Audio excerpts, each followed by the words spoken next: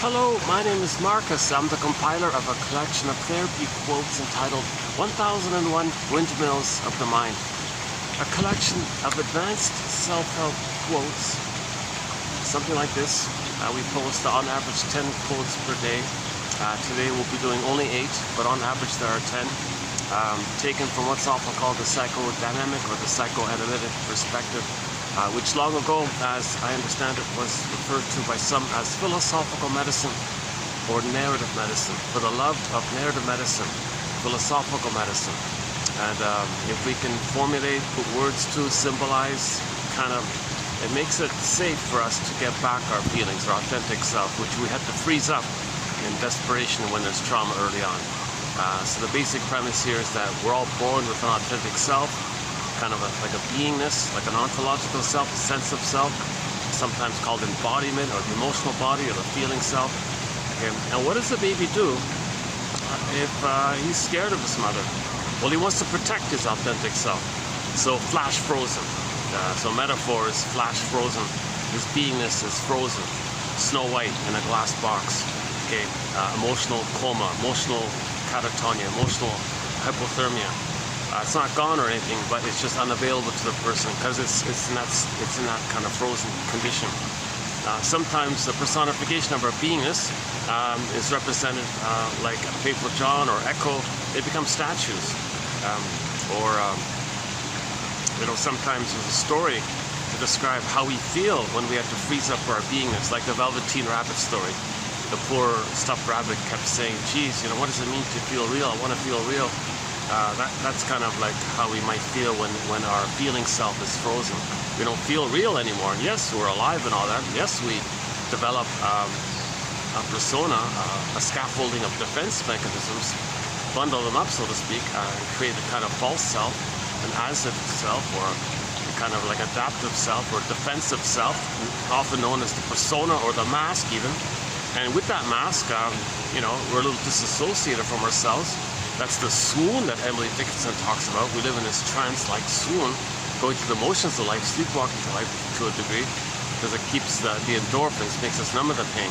So like your anesthesia like that. Oh.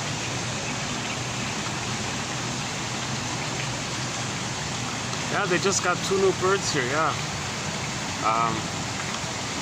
So now there are 3 swans at this location.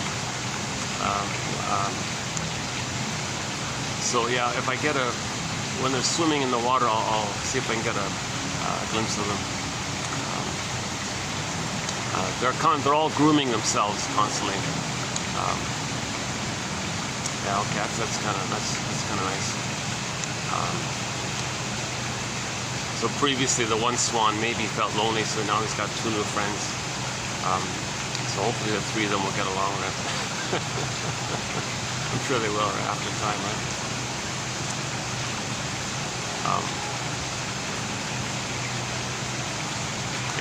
I'll show them to you a little bit later. Yeah.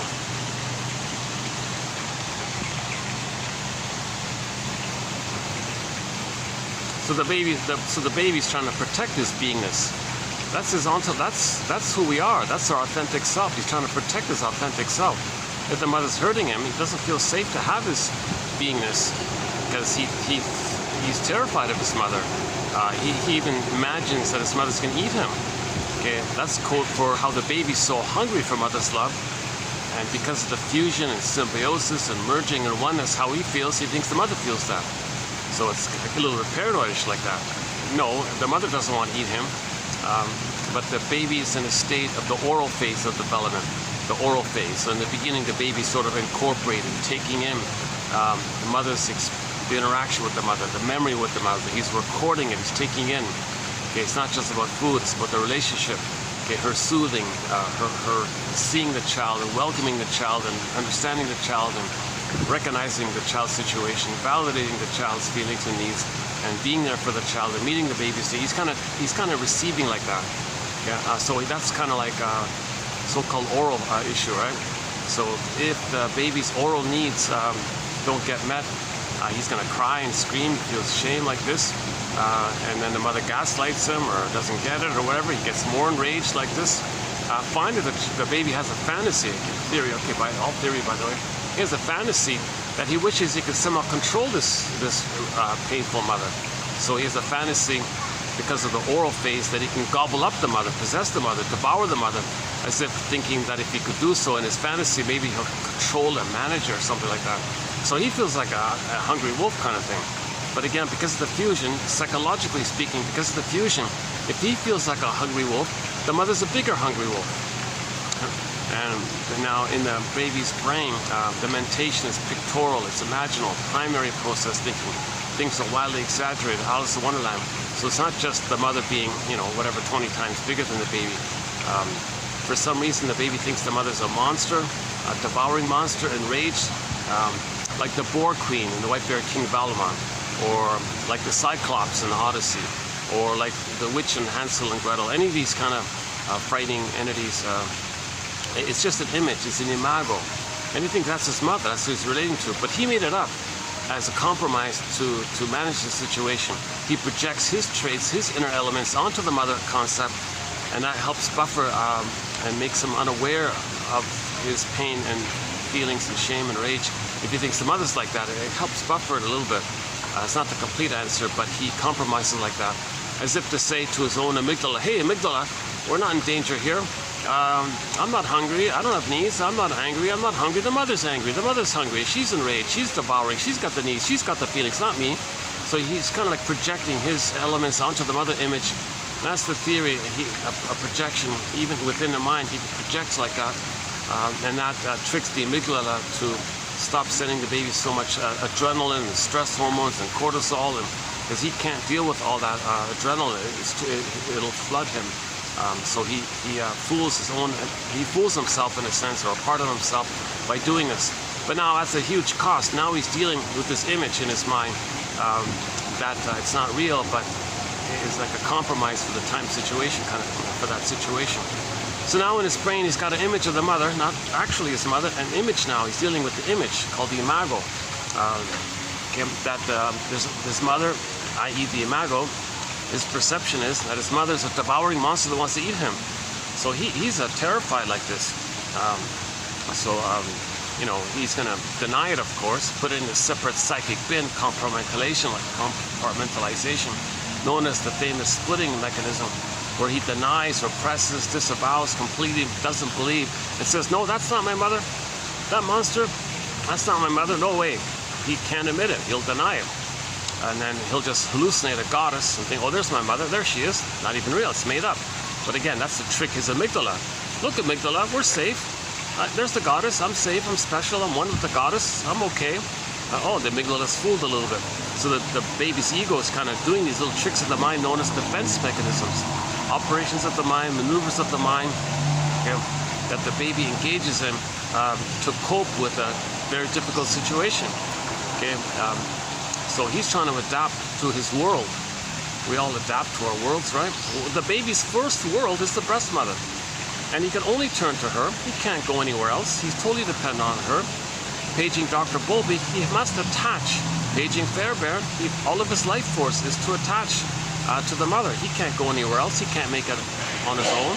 He must attach to his mother. I mean, like having a connection with them, emotional investment and trust. But how does he do it if the mother's hurting him so much? Oh, 1 second.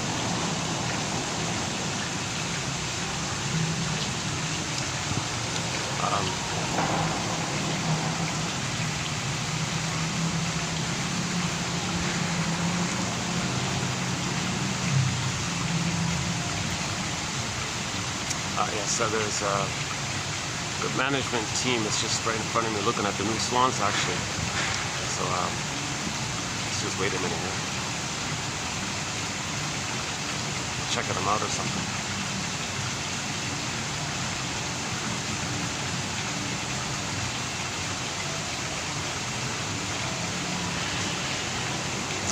A little lucky today. It's Sunday.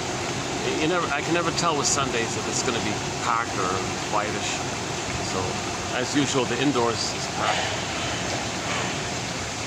But the outside is not too bad. 1 second. let's get back on track. There'll be a few, usually there are little interruptions in my videos. I haven't been analyzed, so you'll see my anxiety. I'm not a shrink. Again, my disclaimer, I'm not a shrink, not a professor, midwife, doula, nutritionist, gynecologist. I don't have a master's, I've never been a counselor, never studied psychology. I'm not a biologist, anthropologist, I'm not a cultural anthropologist. I only have a basic BA from at best a mid-range university. So I'm the compiler of the quotes. Keep that in mind. I'm trying to learn this perspective myself. Robert Bly, he's not a shrink also. And when he speaks to the audience, he says to the audience members, dear audience members, 30% of what you're going to hear in tonight's lecture in this workshop is wrong. It's wrong. 30% is wrong. I'm telling you, 30% of what you're going to hear is incorrect. It's up to you, dear audience, to figure out which 30%. So kind of likewise here, there's no set answer here. This is all exploratory, invitations for mutual exploration, clues, hypotheses, guesstimates. We're trying to be a detective. We're looking for clues. This is all about being a detective, an emotional detective, psychological detective. Where's our authentic self? Where's our beingness? Where's Snow White in the coffin?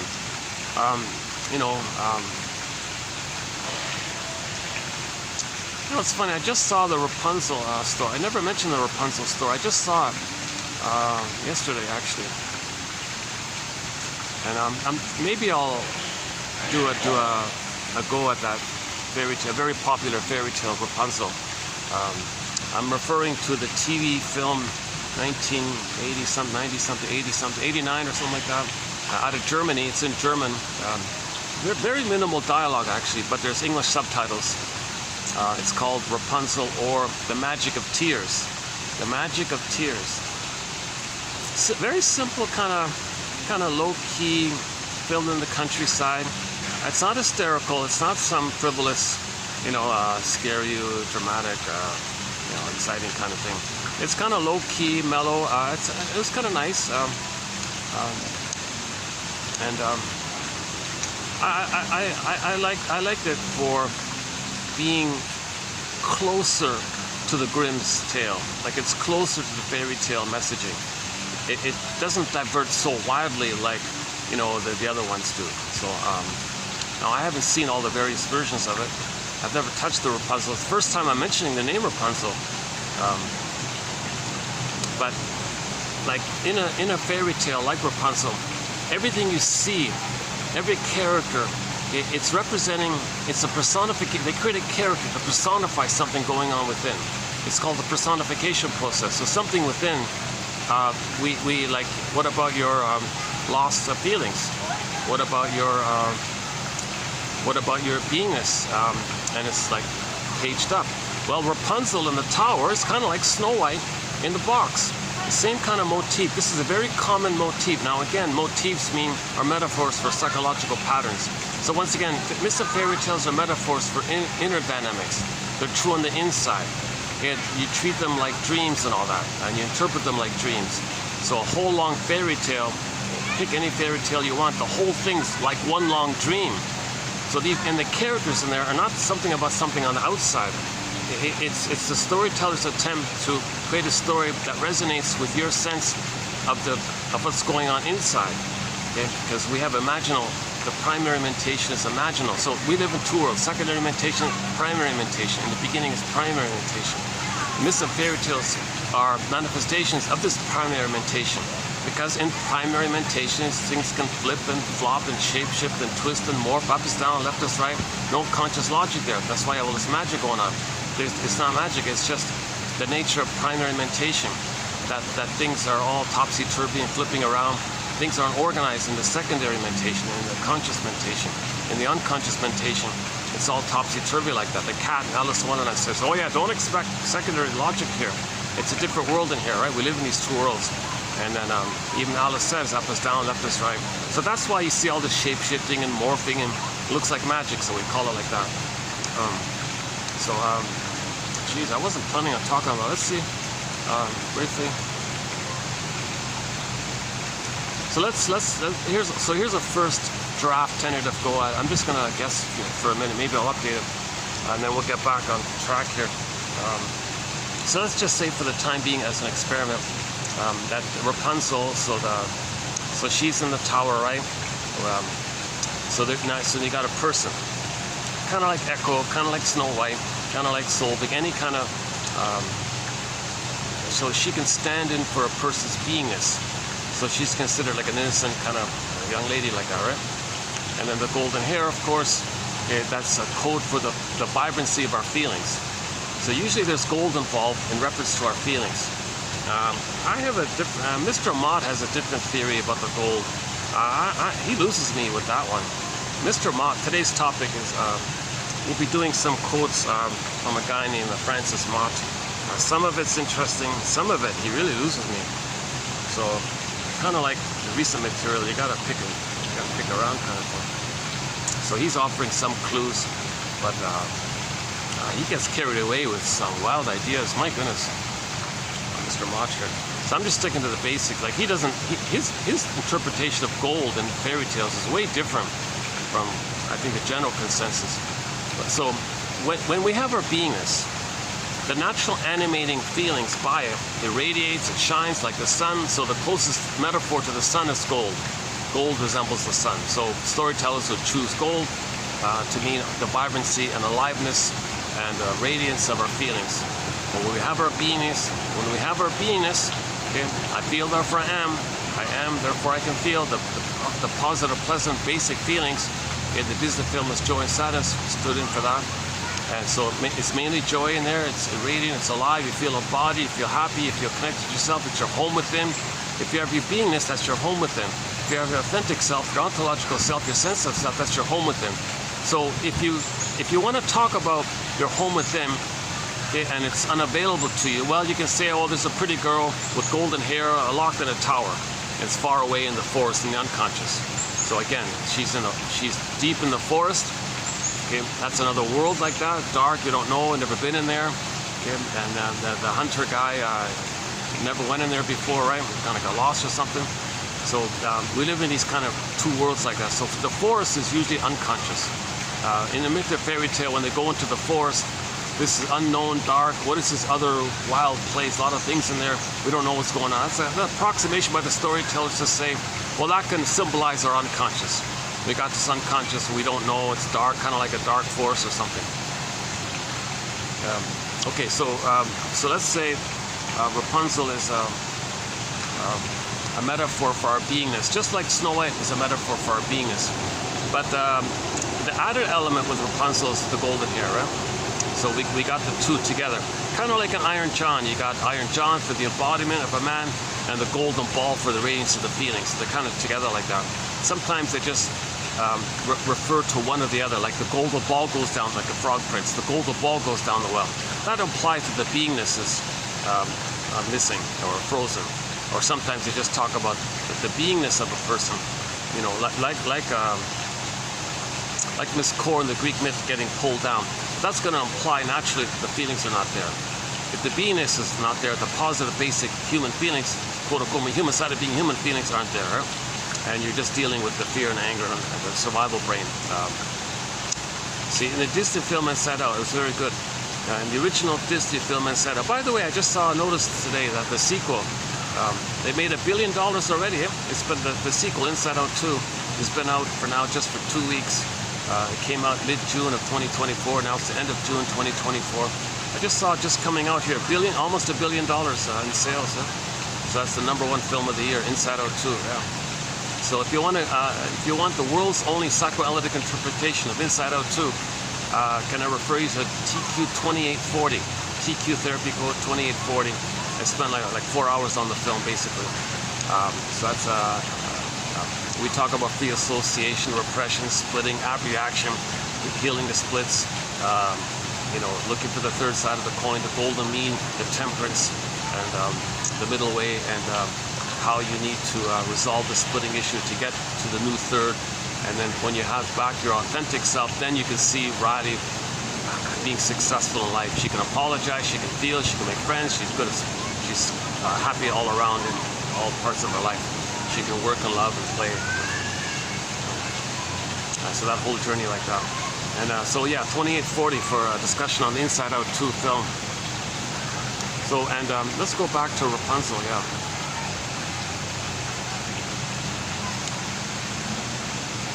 Okay, so Miss Core, that's a metaphor for beingness, like Snow White, like Rapunzel, like Echo. But that implies that if Miss Core, the core of a person, the authentic core of a person, got pulled down, lost, missing in this other world, into the forest, okay, she went into the underworld, okay, like the forest, also the underworld. The forest is the underworld. So when Miss Core got pulled down into the underworld, you saw the underworld. You saw the main emotion portrayed when a person's authentic self doesn't get his needs met. The baby felt rejected. How does a baby feel when his mother rejects him? The emotion is shame. So the storytellers would describe the emotion of shame as hell. Hell is this burning, biting feeling. So they say, oh, let's talk about some hot, burning, biting, fiery kind of place. That's code for shame. Shame. Okay? Myths and fairy tales are code for inner dynamics. They're metaphors for inner dynamics. They're trying to describe what you feel. So you create a picture, like artwork. You know, it's not true literally.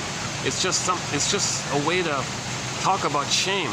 See, so the storytellers wanted to say that when the baby's authentic self was rejected by the mother, he felt shame. So they was always in his beingness. Miss Core's in the hell scene, and the guy with the horns pulled him down, because the baby thought the mother was a monster like that. The guy with the horns could be any kind of frightening character, including the guy with the horns.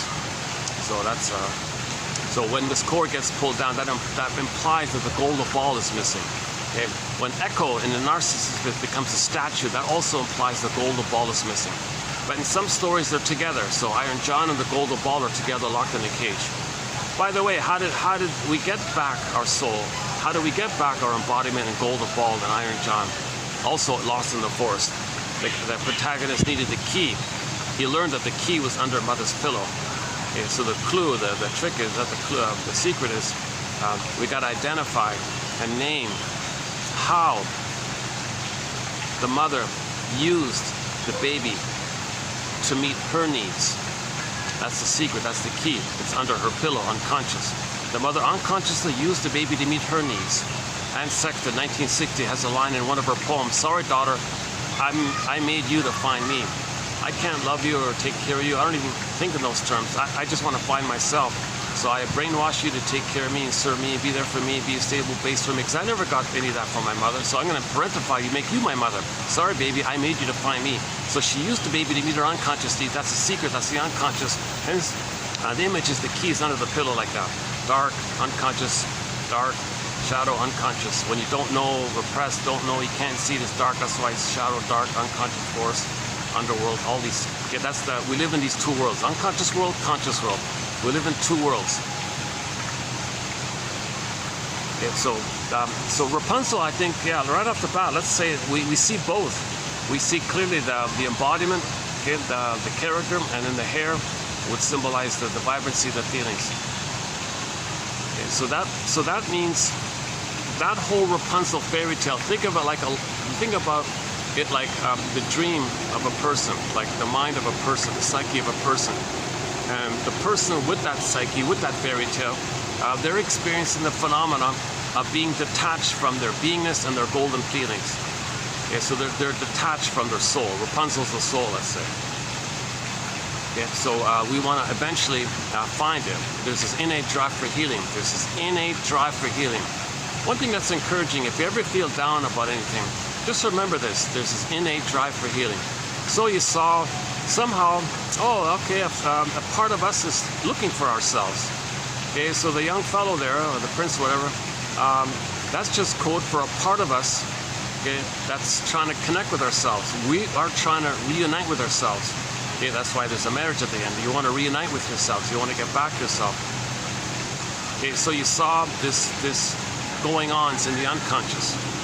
Now you don't see the person, you know, talking to a shrink and you see what's going on underneath. So that part's missing. You just only see what's going on underneath. So they can't do everything. So ideally you'd see like a diagonal on the screen and a person on the couch talking to the shrink. And as they're talking to the shrink, you see the split screen.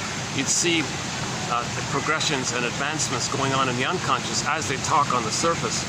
You know, like that'd be the ideal thing to put the two. I think that's the evolution of our therapy and cinema, is to have a diagonal split screen And as the person's talking and free associating, you see things going on underneath in correspondence to that. Like if there's a resistance to free associate, okay, in the inside out too, they'd run away from the stream of consciousness. Or they're trying to free associate again, and then, oh, I'm afraid. That's the scene where they don't want to get on the broccoli. I don't want to get on that broccoli, no way. Okay? They don't want to ride the boat called free association. So if the person is talking on the split screen, what does that remind you of? Oh, what a beautiful table you have. Okay, resistance. You change the topic and talked about some banana. That's it. So you saw, and now you saw, I'm not getting on the boat. I'm not going to free associate. See, that kind of thing. Okay, so back to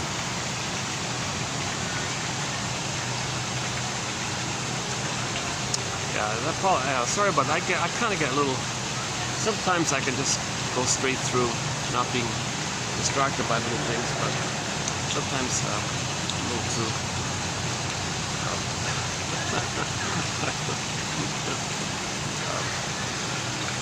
You know, like a cat always looking at me. Oh, hey, here they are. All right. Here's our first glimpse of the two new birds. You know, I was here on Friday and they weren't here. So either these guys came yesterday or today. Yeah.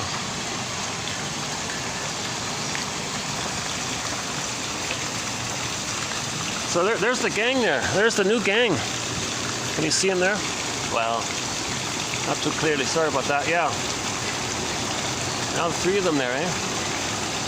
2 + 1. You know, Francis Mott would love this image. You know, Francis Mott, I know he would say, oh yeah, 3, that's a key number, 3. You got the white swan, okay, the bigger one, and the 2 smaller ones. Oh yeah, okay, that's the cord. In the umbilical cord, you got the main center vein that sends down the food and oxygen to the baby, and then you got the 2 other smaller veins sending the blood flow in reverse to the placenta. So 1 from the mother to the baby, and 2 up from the baby to the placenta. So you got 3 veins. So there's your 3 veins, 1 larger and 2 smaller. I'll get into Mr. Mott's theory. I haven't finished this book, so bear with me here. Yeah, let's go back to Rapunzel a bit here. We got off to a good start, I think, on Rapunzel. So let's say Rapunzel is her beingness, and her golden hair is the vibrancy and aliveness of her feelings. So it's basically, but now she's locked in the tower, right? So that's code for a person doesn't feel their beingness. They don't feel at home with him. Okay, they don't feel at home with him. They don't feel their beingness. So Rapunzel is a metaphor or personification of our beingness, and her golden hair means the vibrancy of our feelings when we have our beingness. I feel therefore I am. So that image means we don't feel our beingness, and we don't have the pleasant radiance of our feelings. So we feel flat, we feel numb, we feel unreal or something, not really alive like that. Yes, we go through the motions and all that, but we're missing a lot. We're missing our home within, and we're missing the vibrancy of our feelings. Now, by the way, if a person doesn't have the connection or the intermarriage or the reunion or the integration and psychosynthesis of having the beingness part of the person, that means they're not going to feel really pleasure in life. They're not going to feel the ability to mourn losses, so they won't admit sad feelings. That means that's complicated grief, that they can become a curmudgeon late in life, because in the grief is what's called a snowballing effect. Every loss reminds you of unprocessed losses. And when you don't feel your feelings, you feel pain. So if the pain increases, the person becomes a bitter curmudgeon, irritable, etc. So it's very important to get back. And nature is getting us to help us to find that. And we're meant to cooperate by making inferences and be conscious and observe ourselves. And then the storytellers are giving us clues, and we have to be our own detective kind of thing.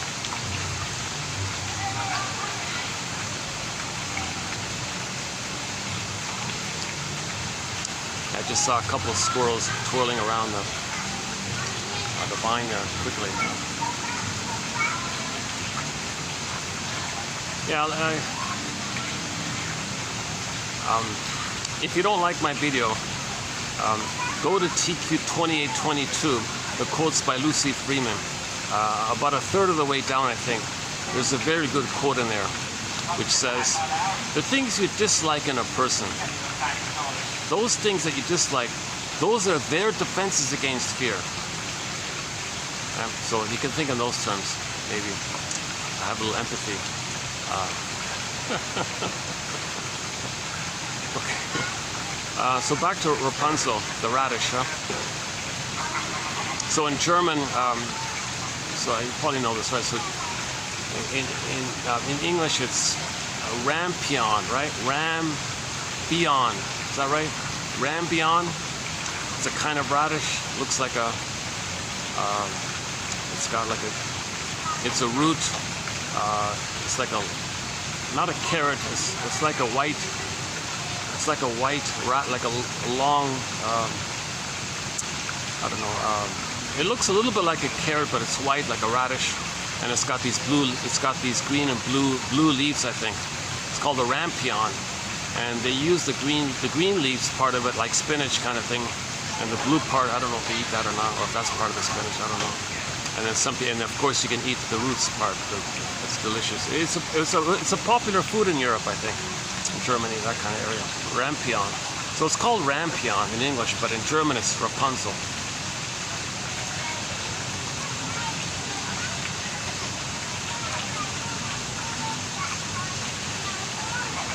Yeah, that's a separate little sequence. So again, you got to think of a fairy tale kind of like dreams. You get these different sequences. They don't necessarily follow any kind of perfect logic. There's no time. So you can refer to this, you can refer to that, you can refer to this. There's no kind of time. Like when you wake up and you get a dream, in one image, in one scene, you got things from childhood, things from the day before, things from a month ago, something on TV you saw as a child. Like things can kind of condense into one image. So there's no kind of time like that. So let's just focus on a couple of the I won't try to do all of the sequences here, obviously. So let's just start off with the basic point. I'm basing it on the German film, by the way, so that's why I'm not going to go back. I tried to watch that other one, Shelley Duvall one, and Jeff Bridges. Oh, it's a nonsense. I can tell right off the bat, they're just making it frivolous. It's just about them. They're making it a vehicle to think that they're funny or something, to show their acting, humorous, comedic acting behavior. It's more about that. They don't care about preserving any kind of psychological message. So that fairy tale theater thing with Mr. Duval, that's pretty much, and Jim Henson, he's a popular guy and all this, but I think he missed it with the Storyteller series. He did 3 fairy tales, like sequences from fairy tales. I think he did 3 from the myths.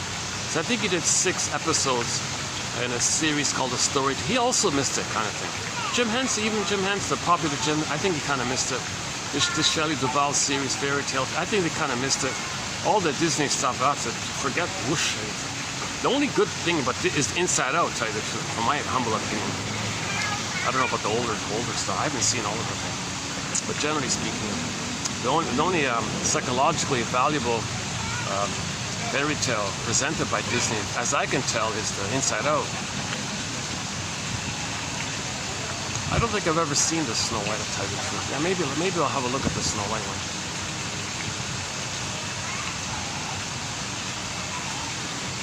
I saw the trailer for Disney's Rapunzel called Tangled. Oh, jeez, it's just some typical, teenager rebellion kind of attitude. They're missing it.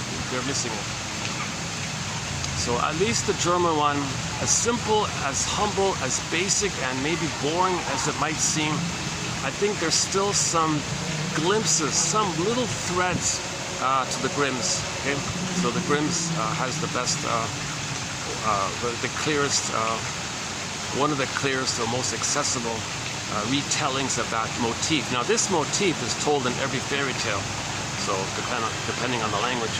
So the English translation in the Pantheon, the Grimms' Pantheon, I think it's that one. Okay, so imagine that, try to feel that situation. You don't have your sense of beingness, and you don't have the vibrancy of your feelings, the golden hair. So that's far away, in the unconscious, locked in a tower, up a tower, and it's hard to get to. So it's kind of like it's locked in a cage, like Iron John and the golden ball locked in a cage, kind of like Snow White in a coma in a glass box far away. So it's something pure, innocent, far away, unknown, go I know not whither, and bring back I know not what. This is the common basic motif. Our beingness, our authentic self, okay, it's far away from us. It's far removed from us. In the Odyssey, it was called Ithaca and Penelope, and they were far away. He was far away from Ithaca and Penelope, his home and feelings. With this long journey, inward journey, to get back and reunite with his beingness and get back his feelings. This is the common universal monomyth, or for everybody at midlife who's been traumatized. If the baby wasn't traumatized, he's good. But a lot of people are traumatized. So at midlife, they go on this second journey to reclaim and re-synthesize and re-own, get back their authentic self, reunite with themselves, find back their inner home. We had an inner home, we lost it, want to get it back. We had the golden ball, it went down the well, want to get it back. Okay, so this is the common monomyth that Joseph Campbell talks about. Yeah, I hate confusing schizophrenic character. I don't go for his stuff, really, to tell you the truth. But at least he gave us that phrase, that there is this common monomyth. So at least he gave us that basic, at least he caught the basic idea, which he gave us back in the 40s or whatever, that there is this common pattern. He discovered this pattern. Oh my God, all these fairy tales. He studied every fairy tale and myth he could find. He was a voracious reader, and there's a whole massive library of all his books and all that. And so he said, oh my God, there's something in common with all this stuff. You can take a fairy tale, you can take a myth from the Inuit culture, you can take a myth from the Maori culture, you can take from the Mohawk, from the Iroquois, from the Russian Grimms, from the Navajo, or any place in South America or Africa, Asia. You can go all around the world. He said, oh my God, there's something common in all these myths. I can't believe it. There's like, so one example is the Rapunzel. Okay, so, and the Snow White, same kind of thing, right? Okay. So, I'm thinking out loud here. I'm thinking aloud. A-L-O-U-D, A-L-L-O-W-E-D. Thinking aloud. So I'm maybe a little free associating because I wasn't planning on talking about this. Okay, so imagine that sense that you don't feel your embodiment and you don't have your feelings. So you feel, geez, there's like a real split like that, right? So the prince guy, so the part of you is far away. Okay, the fellow is the part of you that's far away from your beingness. So the person with that psyche has these two parts. So a part of you wants to reunite with you. So we see that with the prince guy. I'm searching for something here. I don't know what it is. So he wandered around. He's a wanderer, right? That's a common motif. Another common motif. People are wandering. They're lost in wandering. They're looking for this, right? So the young guy, the prince guy, whatever, he's wandering in this forest kind of place, and then he gets like a little. Oh my God! I think I hear something. He gets a whisper of it. He gets like a sense of it. He gets a glimpse of his feelings. Oh my God! I feel a little tinkling of my beingness and my feelings. I don't know what it is, but there's something. I feel like there's my true self here. There's my real self here somewhere. I feel closer to it. And then then you go back. Because you can't get it all back all at once, right? You got to do it bit by bit. So he would go back and forth like this. So conscious, unconscious, conscious, unconscious, every day back and forth. So every time he would look inward like that, self-reflection like that, he got closer and closer to reuniting with himself. So he managed to finally meet Rapunzel like this, and we learn why the person's soul is locked in the tower. Okay? Because we see the wicked stepmother, witch mother, whatever, who always says, who announces.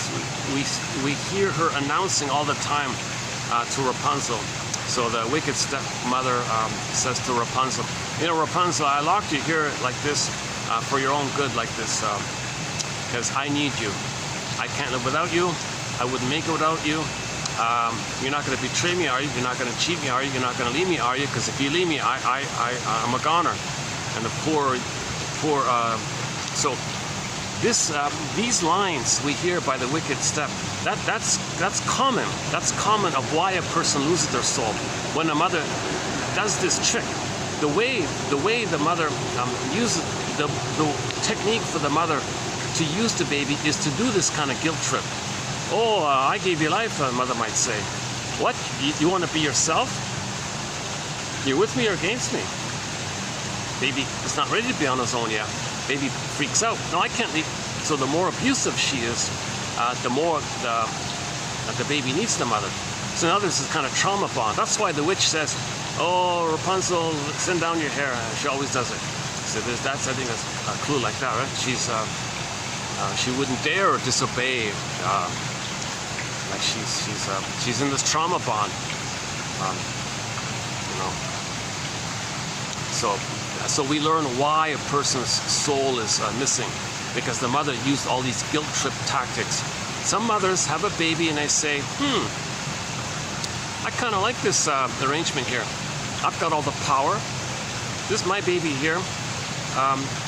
Reminds me of when I was a baby and I didn't get my needs and I was passive and helpless. Well, I'm going to turn the tables here.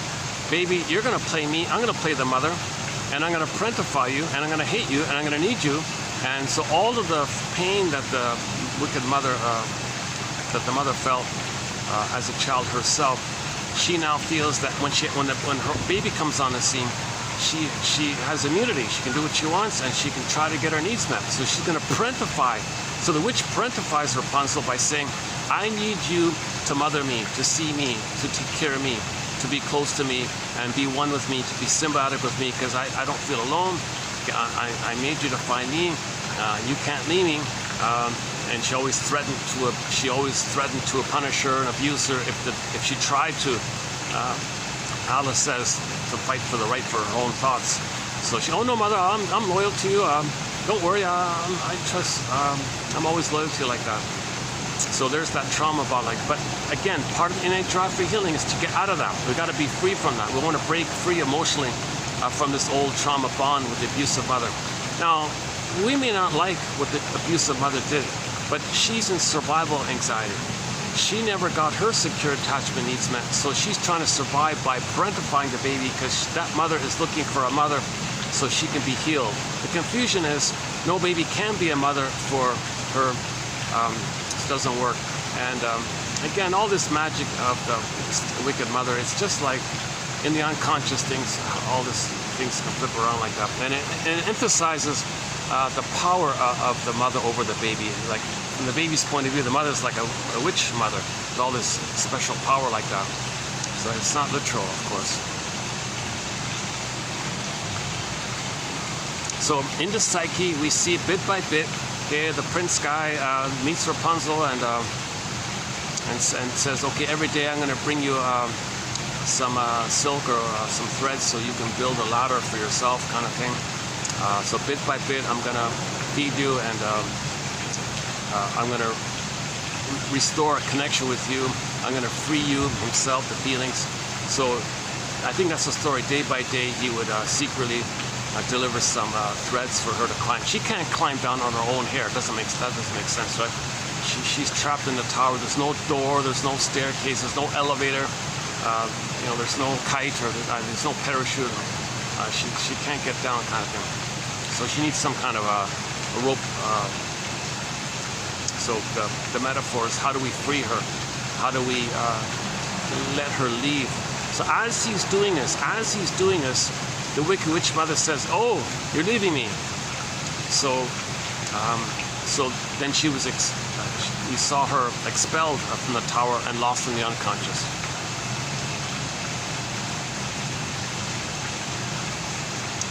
So the soul is trying to find and reunite. So Rapunzel and the prince are trying to meet each other. They're lost and they're trying to find each other.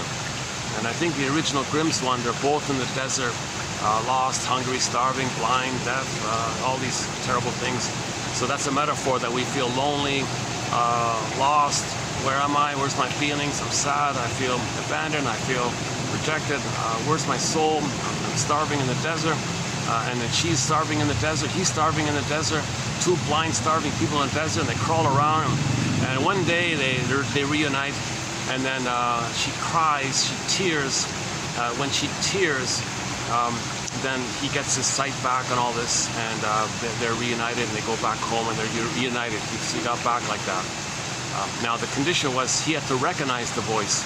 Does he hear the voice? Is that her? I think that's her. I'm not sure. So that's this ongoing effort to identify our soul like this.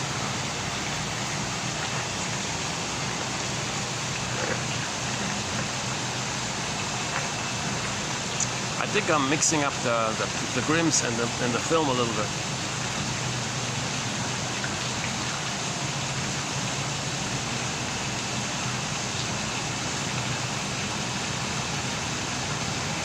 So the famous scene when the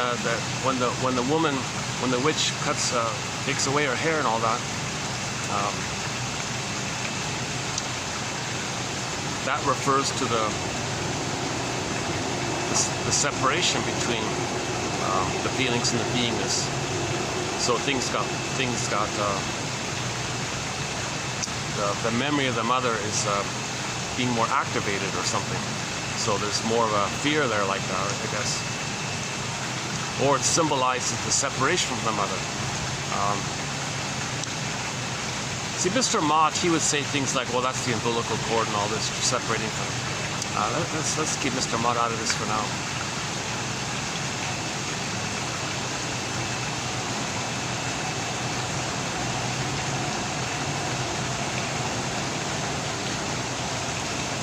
Okay, I'm just going to pause it there for a minute. Let me think about it. So I just saw it yesterday. It's about an hour and a half. It's in German. It's with English subtitles, very clear English subtitles, but very clear quality, high quality pictures. 1988, I think it is. It's called Rapunzel, or The Magic of Tears. The Magic of Tears. The Magic of Tears. And one of the main lines in that film was, the witch said, "You'll only be free of the curse if if love can be strong enough, then the curse is broken." If that means if we can understand what's going on, the curse is broken. So that's what this is all about. To break the curse, we need to understand. These quotes are helping us to understand. Saved by understanding. Okay, we play Rick Emmett's song, Saved by Love. Yeah, variation, Saved by Understanding. Rick Emmett, singer on our soundtrack, Rick Emmett. I just saw a clip of his in Montreal. Yeah, there's a very good little interview with him. Quebec, type in Quebec or something. A French company did a little 30-minute news sequence about his life and all that. That's the best tribute to Rick Emmett, I thought. That was pretty good that he did. And they played Big Lie on that clip, the Big Lie one. So we have two songs from Rick Emmett on our soundtrack, Big Lie and Saved by Love.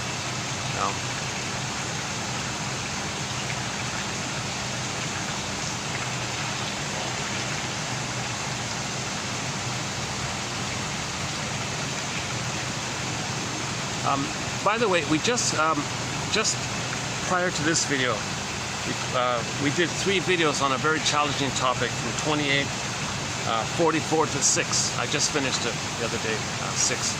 So we did 3 videos on a very emotionally topic. The first 2, 4 and 5, were based on a woman's book named Cribda, and then 6 was kind of a tag-on to it. And I thought, just coming over here, that book wouldn't be so bad if that cultural anthropologist, PhD professor lady, if she could take out all this stuff about the aliens and all that. The rest of it wasn't bad, because then you can save the word cribda. So she found an old term from long ago called cribda. No one ever heard of it. What's that? Oh yeah, the word existed. The word existed in ancient times. And it means, it doesn't mean a direct lie or something. It means, the word specifically means, you start off with the truth, but you twist it in a way whereby others are deceived and fooled. So it's not like a blunt lie. You start off with something that's true, but you angle it and twist it and angle it and twist it, and people are hooked in, but the result is they're deceived. This phenomena, this activity is called crypta, and she thinks crypta's been running, it's kind of like, it's been around for 10,000 years, part of the pillage and the plunder. And I thought, it's not a bad term, because I can't think of any other term. Like deception means like a lie, like a straight lie, you're lying, or rhetoric or propaganda or something. Well, crypta kind of adds that quality to it, that you're hooked in by the truth of it, and you're loyal to the lie because you're holding on to the truth. Meanwhile, you've been deceived. That's called crypta, name of her book. So parts of it are okay, parts of it are nonsense, I think. And I kind of spent 10 hours wading through her book just recently. Well, another follow-up tag on from the last video was this guy who, there's a quote in there about a guy who had some client of a shrink. He was talking about his tattoo of a...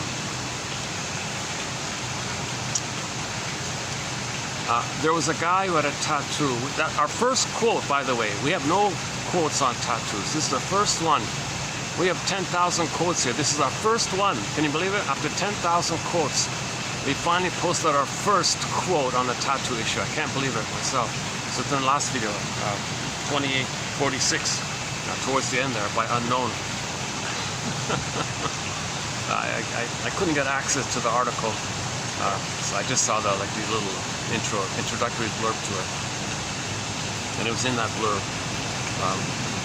And he said, this client said he wants support, he wants protection, he wants to evoke. So he put a tattoo of the guy with the horns, basically, thinking that'd be like a powerful force. But it turned out, after the analysis, he said, "Oh my God, that's code for how angry I am." You mean to tell me that picture was an image of me being traumatized, and as I was traumatized, I projected my rage onto the cord of the placenta and the three veins, the three-headed monster, and that image is a traumatized baby thinking he's the cord of the placenta, and that's my protector. Yikes, ick. Like he finally realized that that's that sea monster. So he had a tattoo of a sea monster, right? And I think in Dante's story, when he goes down into the unconscious, he faces the trauma in the uterus. So the one theory is there's a trauma in the uterus. There is child abuse in the womb. The mother smokes and drinks, and the child's abused in the womb. So if the child's abused in the uterus, his mother is the placenta, the cord, and the three veins, mentioned earlier, three veins. So the child senses three veins, the cord, and the body of the placenta, puts it together, and he's enraged at this. So he thinks this sea monster, he makes a sea monster now. Yep. So, and that's and you think that's going to protect you? And he had a tattoo of that image of the sea monster, thinking, I'm going to evoke the sea monster to protect me. Well, he's deluded, he's a little confused. Now, the positive intention was he wants protection of the trauma, not knowing that he put an image of him being scared and enraged and shame, and that's him, that image is him thinking he's the sea monster. So finally the conclusion was this image wasn't a protector, it was just basically him being, he concluded, oh, that's my anger, basically. So I forgot that point in the last video at the end there. When I closed the video, I was walking back. Oh, I missed that point. Yeah, I missed that one point. So there it is there, I think.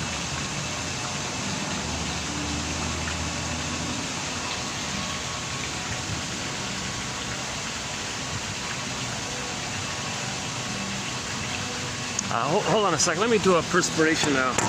It's still pretty hot out here, even though it's...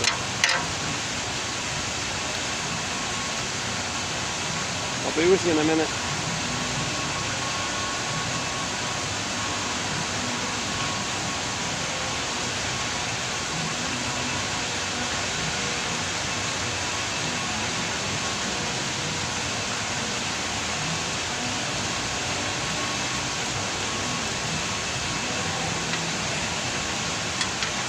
By the way, for the price of half a cup of coffee, one can get this encyclopedia. The link is below. Patreon.com/narrative medicine.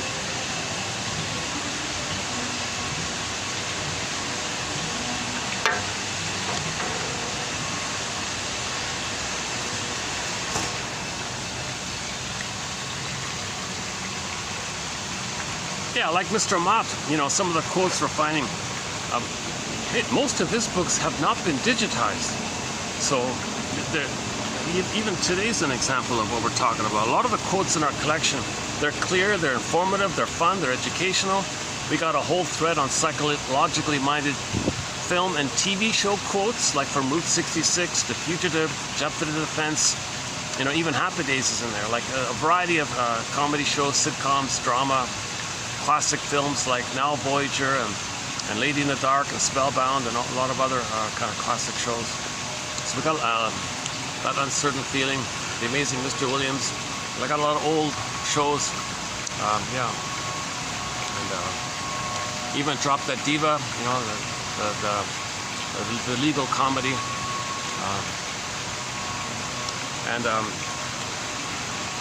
I'm going to open up this video with a very light-hearted, happy quote from the Happy Days show to mark the transition from the heavy material of the past 3 videos just completed. So those 3 videos that we just completed, that's the heaviest, some of the heaviest, most emotionally challenging topic I covered here. And I don't really talk about outer events. I don't care about the details of the pillage and the plunder, all the tricks being used, all the krivda being used, all the tricks being used. I'm more interested, I think the more helpful area is to understand why this is going on. Why, right? Like, why do mothers traumatize their babies? Because what the baby's going to do, he's going to become her. He's going to identify with her, to have a mother. Then he repeats on to others what his mother did to him. And then he sees the victims as his mother who hurt him back then he fights with the ones he just hurt. Well, this is crazy stuff. This is perverse thinking, psychosis-like thinking. We're not making sense like this. So when there's trauma, we repeat because there's no time in that brain. In that primary world of myth and fairy tale, there's no time. All time is that time. Okay, the present is still the past emotionally, or you transfer the past to the present, recreate using the present as a representative of the past, as a symbol of the past, so you can replay the past and reenact the past. Because when there's trauma, we repeat looking for mother's love. But we may identify with her. So how do you look for mother's love if you are her who rejects you? Well, you find proxies to play you, and you reject them, okay, them playing you, okay, and you're the mother who says no to you. Like, yikes. That's your cry for love? Finding proxies who want something and say no to them? And the proxies was you crying for love and you say no to them? This is perverse, painful kind of stuff like that. So no wonder the child had to exile his soul. That's Rapunzel in the tower, locked in the tower kind of thing.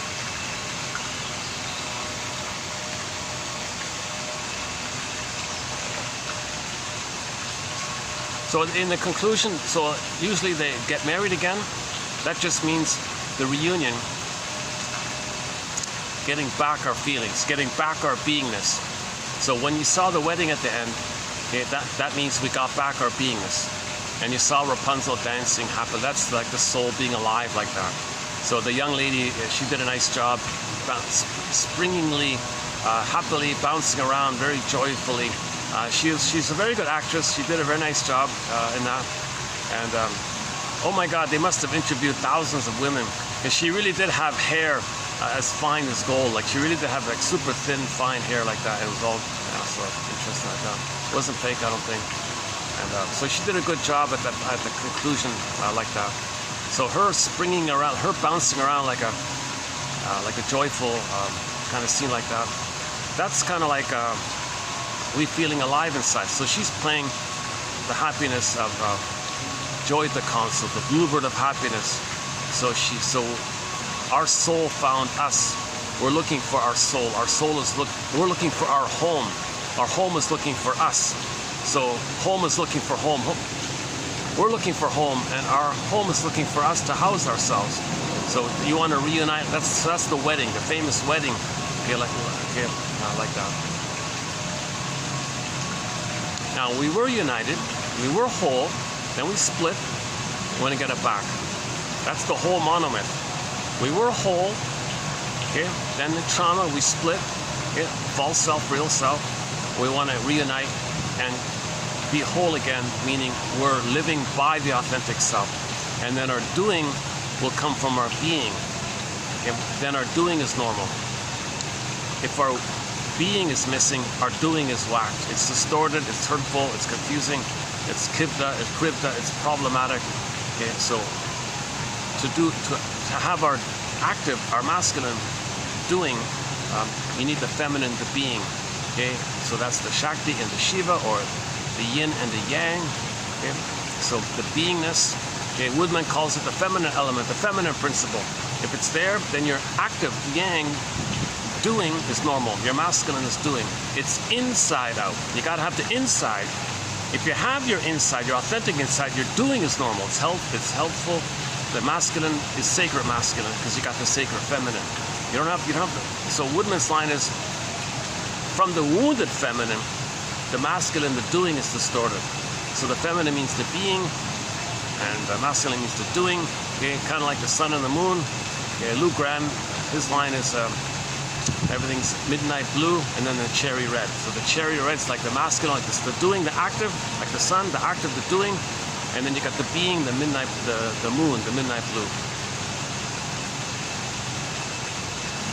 If you don't have your midnight blue, if you don't have your being, then your doing is hurtful. If you have your being, then your doing is helpful. Put it that way. So we're looking for our beingness. Then our doingness is normal.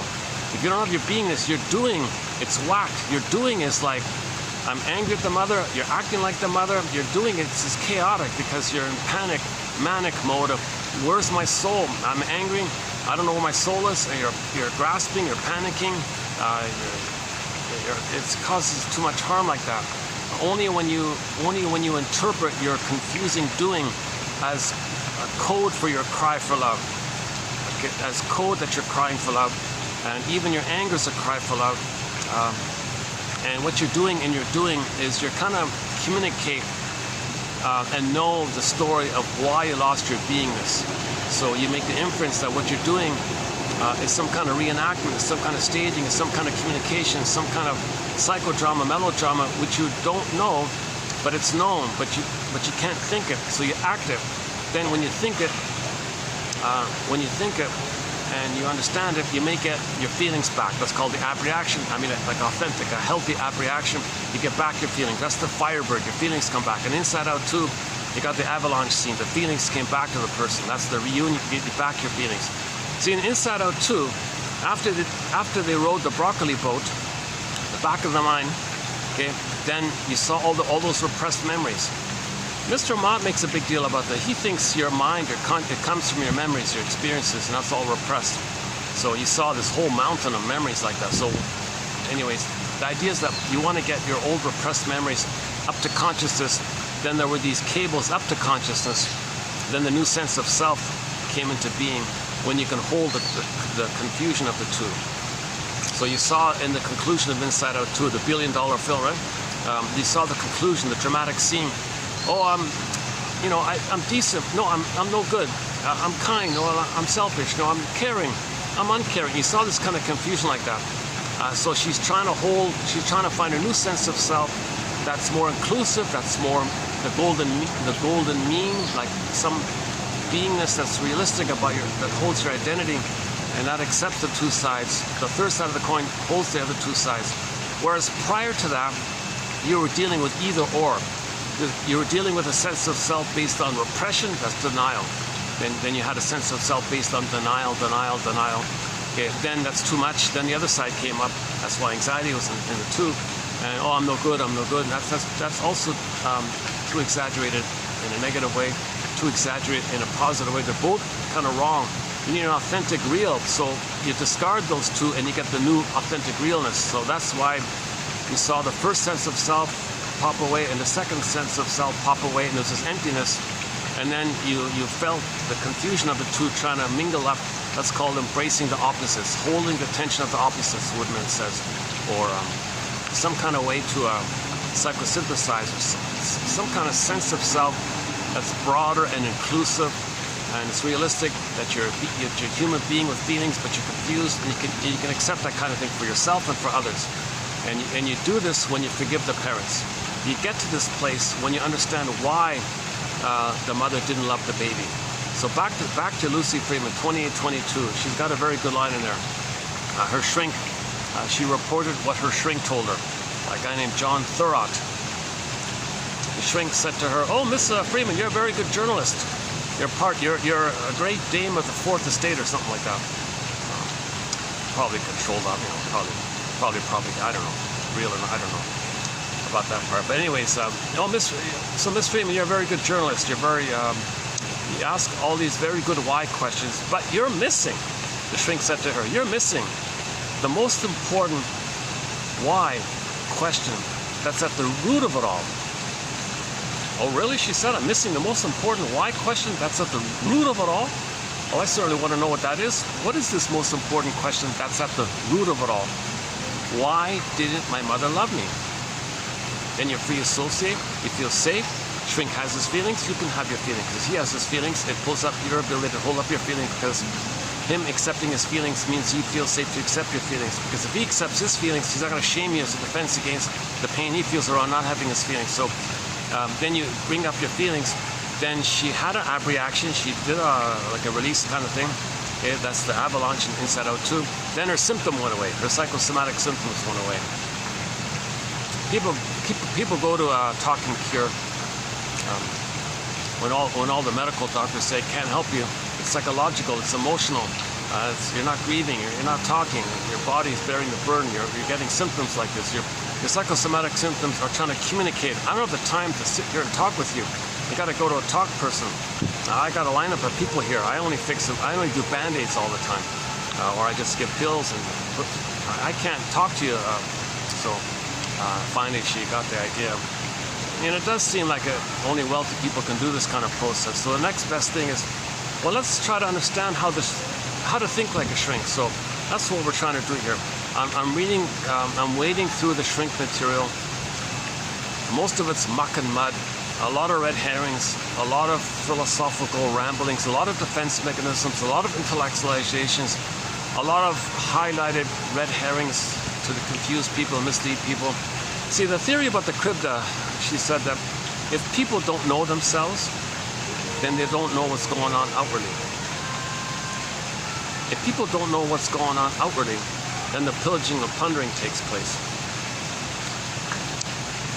Okay, so there's this agenda that in order to pillage and plunder, you don't want people to know it, so don't let people know themselves. So there's a block to discourage people's self-awareness. So psychology, it's all frivolous, trite, erroneous, vague. Okay, so that's why Reuben Fine, I like this quote. Reuben Fine said, the heart of psychology is psychoanalysis. Right? And they don't teach that at the university. It's kind of deliberate like that. Just give people lots of useless, vague red herrings, bog them down with red herrings. Because if people do know themselves, then they'll know what's going on outwardly. It'll make it harder to pillage and plunder like that. Plus, if people have their feelings, they'll have empathy and they'll care for others. That again makes it harder for pillaging and plundering to take place. But in order to heal this perversion of pillaging and plundering, we need empathy for ourselves and others. Then it'll stop, kind of thing.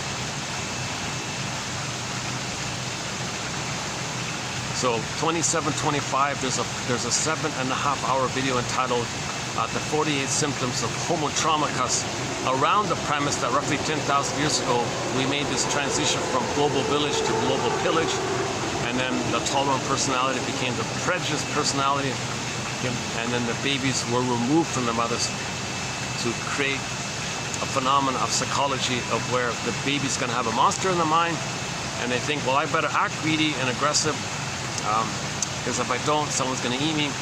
And then the baby thinks, mother plundered my soul, mother pillaged my soul, mother was a robber baron, mother short sold my soul, so I got to be a robber baron. So they plunder and pillage the way the mother pillaged them. And this whole dynamic, it's a 7.5-hour video, a very emotionally draining topic. And then maybe we could say a tag on to that video is the one we just the 3 we just completed, 44 to 46, the 44 to 45 by Miss Ray Trott or something like that. Anna, her first name was Anna. The book is called Cribda. If you're going to read that book, prepare yourself. It's a mishmash of bad B-grade science fiction horror, like you see in the old science fiction horror films. Some of what she says sounds like she's quoting from Star Trek, to tell you the truth. Some of it's practical, some of it's a mishmash of things. She's not getting the idea of things being metaphors. Aha! Well, there's our first clear glimpse of the guy. All right.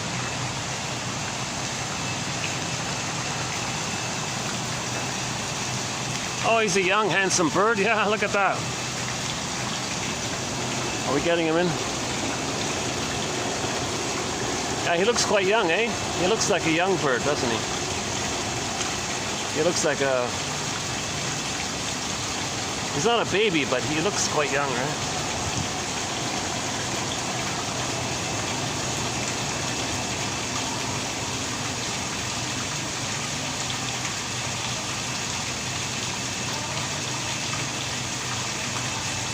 Both of these birds have a mixture of black and white feathers. Something unique.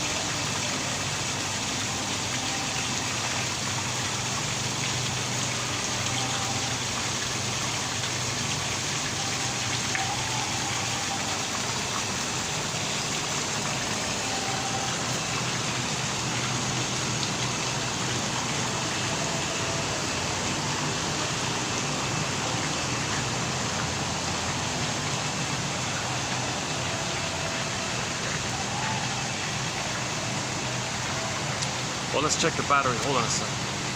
Battery's holding up, 340. Okay. So I've got about 2 hours now. And I'm not going to do a full long video this time. In most of the videos, there's a general introduction to some of the core points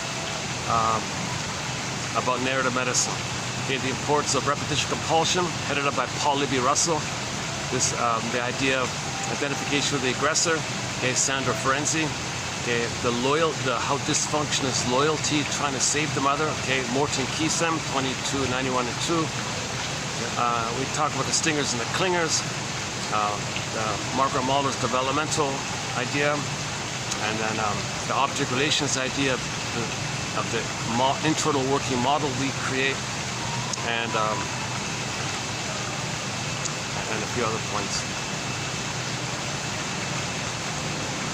So if you randomly click any of the videos, like if you randomly click a video, let's say within the past 2 years, you'll probably get a 1-hour overview of repetition compulsion. Okay, Edmund Berger's theory about the record. Okay, we carry this record with us. New situations, we play the same old record, same old script, hoping that we'll get a different outcome. But the present isn't the past, but we don't know that. So we use the past as a staging, the present as a staging for the past, hoping for a better past. It's nonsense. There are no time machines, no morphing machine. We can't travel back in a time machine, change the past, but we're acting like we're still in the past, hoping for the proper outcome. Because the baby has a huge conflict. He has a huge, major inner conflict. He needs mother's love. He needs to feel safe with her, to have himself. He wants to be married to. He wants to be embodied, meaning the image of the psyche where the prince and Rapunzel get married. He wants that, the feelings to be there, right? You want the golden feeling within, connected to you. So the baby needs safety with the mother to go through a kind of a developmental process between birth and 3. If those needs are not met, things are frozen, and there's lots of pain. So now he doesn't want to know that he has these needs because of the pain. Simple, basic, classical conditioning. He doesn't want to know it because of the pain, but the truth is he still has those needs. What a dilemma, what a conflict. So, the repetition compulsion. Nevertheless, he has this unconscious hope with the fulfillment of old unfulfilled needs. And he's going to go to life repeating that cry for love, either directly by playing himself, expecting so much from others, it doesn't work, or he does the more perverse thing, or desperate thing, where he finds proxies to play him. He's the mother and shames himself, seeing himself into the proxy. So he's shaming himself, but the proxy's playing him. That distracts him of the pain of mother hurting him, and he's the mother who hurts himself. But he distracts himself from how he's hurting himself due to loyalty to the mother, attachment needs, when he shames someone he thinks is him. And he's addicted. So we talk about the narcissist flower, the little narcissist flower, and then the whole issue of survival anxiety, the BPD amalgam by Grotstein. There's a real, and the jungle slogans in the survival brain and the triune brain, the 3 parts. There's a wealth of material, sort of the basics. I think it's kind of helpful, I think.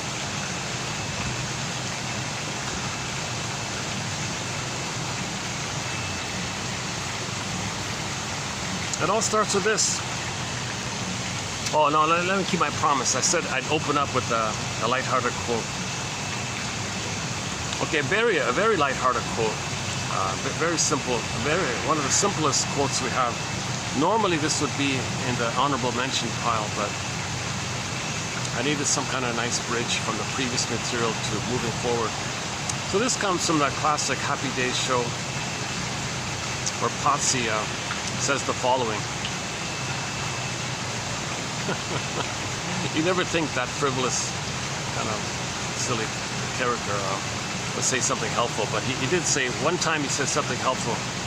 He said, well, the scriptwriter made him say, often when a person suffers a loss, they try to deflect the pain by submerging themselves into physical activities. Very common defense. If there's a loss, you feel a lot of pain. Now, normally you talk about it, grieve it, and you're okay.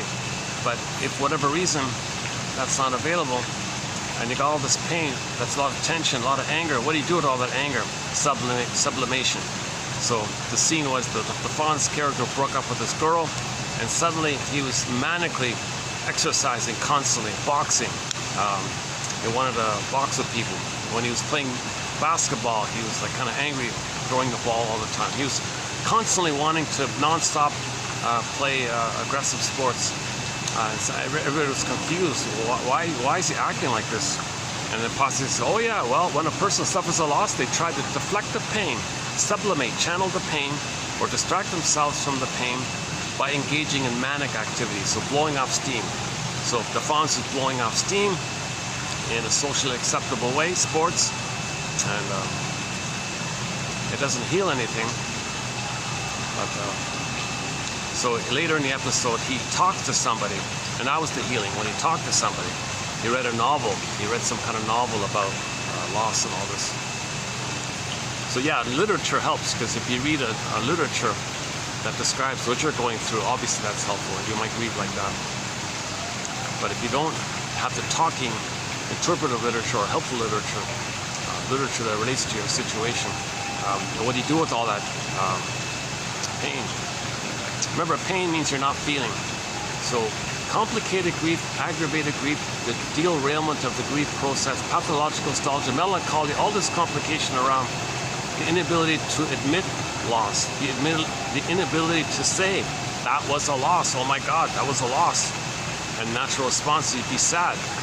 Well, the psychic structure needed to have the sadness at the console is the beingness. But if the beingness is locked away in the tower like Rapunzel, you don't have the golden feelings, including sadness. Sadness would be included in the golden hair. Sadness is not a dark feeling. The dark feeling is when you don't feel sad. Joy and sadness are all part of the radiance. It's a natural response to a loss, or to say there was a loss. It's not painful. It's a relief to feel your true feeling. It's a relief to be honest with yourself. It's a relief to be embodied and connected to yourself. If you don't have yourself, if your beingness is frozen, you don't mourn losses. There's your complicated grief. Then you go back to the primitive brain, the crocodile brain, the iguana brain, the chameleon brain, the gecko brain, the dinosaur brain, this reptilian, whatever. That's called the survival brain. So we have nicknames for these brains, because those brains only care about fear and anger. So if the person can't mourn, they're going to be fear and anger mode. So Fonzo's angry all the time, using sports to discharge his anger. But that anger discharge, or beating the pillow or something, that's not healing. That's not a real reaction. That's just blowing off steam, because you got anger always there, and you're blowing off steam, but the anger's still there, so you're blowing off steam. So he was manically wanting to engage in day to night. He wanted to hit the ball or throw the ball and play football or whatever it was. I forgot.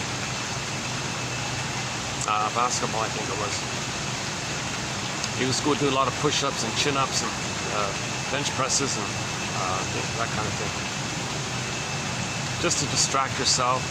So you can stop thinking about it, or maybe in your anger, maybe you're angrily doing the push-ups. So you're trying to get out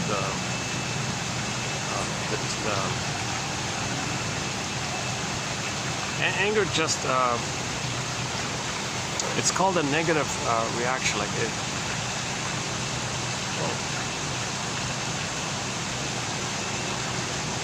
Yeah, let's see if we can get. Yeah, hold on a second. Yeah, these two birds, they must be from the same family or something. They seem to be very. These two must be like brother and sister or something. Yeah, look at that.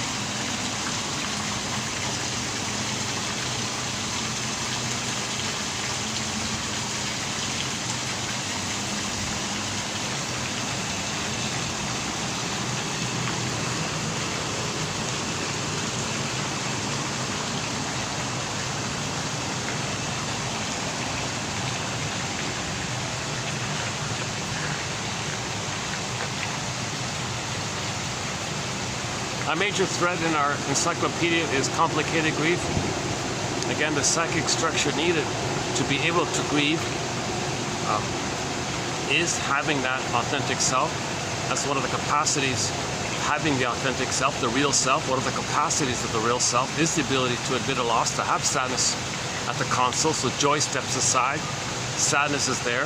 Okay? So play Vonda Shepherd. All of the joy for which you pray is 100 tears away. Okay, so first the rain, then the rainbow, right?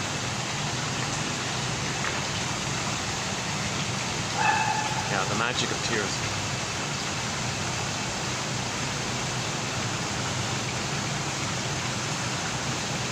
But the tears links to the authentic memory and the authentic release of that memory. Not tears based on your defense mechanism is not working, so the childlike demands like that. That's a different kind of. There's two kinds of crying, right?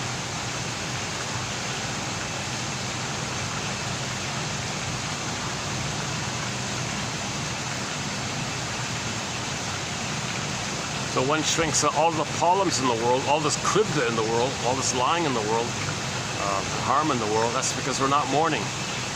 All of the healing that's needed is to mourn. Okay?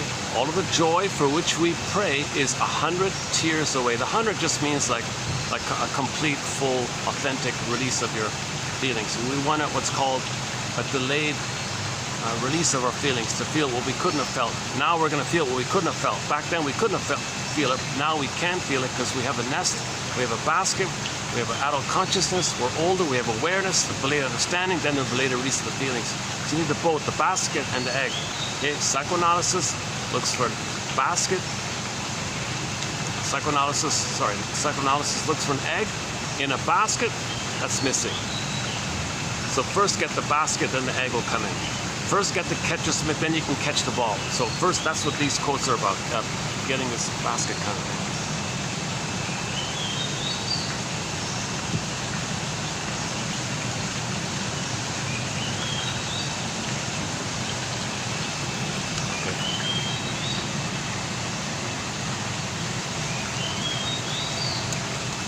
Another recent Happy Days episode we discussed was season 11, episode 14, entitled "The Spirit is Willing." We're back to the Fawns, where the Fawns bought a haunted car. That's a great episode. That's my favorite episode, I think. It's related to our topic on pathological nostalgia. So another defense against mourning, another defense against feeling the pain of your current life, getting older, what you're dealing with, and you don't. To get away from the pain of whatever you're going through in the present, you may engage in pathological nostalgia, where you look back to the past where you had some kind of dream which wasn't fulfilled, but this time in your fantasy make it fulfilled. Blot out the pain and imagine that you're swimming in this fulfilledness of the past. So the Fawns is doing that, right? And then it tied in with the haunted car. It's an excellent episode. I discussed it. I forgot the number, but if you look on the channel here, it's the one, I did it outdoors in a park. It's the one with me and the cat, the stray cat on my shoulder. That clip there, we discussed it in that one. And a brief mention was season 8, episode 21, Mother and Child Reunion. Again, about the importance of story. Back to the Fawns. So when he got a story, things were better for him. When he didn't have a story, there was a problem. When he got the story, things were better. That's the power of story. It leads to understanding, it leads to safety, then the feelings come up. The story means the nest. Okay, the nest, then the egg comes in. In the egg, there's the firebird. You ride the firebird, that's called emotional knowing. But to get the emotional knowing, to get the release, to get the healthy ab reaction, okay, to get back Penelope, to get Rapunzel to the castle and all this. See, Rapunzel comes to the center of the castle, right? She was lonely in the forest, and she comes back to the castle. See, so the castle was without Rapunzel, so it was empty like that. So then the soul came back, right? So the castle, that's like the psyche without the feelings. Rapunzel's the feelings, and the castle is like the person without the feelings, basically. So the person without the feelings is looking for his feelings. When we get the feelings, spontaneously came back on its own. So you saw that in the film. Rapunzel just wandered her way back into the castle like that, and then they were married when she did so, right? You didn't compel her back, you didn't force her back, nothing like that. She just voluntarily, like with the wind, just came back naturally. She just instinctively just followed it. So that's nature's doing. When Rapunzel makes her way to the castle, that's just metaphor that nature's bringing you back your feelings. Okay, this innate drive for healing. Nature wants us to feel. We're meant to feel. We had our feelings, we lost them, and in the healing process, we want to get it back. So narrative medicine helps to facilitate and open up the pathway for that to happen. And when you avoid narrative medicine, okay, when they burn the books like that, that's a resistance to healing. You see, and the people burning the books, I say burning the books means about a year ago, there's a lot of digital. A lot of books are being removed and withdrawn from the internet. Somebody said recently 500,000 books were suddenly magically withdrawn and eliminated. It's probably in the millions. That's just in one place, right? Millions of books are no longer available. They used to be available.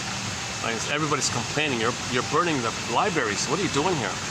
And there's a big court battle taking place as we speak, I think. To appeal this. So that's the resistance to healing. We're afraid to heal. See, we got to be aware that we're afraid to heal. Because when you're healing, you're going to bring up the pain. And how do you accept the pain? Well, narrative medicine and a caring witness. Where do you find this caring witness? Well, gotta help. That's where the self-help movement comes in, right? Help each other like that.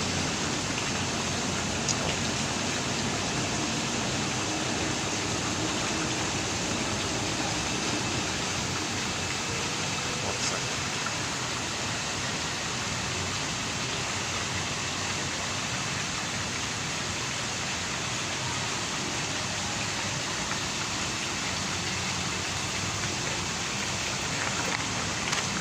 For a minute. Okay, so yeah, Rapunzel.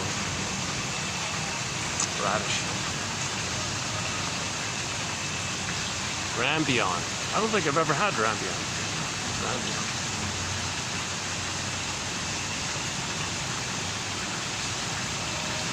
Okay, alright, let's go back. So this is just familiar. This is very familiar, simple psychology quote. But our main quotes on TV shows and films are from Route 66. Okay, that goes, so go to $25.99 for that one. $25.99. Judd for the Defense, some good quotes there. The Fugitive Show, some good quotes there.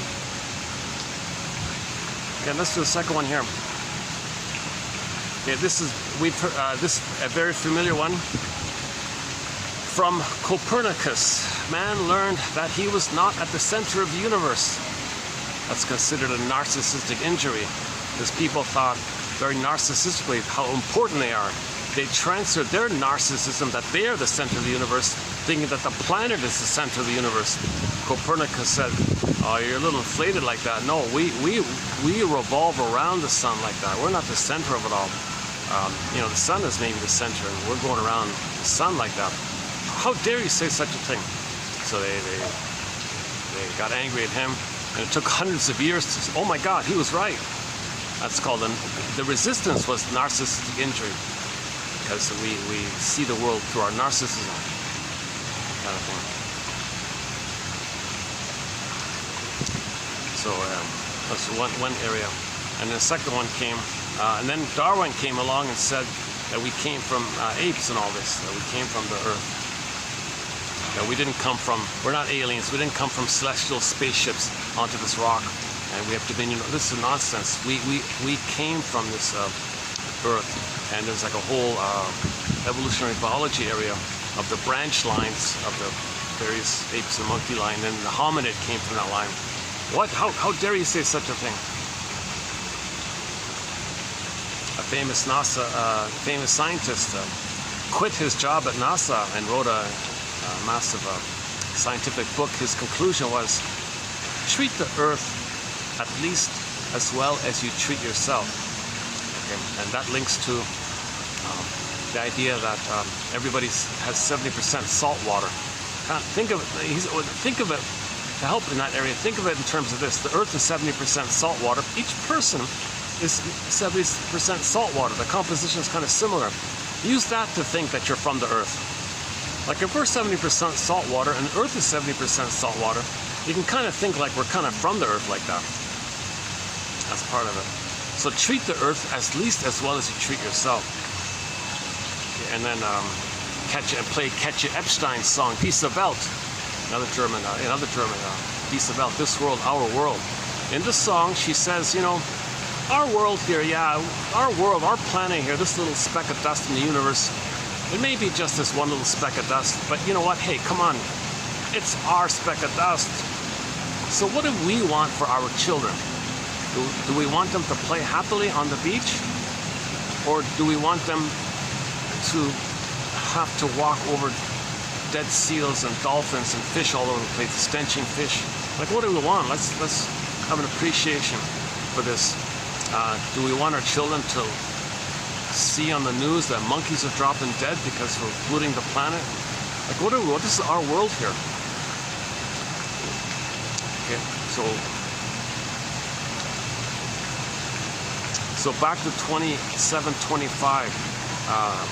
This topic was addressed of the confusion around our discoveries, and then from that confusion we went from village to pillage.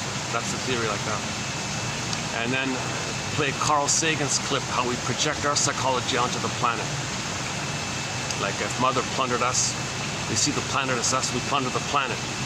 Then we're angry at the Mother. Now we see the Mother as Earth, Mother Earth, and we're angry at Mother Earth. So we project our traumatized mind onto everything, and we're distorted like that. So why are so many babies being traumatized? Well, that's part of the psychology, to plunder, the pillage. Why are we plundering and pillage? Again, because 10,000 years ago we got a lot of serotonin from our discoveries, and we're addicted. We mismanaged ourselves. Get back to 28, 27, 25.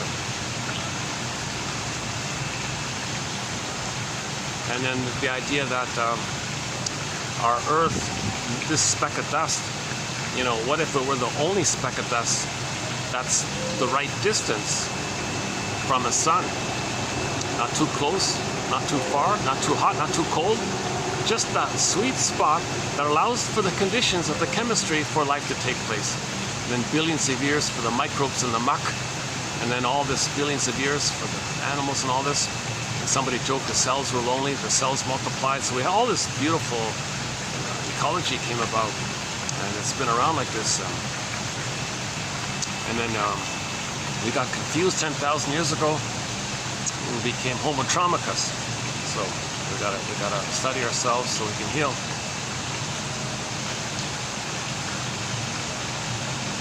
So evolutionary gratitude. Okay, what if this is our only home like this? And back to the crypto book. In the panic of pillaging, some people were quote-unquote chosen to be calloused, to act like the Jeopardars in Star Trek. Act like, I'm not calling them that, I'm not saying that. Because if they're callous, then they can do callous things. And then Kribda with the psychology can brainwash people to think, to perpetuate it. So when the baby's traumatized, the memories in the survival brain, that survival brain only cares about survival. That's why it's nicknamed the reptile brain. Now the third brain is co-opted to create excuses, rationalizations, camouflage, cloak, krivda, propaganda, rhetoric, lies, sweet lies, charming lies, convincing lies, appealing lies to draw you in or something, to get away with the underlying issue. So that's called rationalization, another major topic in our collection here, rationalization. It's when you want to give the appearance of being reasonable, to hide the unreasonable thing you're doing. Like the woman, like the mother who says, oh, like the parents who are angry with each other, and they say, and they treat their child badly with the slogan, spare the rod. That's just, that slogan is a camouflage to hide the underlying issue that they feel a lot of pain and they want to blow off steam, like the fawns running. But they're not running, they're taking it out on the kid. They're throwing the ball at the kid or something. So they say, why are you hurting your kid? Well, they create a slogan, oh, spare the rod. Oh, that's kind of reasonable. It's a lie. It's not, that's a lie. So we create lies to hide the underlying issue. What's the underlying issue? When there's trauma in the babyhood time, they go through life with survival anxiety, jungle slogan, survival anxiety. So the third brain is co-opted to help in that area. That's called krivda. The lies is kind of krivda based, she said. If that, it's funny, if she could edit out that part about the alien nonsense, maybe that book can be helpful, because that phrase I think is pretty good. It could be the word of the year. We should bring back that term into the English language, right? Krivda. K-R-I-V-D-A, is that right? By Anna, R-E-I-T-T-O-R-T, I think. Emotionally draining book. I felt a little depressed reading it. I felt drained by it. I took me 2 videos to cover just a sample of the quotes from it, and the last video is sort of like a cleanup video to clean up, to find some closure. So I tied a nice bow ribbon on it about the Lucifer topic. Lucifer just means It's a personification of a traumatized, unborn child thinking he's the sea monster. Okay? Lucifer is code for an unborn child who's traumatized in the uterus, thinking he is, that's why he worships it, that's why he praises it, he is the sea monster that he creates in his mind when he's enraged at the sea monster. The sea monster, i.e. the cord, 3 veins, placenta, sea monster from there. So in Dante, you see the sea monster. In the Odyssey, you see the sea monster. Back to the puppets, the Muppets. So Jim Henson made the sea monster in the Odyssey. Okay, the Odyssey I recommend is the TV series directed by a very famous director, Andrei, oh boy, Lovsky, something Lovsky. Konchalovsky, is that right? Konchalovsky, very famous director. Andrei Konchalovsky, is that right? Now this is an international production. He did a great job. He wrote and produced it, but he had a lot of help. He filmed it in Turkey. Armando Sante, I think the famous Italian actor, played Odysseus. They got the Hallmark company was part of the producing side of it all, and plus the Muppets guy, the Jim Henson team, did some of the special effects. And you had a whole international kind of cast like this. It's a TV miniseries. It's the best film rendition. It's the best film version of the Odyssey, in my humble opinion. It's a TV miniseries called The Odyssey, starring Armando Sante. And I recommend the VHS if you can, but if you can, because they, to my surprise, they edited out some of the sirens, the scene with the sirens, for example, they edited it out when they moved it over to DVD. And that's a major, well, that's sort of a major ongoing topic throughout the series, discussing the Odyssey.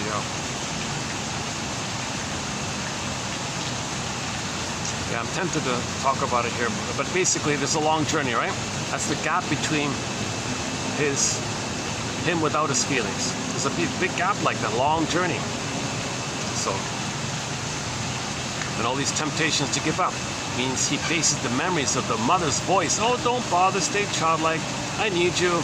Let me appeal to you so you stay one with me. Oh, don't bother. You don't have to grow up. You don't have to find your home. You don't need your home. You have me. I'm your home. So he had a mother complex. So he had to resist it all the time, draw for healing. He was waylaid and all these temptations like this, that kind of thing. And then finally, when at a difficult point was the sirens, when the mother offered the sweetest temptation, because he was tired and all this, just give up, just give up. You don't have to find your soul, just give up, just give up. So he tied himself to the mast, put wax in his ears. No, I want to find my home. In a drive for healing. Stop this, mother. I got to separate from you. I know you needed love and you're using me to be the mother that you didn't have, but that's not my job. It's no baby's job to be a mother for a traumatized mother. You expect too much from me. I can't be your mother. You got to take responsibility to heal from your trauma, and I heal from my trauma with you. Now, you tell me your story, and you get your mother to tell you your story, and that kind of thing. So each person's got to kind of be their own detective. Come on, mother, be a detective. Don't be lazy and expect me to be your mother. You're not. It's past that critical time. Be a detective. Be a detective, mother. Be a psychological, existential detective. Mother, you like Columbo, don't you? Well, be a psychological Columbo, an emotional Columbo, an existential Columbo, or whoever your favorite detective is. What's his name? Rockford Files. Rockford? There's another one. Judd for the defense. Pick your favorite detective. Jane Bingham from Drop Dead Diva, etc. Perry Mason, maybe? I don't know.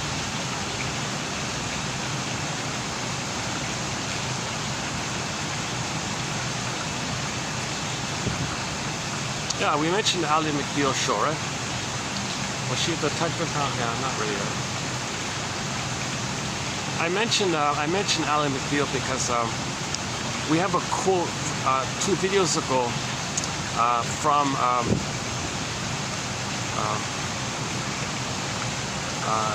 with Carl Betts and young Harrison Ford in his comedy scene.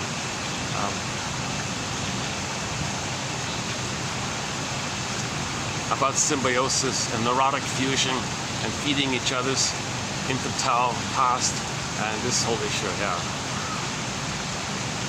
If you type in Harrison Ford, Love American Style, the name of the show, you'll get somebody posted a 10-minute clip from that episode.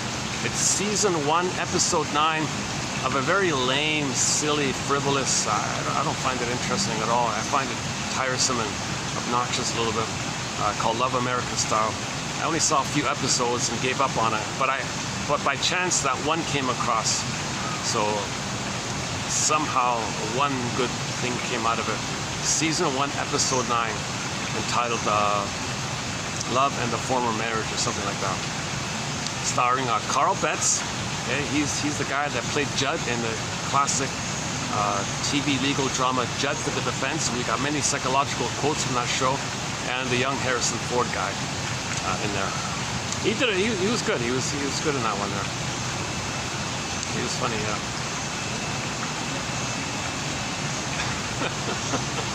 They do a bit of like a who's on first routine about marriage and relationships, and repeating and replaying in the present your past and this whole dynamic. And then he saw what his girlfriend's mother did, and thought that the daughter is going to do the same thing to him, what her mother did. And then he, like the Roadrunner, he took off. and you see the vocabulary. Oh, you guys are in symbiosis. What's that? Neurotic fusion. Neurotic fusion? You're feeding each other's neurosis. What's that? I know, like your infantile dependence and all this. And that's why you broke up, because you're fighting, you're arguing with each other, trying to persuade each other to play the good parent for the other. You be the good mother. No, you be the good mother. No, I'm the child, you're the mother. No, I'm the child, you're the mother. No, and you're arguing like this. You're feeding this other. That's why you're arguing all the time. So you're both persons didn't get their symbiotic needs with the mother, so they're trying to get it with the partner. They're transferring the need for the symbiotic mother to the partner. Again, when there's trauma, we have the unconscious hope for the fulfillment of old unfulfilled needs. Unfinished business with the mother. So you transfer that unfinished business with the mother to somebody who reminds you of the mother, and you try to continue it like that. Does it work? Only mourning works. Only mourning. All of the joy for which you pray is 100 tears away. The name of a song by the singer, the Ally McBeal Show singer, Vonda Shepard. 100 tears away.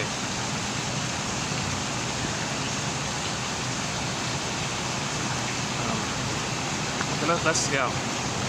So from Copernicus, that's humanity's first, just ballpark, right? Okay, yeah, so first injury was Copernicus telling us, you know, we here on this earth, we're not the center of it all.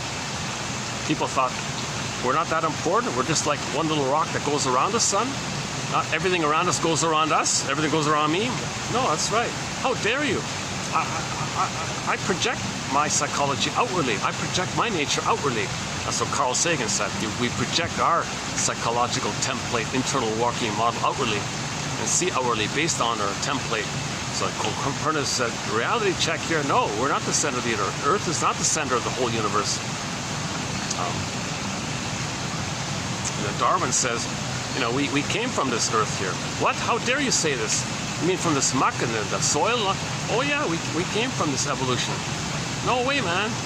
So a lot of people argued about this. It's like an insult. People thought of an insult.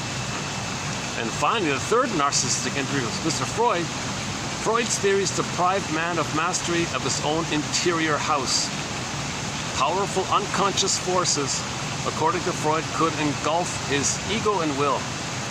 What? How dare you say I'm not the master of my own house? We're not master in our, so that's called the puppet master. The puppet master is the master. Or the puppet. How dare you say such a thing? It's an insult to our narcissism. It's an insult to our identity and our narcissism. You mean what I'm doing is driven by unconscious forces? You mean what I'm doing is searching for the love from the nursery? You mean what I'm doing in the presence of anger of my mother and I'm not aware of it? And this is all unconscious forces? I'm being driven by old unconscious forces, not my conscious will? No, your conscious will is tricking you to think that you're in charge. It's kind of like the doorman at a hotel thinks he's in charge of everything. But who's really in charge of that building? It's the invisible owner on a yacht. So who's got more power? The invisible owner of a fancy, luxurious, massive, building a hotel resort complex, or some doorman who's braggadocio. So of course the owner, right? But the doorman doesn't know. But that's like us. We kind of think like the doorman,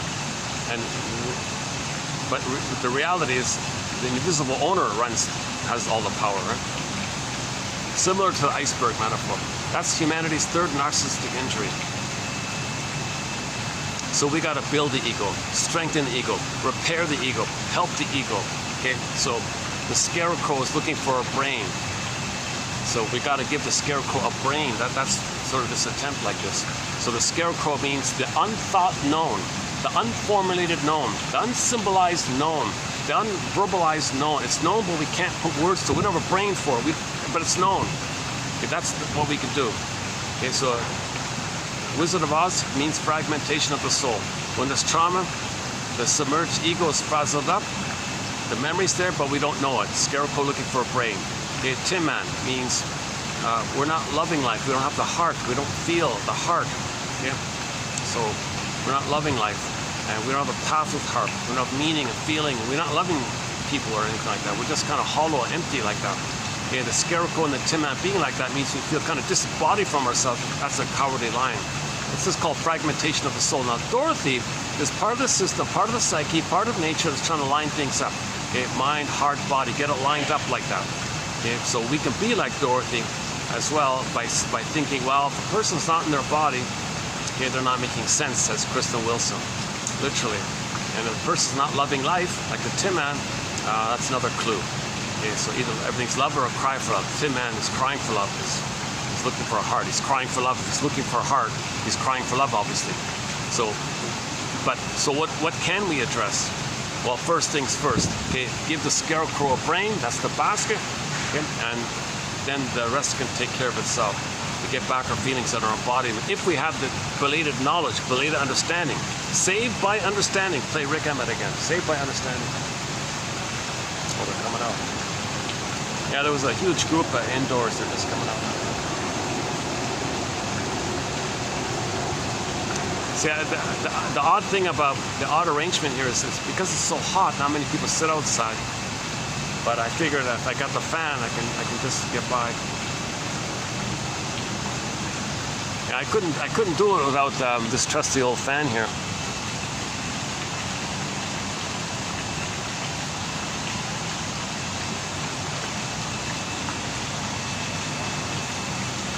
Yeah, it'll be interesting to see if the newcomers can get along with the regular bird, the older bird.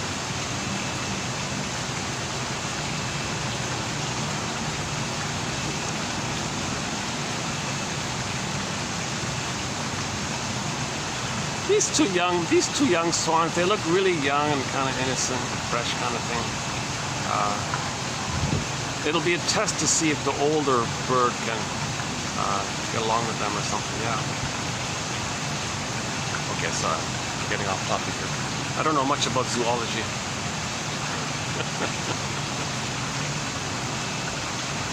Okay, now let's continue here. So the rest of these quotes are from Mr. Mott here. He's sort of, this Mr. Mott guy, he calls himself a psychologist. He's not a medical doctor. And I don't think he went to an analytics school, so I don't think he's an analyst, really. So he seems to be a kind of, they call him a Renaissance man or something. He's sort of a philosopher of psychology. He's philosophizing. He enters into area that very few people enter into, and he does an interesting thing. Like Alan Chennin and Joseph Campbell, he also studied myths and fairy tales, but he approaches it as code for biology, more like early biology. He thinks myths and fairy tales describe our inner biology with the cord, okay, and then the digestion, and then the nervous system with the spine. This kind of area. So he tries to link myths and fairy tales, and he's always very apologetic, and he's constantly giving disclaimers, and he's always looking for some kind of leeway. And at first, I think I finally know what he's doing. I think I finally got what he's doing. he wants to create what's called reasonable doubt. So all these, religious stories and all this, he wants to give people reasonable doubt. Look, these are metaphors. You don't believe it, do you? These are metaphors for psychology. Well, let me give you some reasonable doubt. So he gives you a reasonable doubt, but you're not meant to believe it perfectly.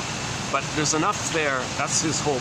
I hope there's enough here to give you reasonable doubt to regard myths and fairy tales as metaphors for inner dynamics, psychological dynamics. And for him, psychology is biology. So he angles it more from the memory area of the biology area, that your memories are in the biology, and your memories create your psyche, and then this confusion in that area. We'll cover his theory here. This is only the second time I'm mentioning Mr. Mott. I mean, this is only the second time I'm going to post quotes by Mr. Mott. I think I posted 3 years ago, I posted a couple of quotes from him, and I put it aside for 3 years.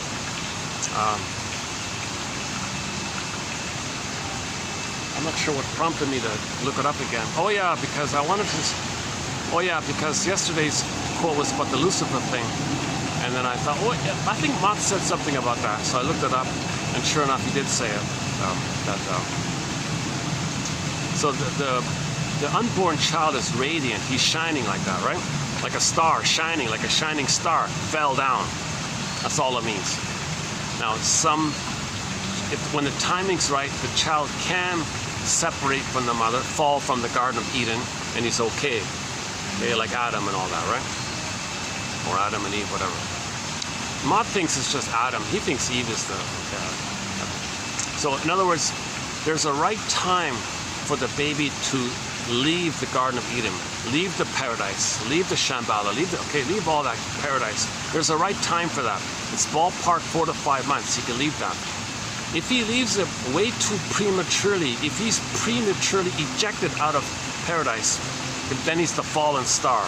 He was a star, meaning shining, now he's a fallen star. So this idea of being the falling star, and the message, he's not a bringer of light, he's bringing the message that he didn't get the light, he didn't get the shining with his mother, he didn't get the oneness with the mother. That's the message of it. And he's enraged, thinks the mother is a sea monster, and then he worships that because that's his identity. So people who worship this rage, okay, they're worshiping the image in their mind of them thinking they're a sea monster, because the baby transfers and projects his rage onto the cord, 3 veins, placenta, makes it a sea monster, and then they're confused. So now, when the baby is prematurely ejected out of heaven, way too early, like way too early, like if he's traumatized at birth and he's severed from the cord and he's put on a torture table, okay, and then they do these awful things, it's too much. How does a child heal from that? How does a child forgive his mother for that? How does a child forgive the lack of a father to protect him from this? And instead, there was some man who did this awful thing to him. He's so betrayed, he's so traumatized. And the people doing it, well, we traumatized this baby in the name of pillage and plunder. We'll make you so calloused, and you'll have an image of a monster, and you'll act like that, and you'll praise that because that's you. And that's the psychology needed to pillage and plunder. So this is the perversion that took place 10,000 years ago. We're not identifying anybody specifically like that. We're just trying to understand the why there's pillaging and plundering. Why are we destroying the planet for a quick buck? Why are we pillaging the planet, destroying the food for a quick buck? This is perverse stuff. This is disturbing stuff like this, right? It took billions of years for the delicious raspberries and delicious celery sticks. Celery stalk.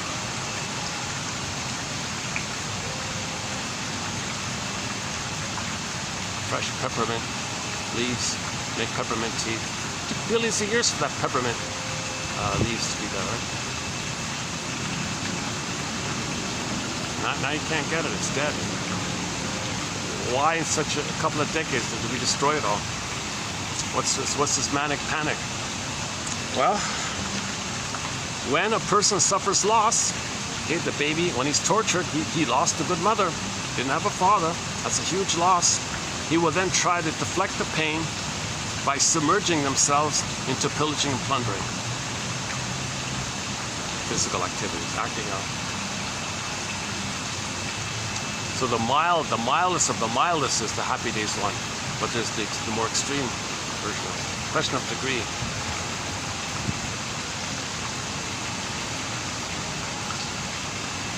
Okay, so for more on this metaphor, okay, so the image of the Lucifer guy, okay, the sea monster, or whatever form it takes, or if the trauma's at the breast, then you got the guy with the horns, or the trauma's in the uterus, you got the sea monster, and you call it either Lucifer or Satan or the devil, okay? And this idea you're worshiping, that's your sense of fusion and oneness with your mother. You didn't get enough love to leave her, you gotta have a mother. So if you worship that, you're worshiping your mother. You're not worshiping your actual mother, you're worshiping the image you made. That's your connect, that's your link to the mother. So the baby can only separate from the mother. The baby can only leave the mother if he's loved. So that's the confusion. Why are so many? How do we understand and heal this issue around why so many mothers are hurting their babies, traumatizing their babies, handing their babies over to strangers to torture them, and then where's the sacred masculine to protect the baby? No gynecologist. You leave the cord, you leave the placenta. We've got to weigh them, we've got to put them on a scale. No. You're going to hand the baby to the mother gently. No, procedure. We got to make a covenant with pillage and plunder. How do we pillage and plunder if we don't traumatize your baby, make your baby an angry baby, make him no, I don't care about that. I want to protect the soul of my baby here. You hand the baby over. I'm violating hospital procedures. I don't care. Fine, I'll take the baby from here. You get out of here. I'll hand the baby directly to the mother herself. Place the baby gently to the bosom. Baby's looking for the nipple, skin to skin. The room is warm. Okay, warm heat lamps, whatever, the candles, whatever. Okay, skin to skin. Leave the cord, leave the placenta. The only time, a very intelligent nurse said, the only time the cord should be removed is when the cord finally turns flattens out and becomes white, meaning all the blood has gone through. Because all that blood is the memories and the mind of the child. The placenta and the cord, it's a part of him, it's pulsating, it's alive, it's sending him food, oxygen, nutrients. It connects him to everything. It's indigenous people call the placenta and the cord the baby's guardian animal, guardian spirit, a guardian angel, guardian source, power source, loving source, energy source, spiritual source. You're going to betray the baby like that? It's called the betrayal trauma. Then you remove him from the mother. Another betrayal. You put him on a scale, another betrayal. You put him in a torture room, and the nurse describes how some babies are tortured, put in a straitjacket, and they torture the baby.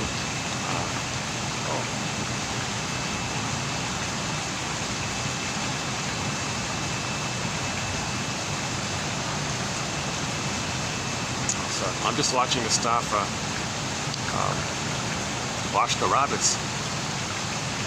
Yeah, I guess they gotta wash the rabbits or something. Once in a while. How's with the fan? Are you hearing the muffling sound? Sometimes, so I gotta get the fan on me, but not on the phone. It's okay, right? You're hearing me okay, right?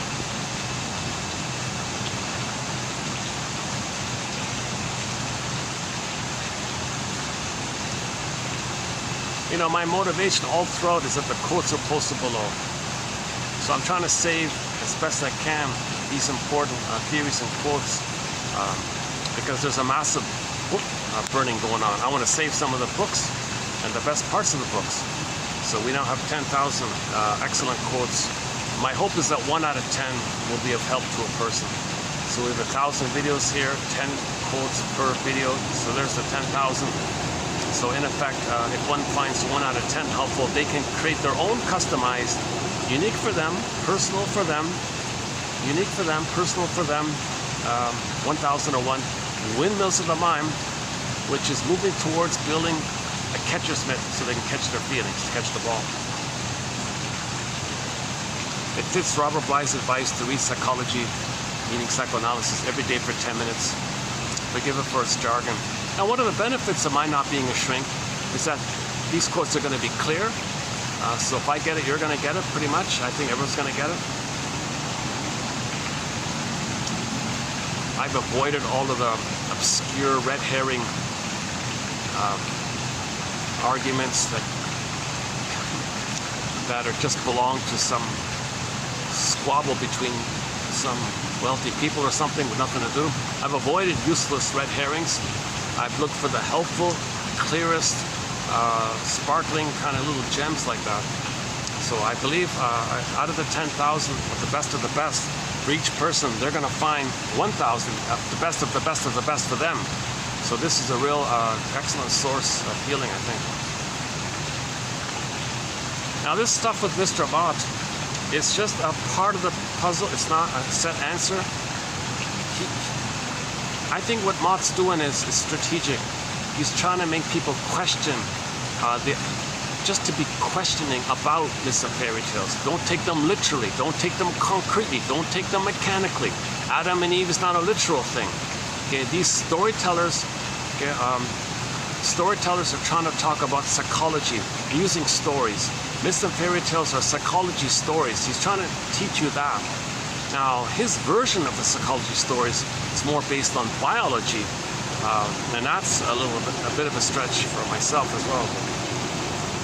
So let's try a couple here. Okay, here we go. Francis J. Mott. So he wrote in the 40s and 50s kind of thing. Yeah, about the same time as Edmund Burglar, right? Around the same time.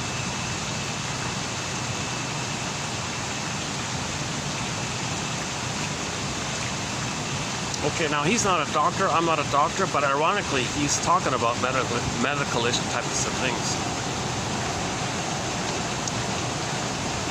But he's on to something a little bit, so that's why I'm posting this as a brainstorming piece of the puzzle kind of thing. Maybe it leads to something better. Maybe it's a stepping stone kind of thing. So let's see what happens. Okay, the first one here. So we'll be doing four of his quotes, which will take up the bulk of the quotes here.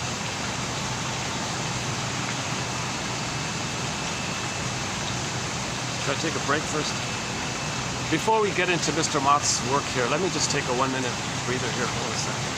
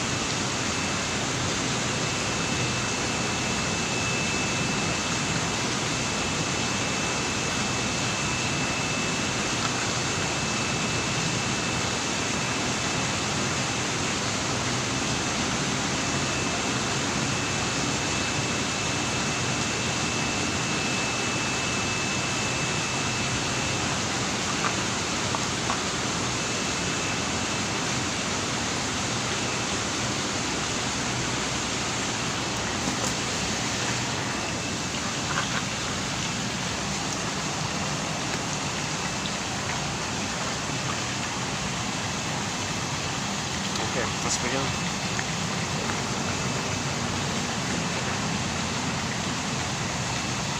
Okay, so we're the third one here. All right. If a person could be led back in the mind to uncover painful, forgotten memories, okay, that's the broccoli boat. Inside Out 2, you saw the free association. The characters were on the boat going to the back of the mind. Then you saw all the repressed memories. So that's the purpose of free association. To say what comes to mind.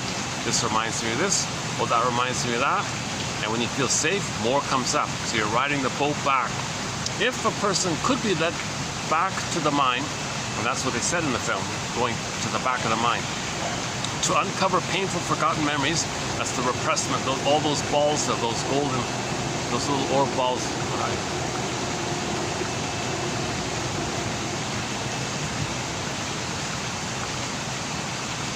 That's the staff. taking care of the rabbits there.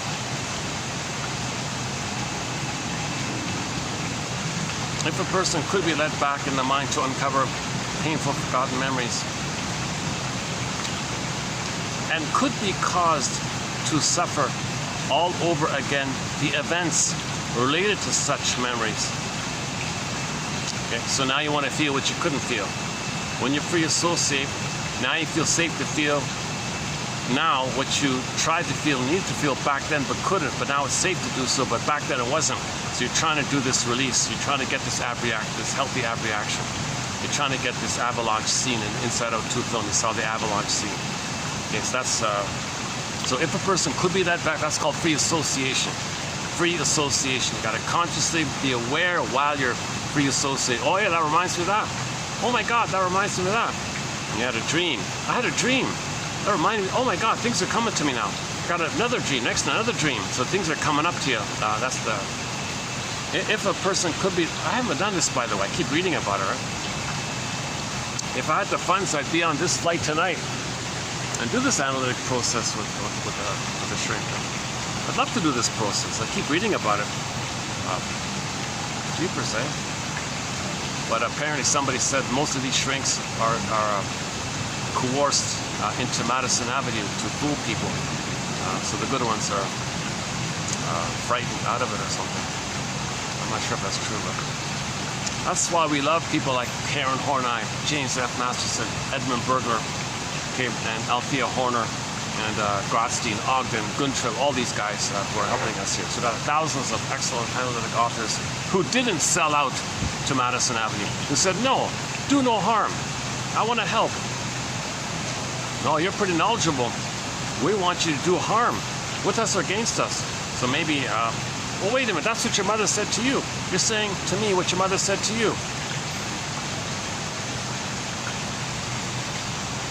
If a person could be led back in the mind to uncover painful, forgotten memories and could be caused to suffer all over again the events related with such memories, so Janoff calls it primal healing, his jargon for it, then often there would be a diminishment or even a total disappearance of both mental and physical maladies.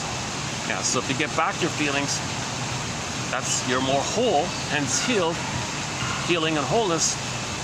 So when you're more whole, body mind is lined up together, then the physical problem, which reflected disconnection, okay, the things sort itself out and your symptoms disappear.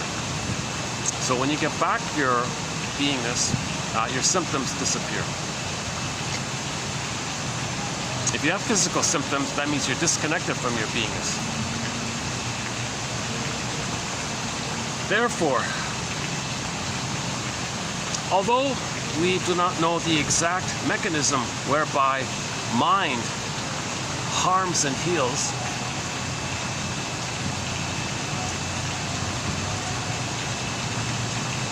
there is much presumptive evidence that it can do so. So this is the body-mind link, obviously, right? Psychosomatic issue. Copernicus gives us a very good quote about this. When the baby's crying and screaming, "Mother, you didn't meet my needs," and the mother's gaslighting, and "Mother, this is painful what you're doing," and the baby's crying and screaming. Originally, this is overt. You see it. It's revealed like that. It's relational between the baby and the mother. Now, when the baby punishes him for it, his feelings have to go somewhere. It can't go to the mother because of what she's doing, so it turns inward. Now the child's pain and rage and shame and all this goes inward to some organ system, somewhere in the body. And finally, after some time, there's a symptom, a psychosomatic symptom. Copernicus says, regard psychosomatic symptoms as a continuation of that cry and scream to the mother. It just got diverted and detoured and went underground through the body. Now, it's kind of revealed like that, but it's concealed because you don't hear the screaming and the crying. The body is crying to the symptom. You don't hear it, but it's there by the seeing of it. So psychosomatic symptoms reveal and conceal the original cry. Sarno says, hypertension is rage at your mother. Babyhood rage at your mother. You got hypertension. Somebody has hypertension, back pain, shoulder pain. That the source point was they were screaming at the mother. The mother didn't care. That energy went inward and the tension in the body like that. So Johnny Sarno has one of our. Okay, the image for this is conversion. Water converts to ice.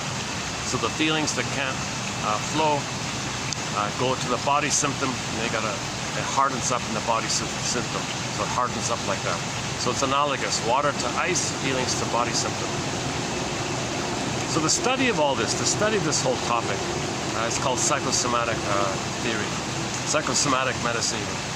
Psychosomatic theories psychosomatic medicine approaches disease. Yeah, remember this dash ease, right? So there isn't this ease. See, sometimes trauma. Yesterday's video, Kalshed said that the trauma, that the name Dante gave to the sea monster was Mr. Dis, and dis leads to the disease, dysfunction, disorder, disconnection, etc. All the dis words. Okay, psychosomatic medicine approaches dis-ease where possible from the standpoint of the mind.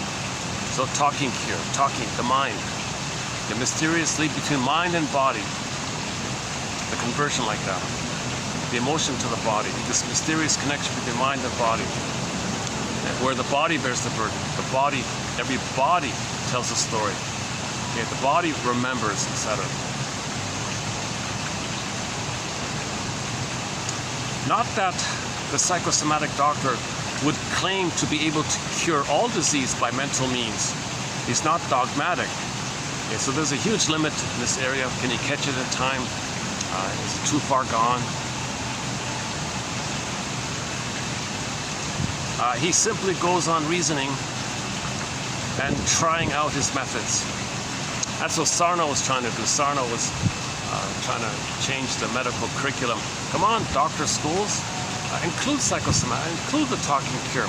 All these symptoms, all these people coming to you with their symptoms, this is emotional stuff here, most of it.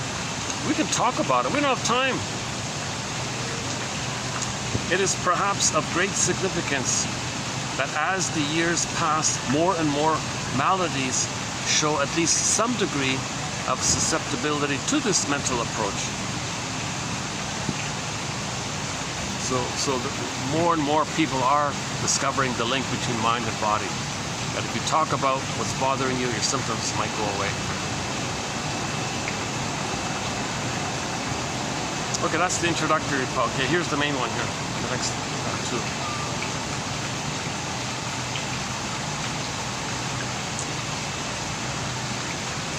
Okay, here's a challenging theory of his.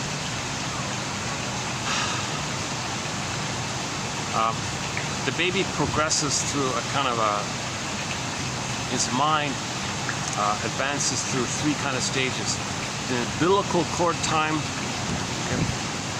So memories are based on rhythm and movement. Rhythm and movement. The first rhythm and movement and the memories there is in the cord. Okay, then later when the cord is gone, then it goes to the digestive area. And then later on, it advances up the spine area. And then you're getting, that's the spine, the nervous system is there. And then it goes into the brain. All those memories go up to the brain, and in the brain you get your consciousness. Get it? The memories lead to the consciousness. Now, what if there's a problem in there, in these stages? And one stage is too infused by the pain of a previous stage. And that gets sent into the brain and the mind is now dealing with that. Then from there you get psychosomatic symptoms from there. Oh, I missed it. One of the new birds just flapped his wings there. Oh, we missed it. Maybe he'll do it again. Let's see.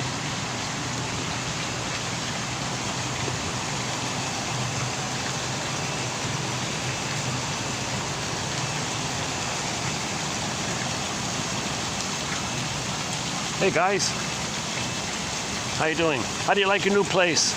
It's pretty cool here, eh? They feed you well, nice stuff. You're treated really well. You got your own pond.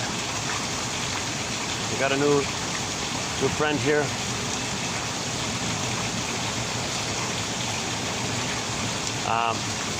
You're very popular.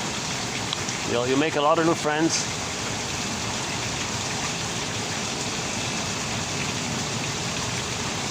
You're going through culture shock, maybe. Maybe you're going through some kind of culture shock. You're in denial of the loss of your previous place, and then it'll sink in, and you'll make the adjustment. So I wonder, yeah. So birds probably have their version of culture shock, going through the phases of the adjustment.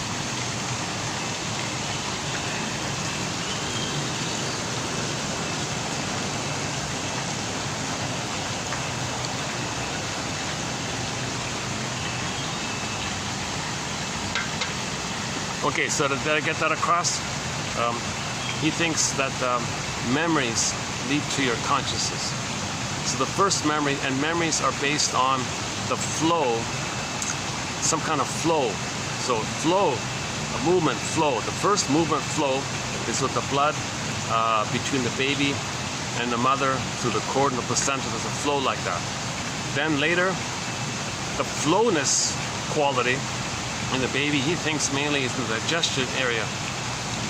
And then the third ends up where the memories and the energy go up the spine, climbing the ladder. You know? One version of the Rapunzel is the hair becomes a ladder. I don't know about that one, but anyways, sometimes this ladder issues means the spine, according to him. So it goes up that way into the brain, and those memories are related to the experiences, hence your feelings, and the memories are your feelings, and your fantasies are in there. That leads up to your consciousness, which the brain now houses, kind of thing. But it came from the earlier parts. Okay, so keep that in mind for this part. Okay, umbilical cord is the first organ of ingestion and egestion. When it falls off, finally, its memories largely flow to the digestive tube. Okay, so the memories in the cord flow, those memories, okay, then go into the digestion, whatever appendix, or what do you call it? The whole digestive system, right? So the memories that took place in the flow part go into the second part. Now, what if there's problematic memories in the first part? It's going to influence the second part. He says then people may have problems in that area of digestion, right? So if people have problems in the area of constipation or whatever, digestion area. I'm not a doctor. It could be a carryover of the problem of the memories in the cord flow. The cord flow, there were problems there. In the cord, you got the center vein, the main one, kind of like the main bird here, the bigger one, okay, sends down the food to the baby. And then you got these two smaller arteries that twirl helixly upward, up from the baby to the placenta, sending up the elimination. So the food gets sent down from the placenta to the baby. Baby sends up the waste through the other veins up to the placenta, which metabolizes everything. So there's like a flow like that. Let's say there's some kind of problem like that. Let's say the mother was smoking and drinking, and there's some kind of problem with that kind of flow. Well, the memories of that get sent into the second part in the digestive area. So there could be problems there. And then that can carry over to up to your nervous system. And now your mind now is influenced by all these old memories. And then your mind is dealing with this conflict, and that can turn around and affect your bodily symptoms in other ways. That's sort of the gist, I think, of this theory, something like that. And he thinks myths and fairy tales communicate this. And his whole life campaign was to present this argument. Okay, the pattern of flow in the umbilical cord haunts all subsequent flow in the human body. Okay? The unborn baby does not think with their brain. So the baby inside is not using the brain. The thinking is not in the brain. He or she thinks with the beating of the blood in the umbilical tubes. Okay, the pulsating of the blood in the 3 tubes. So the 3 veins, right? The main one and the 2 that go up. So the image for this is the medical symbol. The whole medical profession is inspired by this. It's inspired by this basic flow. A lot of problems in medicine come from a problem in that area. So they created a symbol of their whole profession inspired by this. So you got the staff, that's the center vein. 2 snakes that spiral up, that's the 2 arteries that spiral up. So that's the seduceus symbol of the medical profession is made by the cord and the 3 veins in the cord. 1 straight down, 2 spirals up. Staff, 2 snakes. Where are we now? The pulsating of the blood in the 3 tubes of the umbilical cord has something to do with this strange thinking.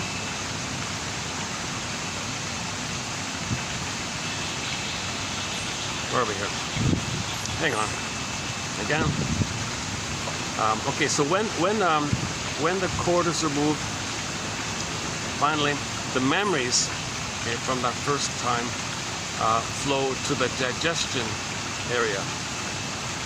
If there's a flow in that digestion, some flow from the one place goes to another place. It's all about flow and rhythm, he says. The pattern of flow in the umbilical cord haunts like a ghost, haunts all subsequent flow in the human body. The unborn baby doesn't think with their brain. They think with the beating of the blood in the umbilical tubes. The pulsating of the blood in the 3 tubes of the cord has something to do with this strange thinking. This beat of the blood somehow acts as the evoker or carrier of memory.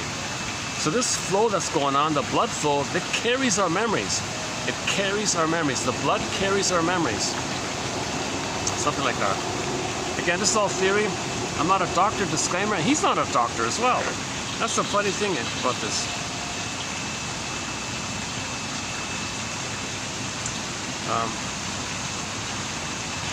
The unborn baby thinks with their cord. Birth, okay, so after the birth, the cord is gone. Okay, maybe 1 week later, let's say. So, and thus is destroyed the very instrument of thought and memory. So the first instrument of thought and memory, the first brain, the first brain for the unborn child is the cord. That's gone. Now the memories in the cord go to the number 2, digestion. But the brain does not yet take over the function of thinking yet. The digestive tract has one thing in common with the umbilical cord. It is a pulsing tube. So this beating is pulsing, the pulsing tube. Both tubes act as evokers or generators of memory. All the evidence suggests that it is the pulsing which does it. Movement and mind, especially rhythmic movement and mind. Let the music play on.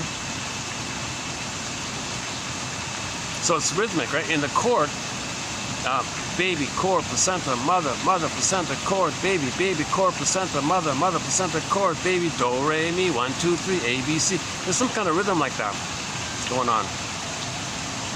And there's memories in there. It gets transferred over to the digestion, then the spine, then the brain. And then your brain, you got your consciousness.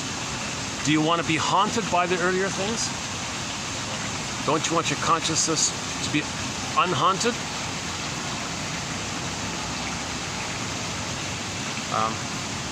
Okay. All the evidence. Oh yeah. Okay. So movement and mind, especially rhythmic movement and mind. That's why Janov says if the baby's not traumatized, they might be good at music, sports, athletic, ambidextrous. Can be a switch hitter, play tennis with both hands, both arms. If there's trauma in the uterus or early on like that, they might dance with 2 left feet. They don't have the rhythm anymore.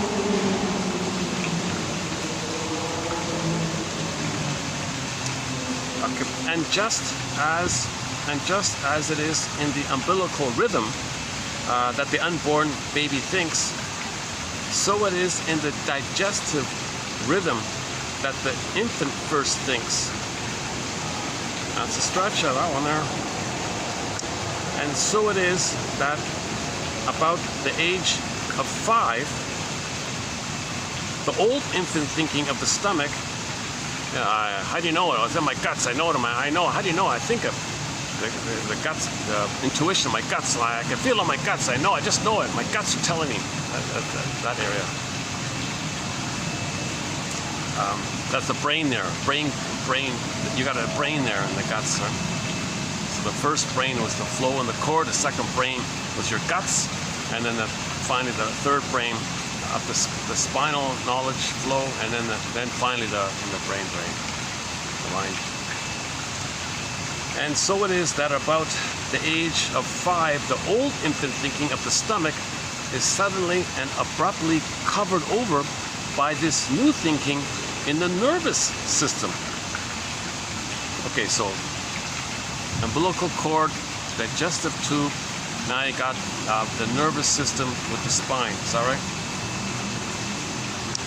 And as the digestive tube at birth took over from the umbilical cord, so at about the age of 5, the nervous system finally takes over from the digestive tube.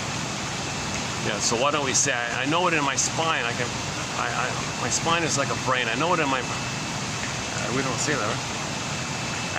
And as at birth,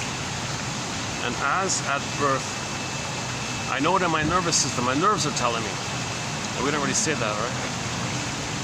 And as at birth, the prenatal thinking was suddenly transfixed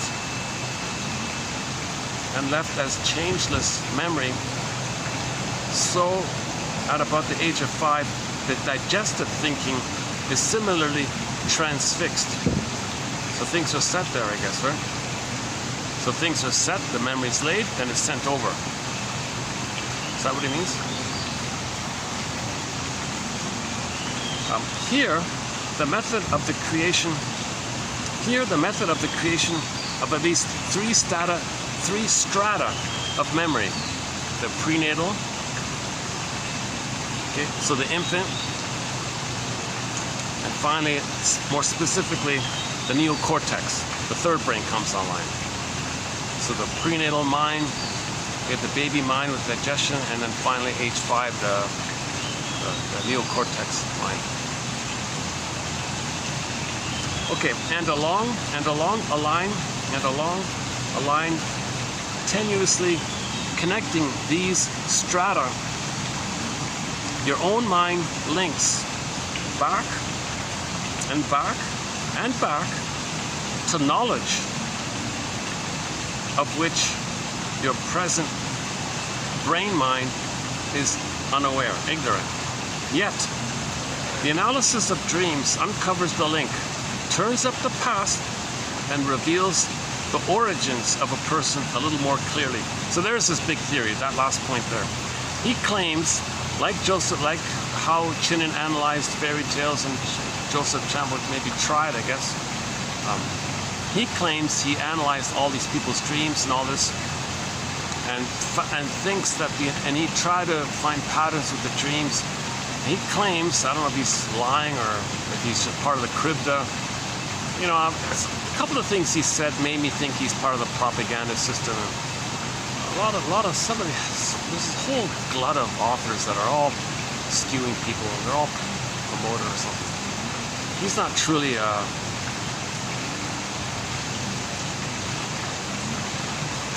he slips in his negative agenda. A couple of comments he said made me think, okay, he's part of the plunder system. He's just messing with people. He's part of the crypta as well.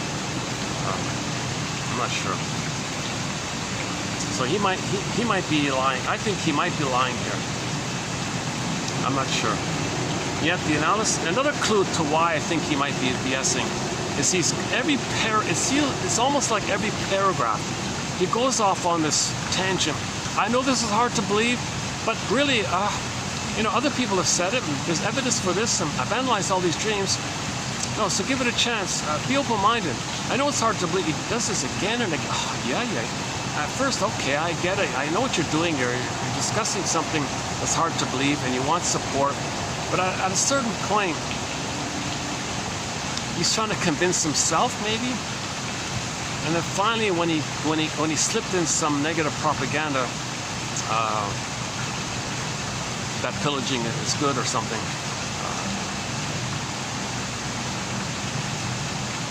Like he made a cynical comment about humans at one point. He made a very sarcastic, cynical comment about humans. And that's like, okay, that kind of stood out for me a bit.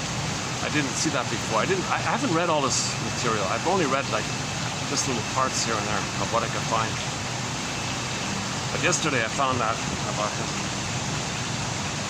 So I don't know if this is true, that all these dream analysis refers to these three areas.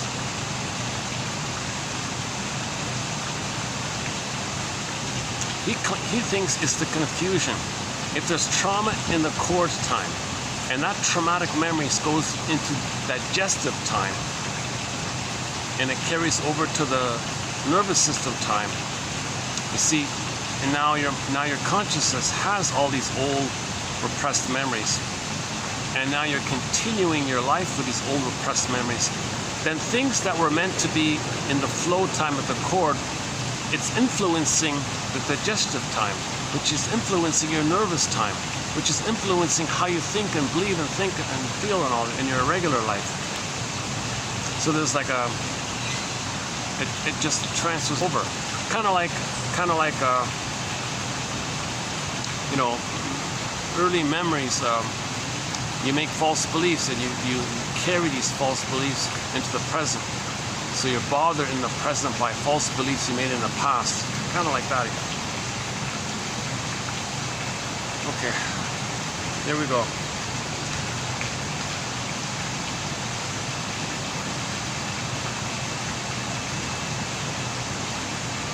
Okay, this second part here.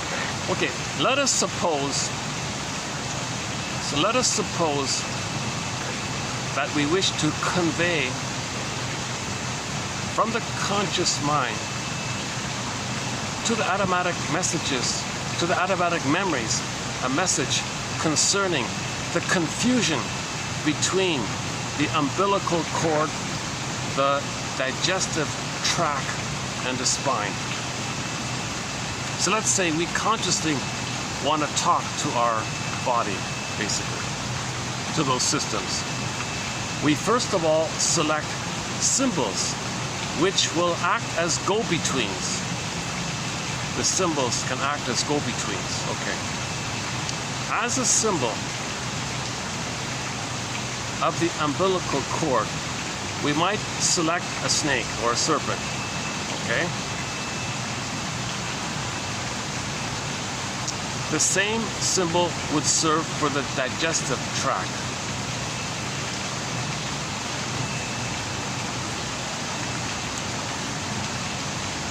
The spine might be accompanied by the symbol of a tall palm tree. Okay, that third one I get. The serpent could be made to serve for the umbilical cord and the digestive tract by means of a very simple device. It could be discovered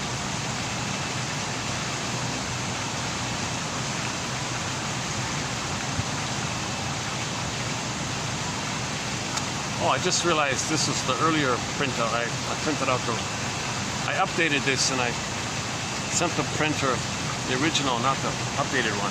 Oh, I missed one. All right. I'll pick it up on the next video. I did it and then I missed one and I updated it. But when I forwarded to the printer guy, I think I sent the first one, not the second one.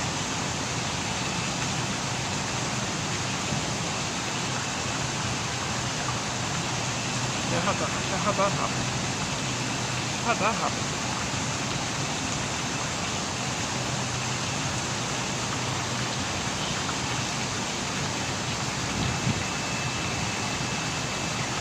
I think I got to copy paste it, like resend it, like don't forward it, because when you forward it, he gets the previous one. So he printed out the previous one, not the refreshed one for some reason. Is that how it happened? All right.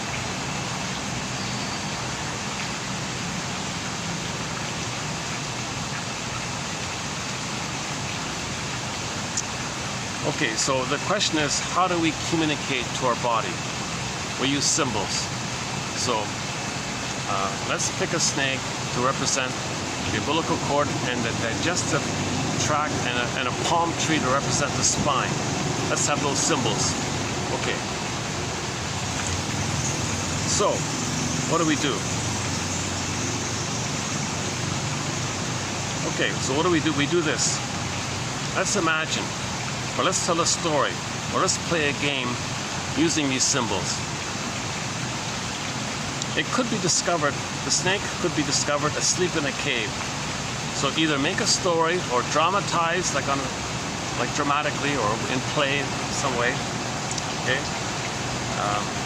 It could be discovered. So make a story. Let's just say a story. It could be discovered. Let's imagine a snake asleep in a cave. Okay, a snake asleep in a cave. Okay, which would link the snake with the dark cave of the womb. Okay, so they got the snake in the cave, so that could be the umbilical cord in the womb. Okay, fair enough. And in this locale, it would symbolize the umbilical cord. All right. Okay, got it? So you imagine a snake in a cave. So the cave is the womb, and you got the cord. Okay. Then the snake would be awakened. Oh, the snake was sleeping. All right, so now you wake up the snake and made to emerge out of its cave. Now the snake comes out of the cave to swallow, some fill in the blank, some kind of animal, small animal. Now it's eating something.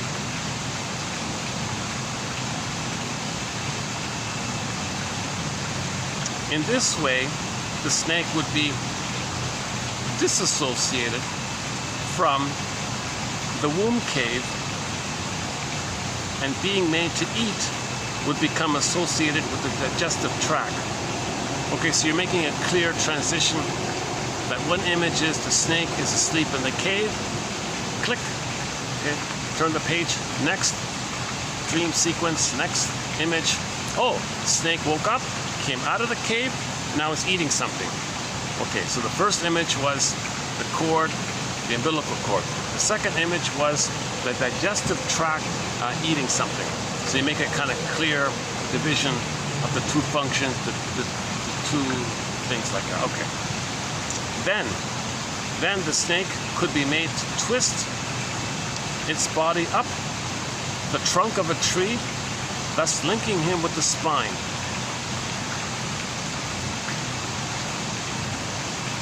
Okay, now imagine the snake, after he ate the animal or whatever, that he climbed spirally up the tree. Now you got the spine. So you wanna make conscious to yourself.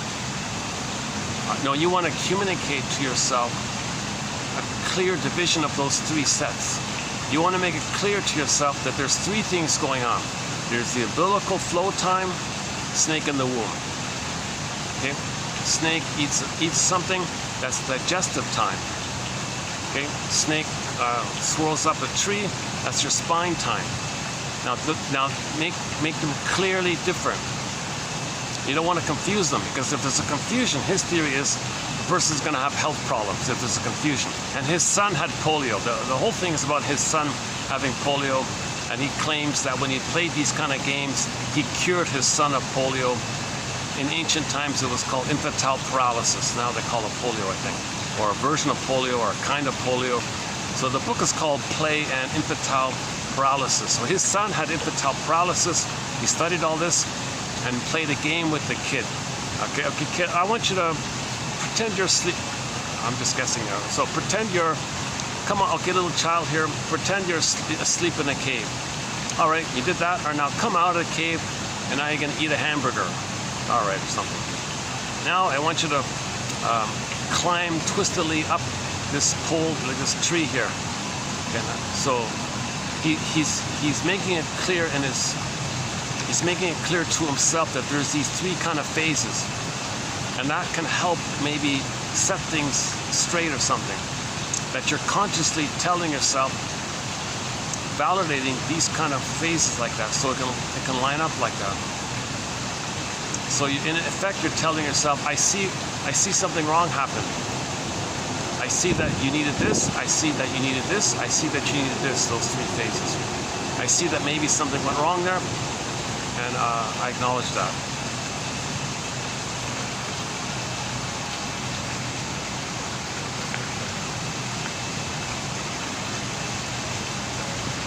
You're trying to communicate to yourself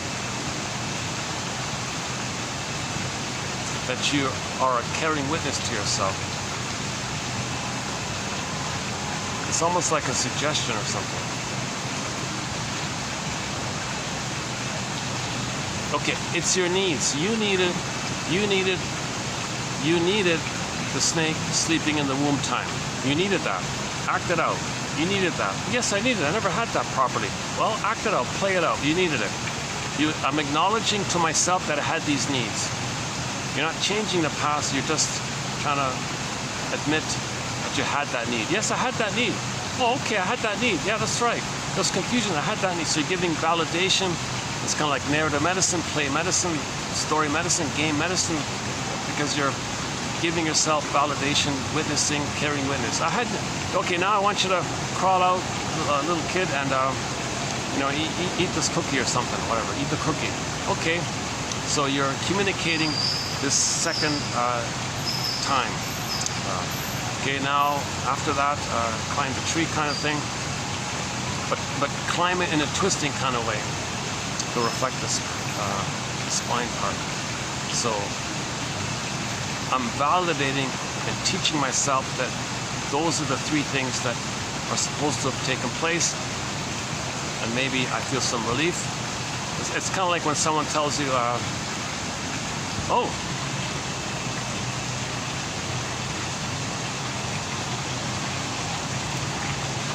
yeah, he's clearly a baby, because when he opened up his wings, it was just minimal. When the adult one, when the other one does it, it's a huge wingspan. These babies have like a mini. They have like a mini wingspan compared to the adult one.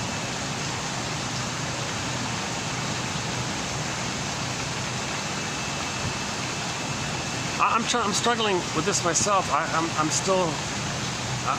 going through this as like laying down some kind of seeds, so maybe later on it can lead to some better ideas.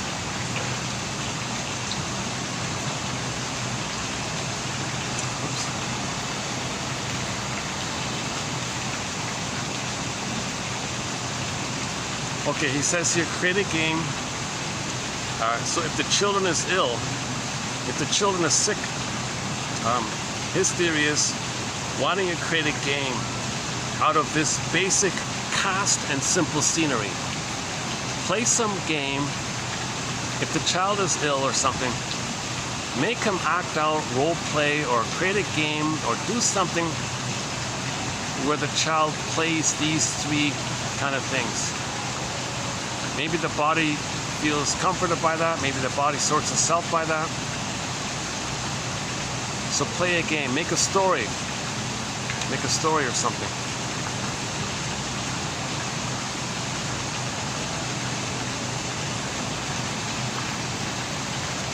Now he didn't give us an example of a game, but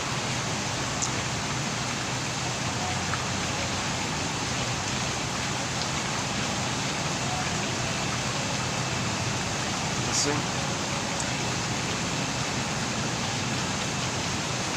So again, his theory is that if your nervous system is whacked, that's because your nervous system is acting like you're back in the digestive time. But the digestive time might be acting like there's a carryover or a transfer of the pollen in the cord flow time. So things are kind of confused like that. So if you do like a lighthearted game, maybe things can settle down or something. I don't know. He claims he cured his son of polio by playing a game like this.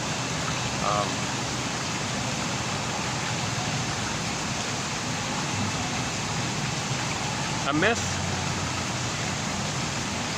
Oh, sorry. Whether some other guy said something like this: whether we are dealing with dreams or the symbolic acts of a compulsion, erotic or a religious ceremonial or mythical legends, we have in each case symbols which the human spirit has conceived. The human spirit conceived these symbols as bridges, right? Not voluntarily, but as a result of inner needs, inner drive for healing.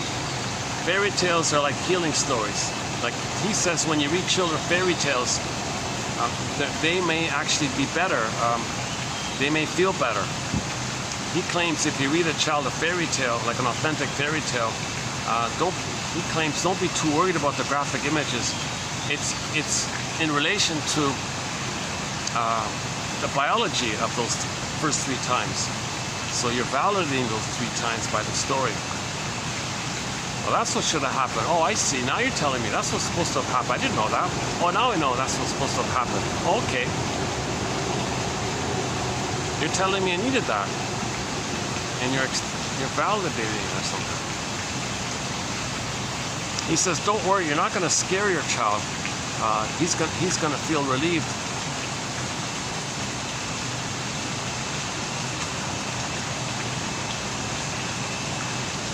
The symbol is thus defined as the necessary representation of a train of thought. So these symbols in the fairy tales or the games, this guy's game, it's a necessary representation of a train of thought. A myth is a symbolic story of events which, purporting to have taken place in the physical world, really have taken place in the development of the mental and emotional world within us. So there's a mental, emotional world within us. We create these stories on the outside, myths and fairy tales, as a needed symbolization in reflection of our inner emotional, mental, physical, emotional, developmental process. If things are stuck or blocked, we create kind of stories to bridge and be aware of that, to loosen things up kind of thing.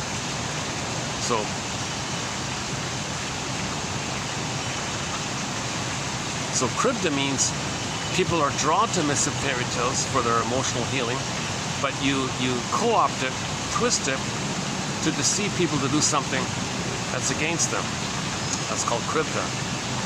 So this is done by people who are too traumatized way too early, and all they care about is hate and vengeance and vindictiveness and schadenfreude, and they've given up the hope of healing.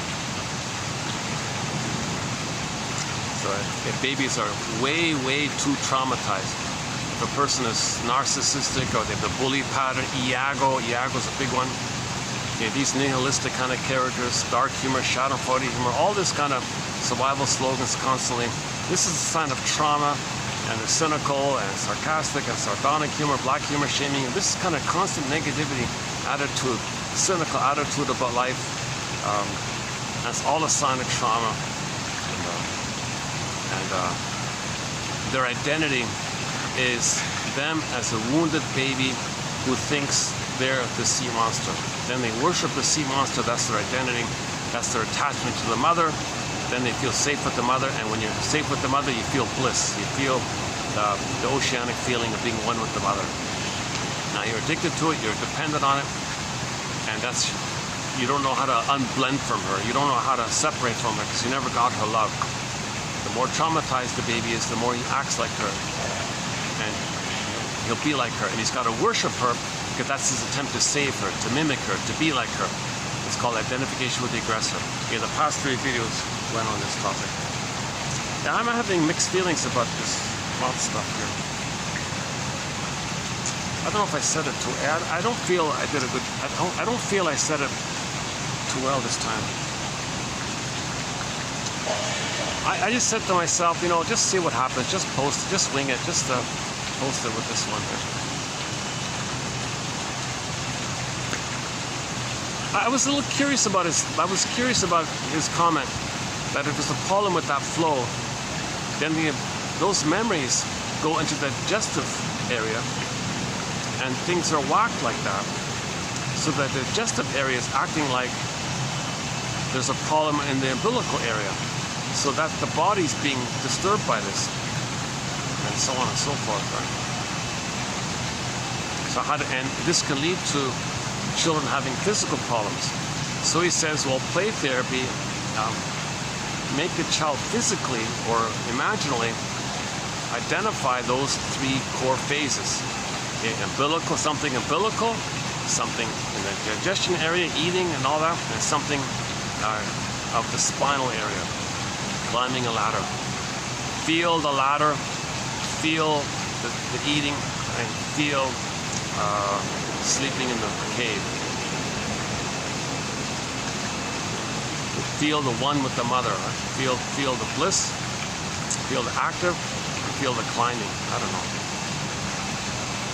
To be updated. To be updated. We don't have a thread on, you know, therapy for children. Out of my zone there.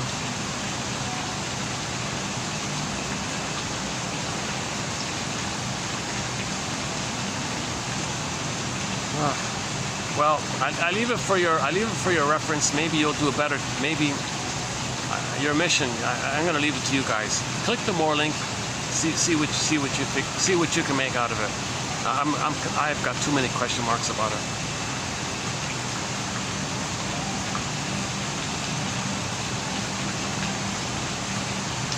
He's very persuasive in trying to tell you that myths and fairy tales are all code and symbols for these early times. And he thinks, he picks scene after scene after scene from all these myths and fairy tales and religious stories, of course, and tries to link it to these digestion areas, spinal areas, umbilical cord areas. 3 is a common feature in myths and fairy tales because there's 3 in the umbilical cord, right? The 1 and the 2. Kind of like the birds here. I got the main one and the 2 smaller ones. Yeah, it's interesting. How did the owners think to hire? Why didn't they buy like 3 or 4 new birds or just 1 new bird? Why did they pick just 2 new birds knowing they had 1 main bird? Was there some kind of unconscious, I don't know, there's some kind of pattern. Yeah, 1 older bird, and let's get 2 younger ones here. This is out of my zone here. It's just a pure coincidence. Well, why not? Why not? Why not have maybe the thought was the older bird would resent the younger one coming, so let's let the younger one have a buddy there to kind of ease the transition or something.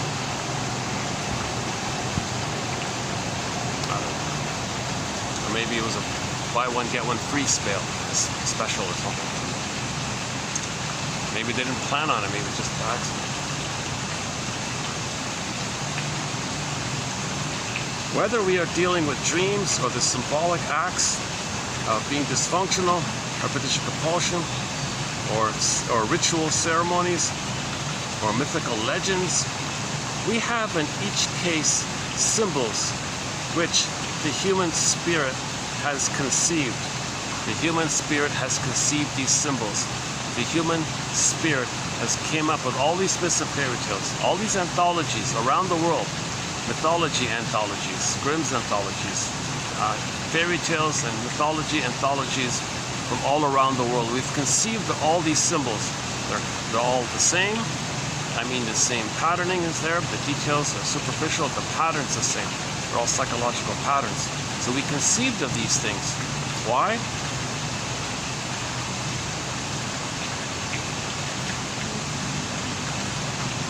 Because of inner needs. Because of inner needs. The symbol is thus defined as the necessary representation of a train of thought, of a need and thought, of need, feeling, and thought.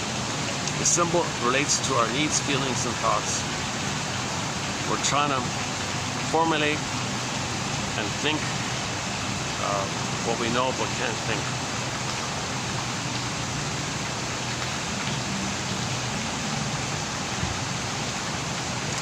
Let's check the time here. What is it? 5:28.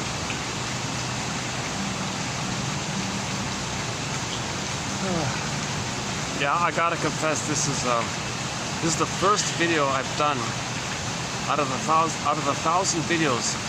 This is the first video I've done where I feel like something's flawed. Something's basically flawed. I don't know what it is. I thought it was good enough to post. Something feels fundamentally flawed here. I don't know what it is. My guts tell me something's flawed here. My gut brain is telling me something's flawed here. I don't know what it is. I feel it in my guts. I feel it in my guts. My gut brain is telling me something's flawed with Mr. Mott's theory. I don't know what it is. But maybe it'll lead to some better insight. These books are hard to find, very expensive. Only a couple of them are online, despite them being almost 100 years old, you know.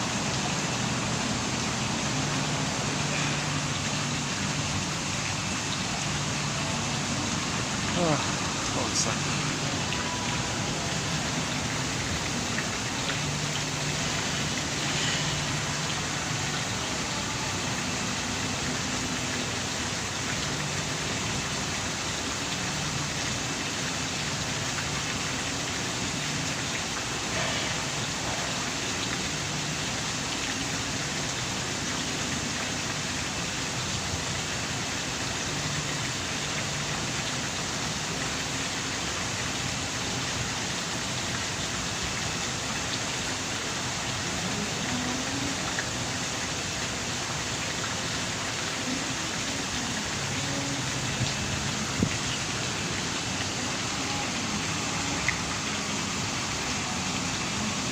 Oh, speaking of Ally McBeal, this song was sung by Vonda Shepard in the Ally McBeal show.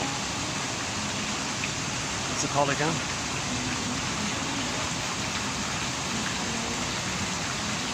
Can you hear it?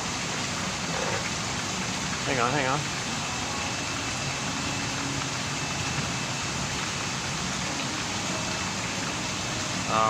Yeah, I think Vonda Shepard does a cover of this song, which was played in one of the Ally McBeal episodes. I think it's on the Ally McBeal soundtrack, I think. Starry, Starry Night. There it is. Starry, Starry Night. That's the one. Starry, Starry Night. Yeah, that's the one. Oh, we came full circle. Eh? We opened up with, at the beginning of this video, I mentioned Ally McBeal. Here she is there. There's a cycle.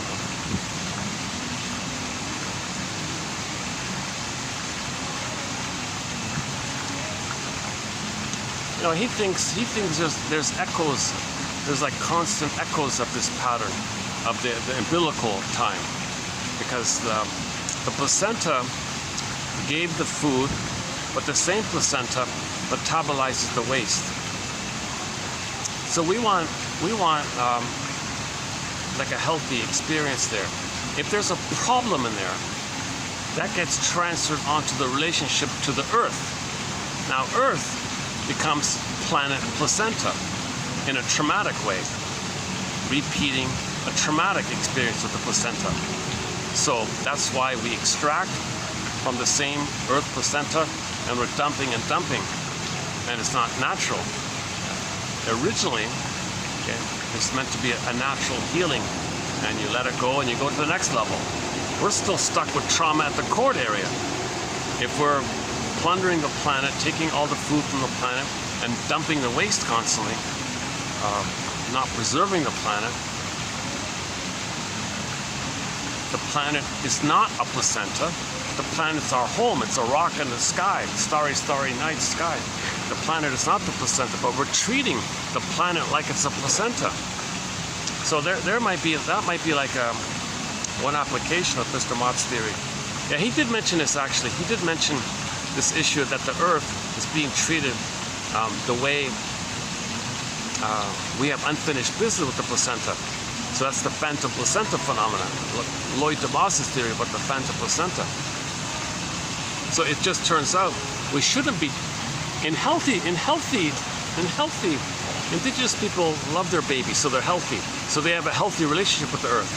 But a lot of people got too traumatized out of the confusion, and now they're treating the Earth in this continuous, unfinished business, relentless struggle with the placenta.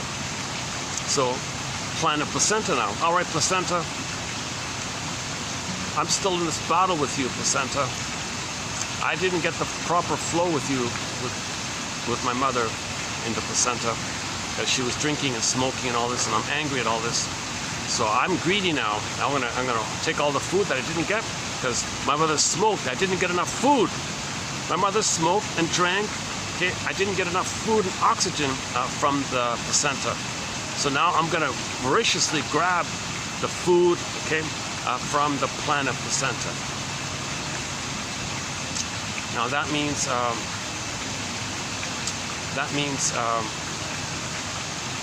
things are problematic. The placenta maybe was overwhelmed in the area of processing and metabolizing the waste. If the baby had taken too much waste, and the placenta maybe couldn't handle it. All right, planet placenta, we're going to continue this struggle. So, planet, you're going to be placenta. I'm going to reenact and restage my past and the present. The present's still the past. The present is the presenting past. I'm going to transfer the past to the present. All right, planet, you're the placenta. I'm going to extract greedily all the food that I didn't get from my mother because she was smoking. And now I'm going to dump all this waste that I have, and that's going to be too much for you because the flow was broken. The rhythm wasn't there. There was no beautiful melody like Starry, Starry Night playing in the background now. Starry, Starry Night. Candlelight.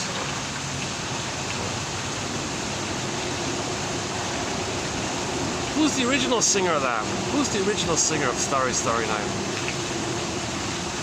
I know Vonda Shepard, yeah, I'm pretty sure Vonda Shepard sings a cover of it, which, what's his name, David E. Kelly included in one of the episodes.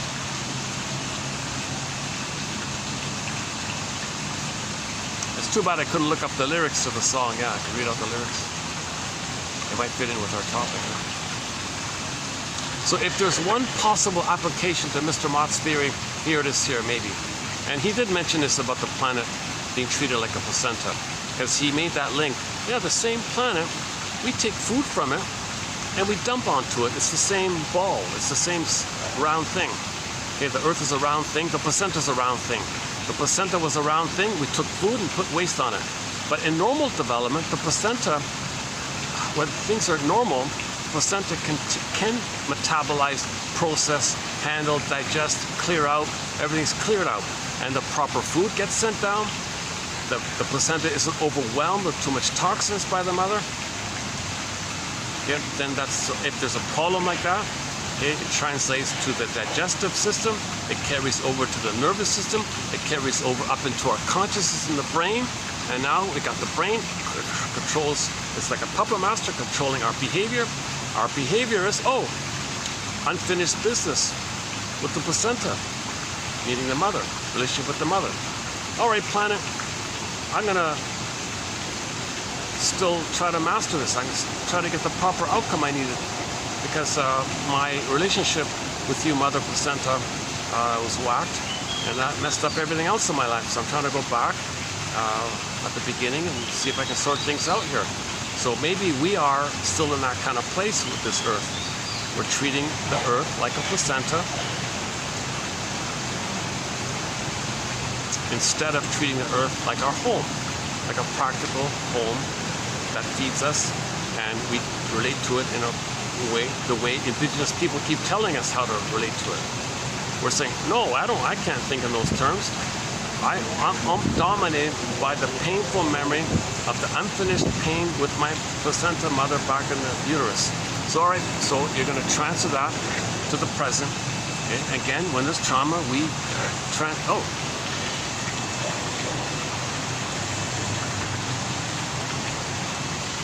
together.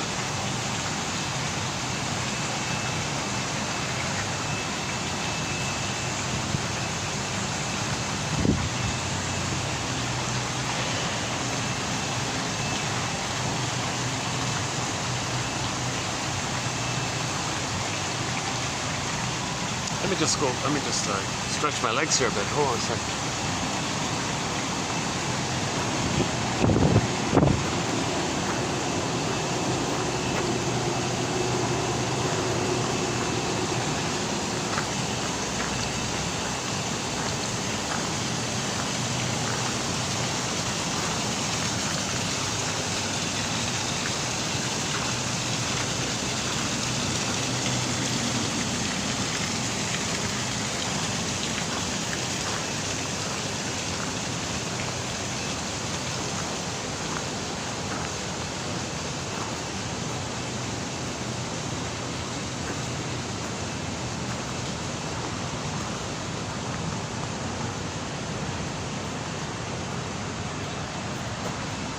This is a rare time. It's quiet like this.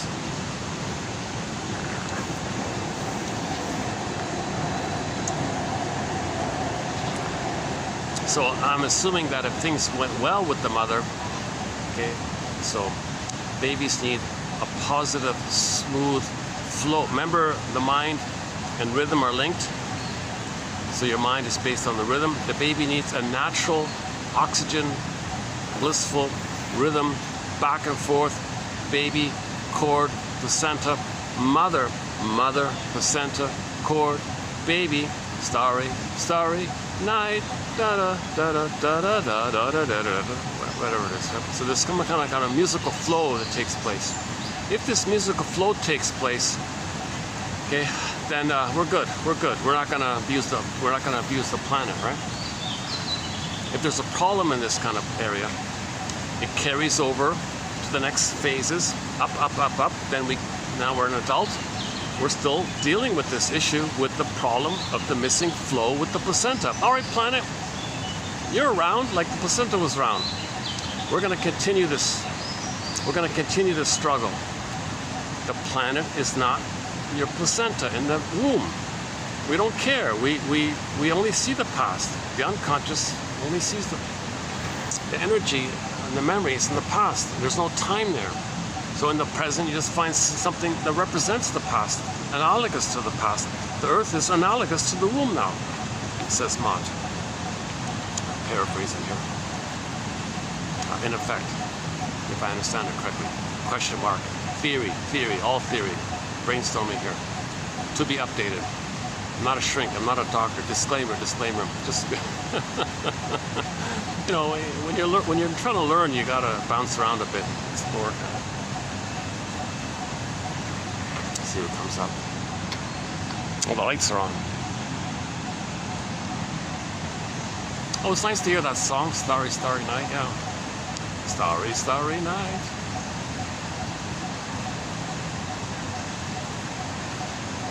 When I go home, I'm gonna look up that song. I'm gonna look up the lyrics for it, see what it says. Maybe it's just praising the night. Let's say this idea, oh, beautiful night. Okay, let's say, and the lights are up there. So let's say you're wishing for a beautiful flow between you and the sky being your womb and your mother, and the lights are there, and you flow back and forth, and you shine like the lights. And the baby could shine like a star. The star is bright. The baby could be bright, and the sky could be like the womb, the uterus, the womb. Is the universe a friendly place? Is the uterus a friendly place? is the uterus a friendly place? Then the universe is a friendly place. The earth is a friendly place. Let's keep walking. Oh, let's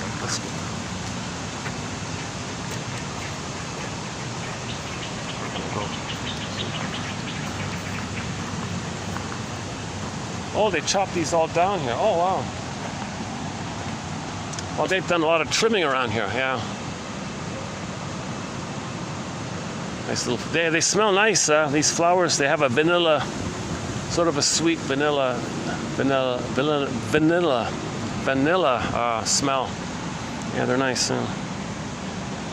Maybe we'll close up with an image of these flowers here, yeah. Oh, here's a purple one. Oh, all right, here's a purple one, pink one.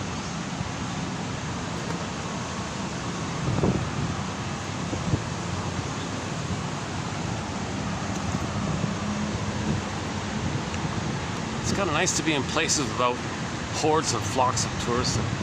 I'm off the beaten touristy, the main touristy kind of area. Sort of a. Oh, let's get the breeze here. Oh, you can't hear me, right?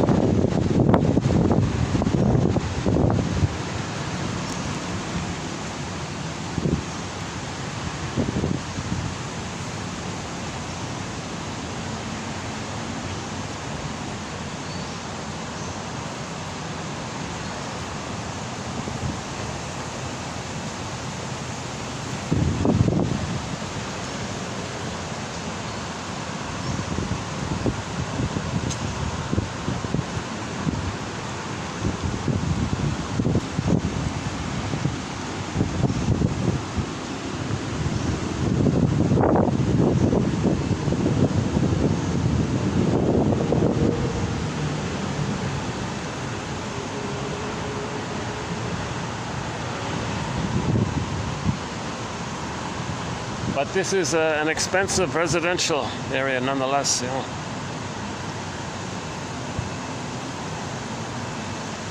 Actually, that's both these are too expensive.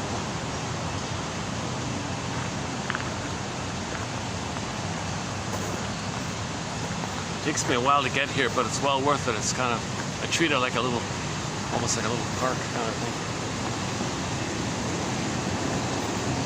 Luckily, it works out. They're okay with me because not many people bear the heat in the outdoor park. Often I come here. There's like a function, like a wedding or a company party or something. So then I go to somewhere. I go to some other place. So I often come here first. Maybe roughly half of the time I can stay. Half the time I go somewhere else. Wow. Roughly.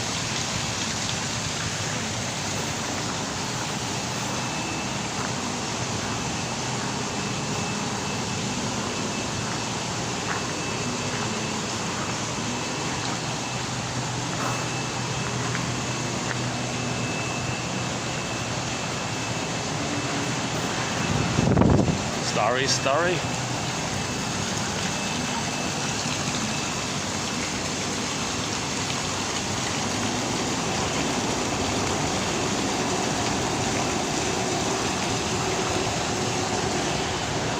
Oh, let's go on the swing. I haven't been on the swing in such a long time, huh?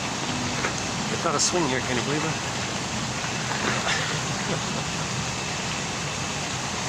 See, rhythm. That's what he says here. There needs to be like a rhythm. Right.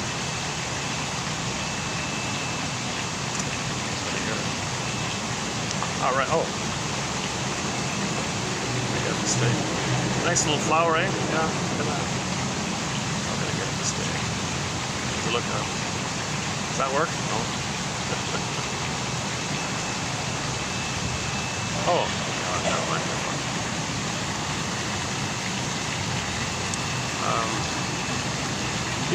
Yeah, let's think about that. Let's brainstorm a bit here.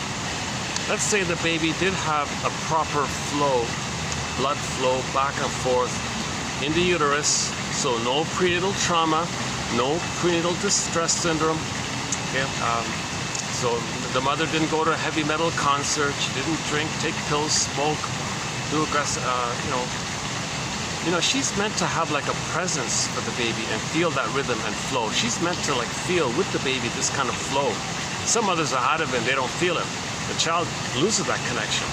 So the mother's meant to have that sense, that flow with the baby. Hey baby, you and I got a flow. Hey mother, I feel the flow. Yeah, we got a flow. We got a rhythm. All right, there's a little rhythm here. We got a rapport here. All right, mother. This is in the uterus. Mothers are meant to feel this kind of thing. That allows her to ensure and increase the chances of the baby getting a natural, gentle birth.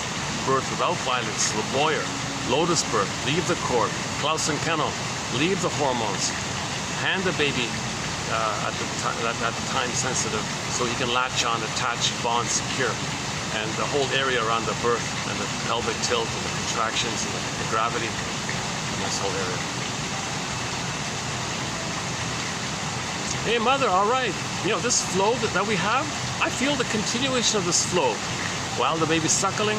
Hey mother, you know, I feel this flow. I communicate to you through my body, skin to skin to your body. I pick up that your body receives the message and you respond and can soothe and metabolize me. I feel soothed. I send out my message, you soothe me, I felt soothed.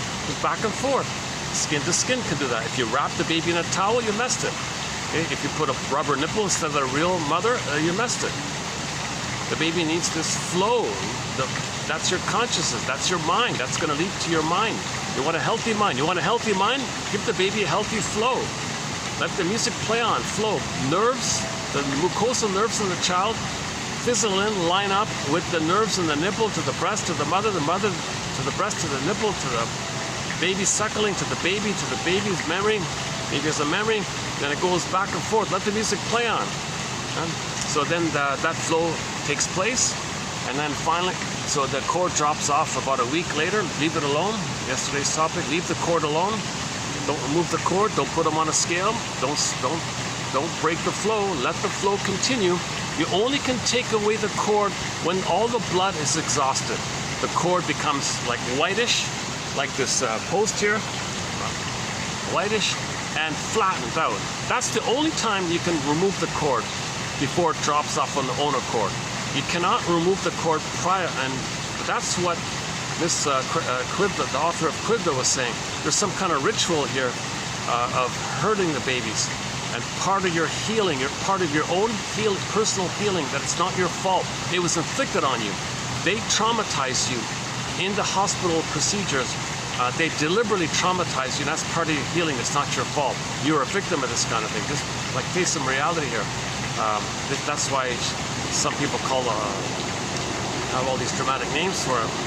Why are we doing this? Why are we traumatizing? Why are we calcifying the soul of the baby? Well, then they'll plunder the planet, right? They'll replay the problem with the placenta onto the planet, and they'll be useful in that function.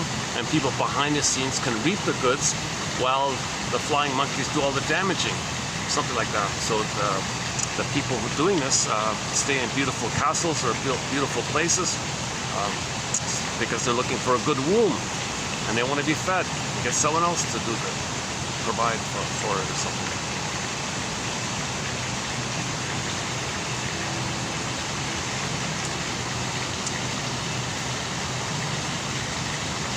I see a couple just coming in right now. Oh, hang on. Here's this one. So here's sort of the star of the place. Well, Swan, how do you feel about the two newcomers?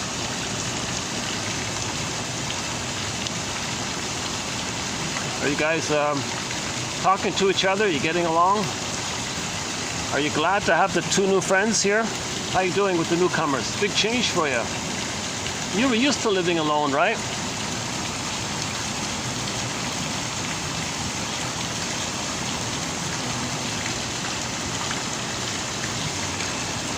Well, you know, you can play games with them, right? You guys can get along. Well, how about you two little new birds? Are you being welcomed? Did you get any kind of welcome orientation tour?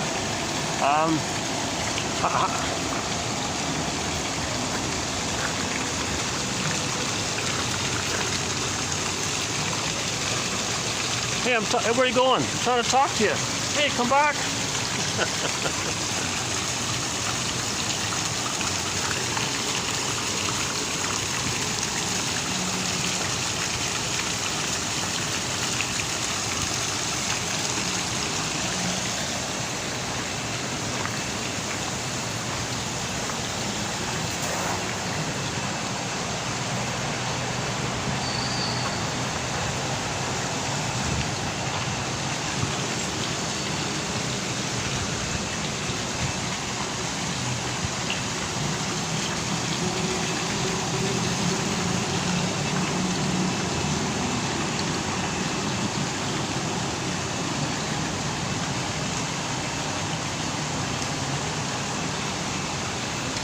Oh, what about the pocket?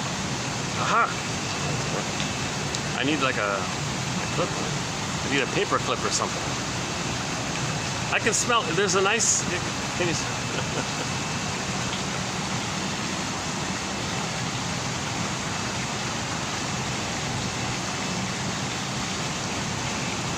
Starry, starry night. I don't know if you heard it, but there's a music, somebody's playing music in the background. I heard it briefly.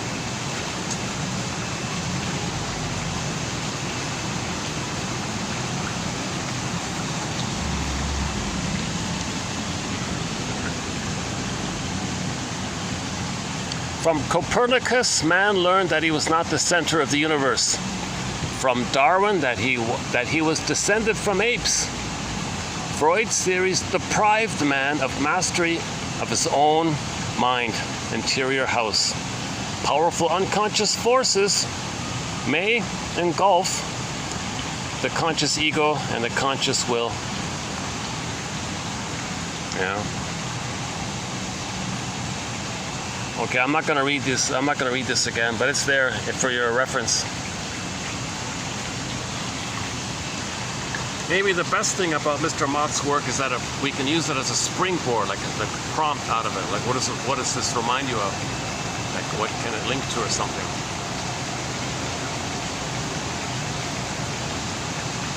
So there's a question: does it help children to play games of those kind of phases like that? Okay, let's play the development game. Let's play the game of different phases. Let's play phase 1, phase 2, phase 3, and let's get into it. Let's do like a dance about it. So,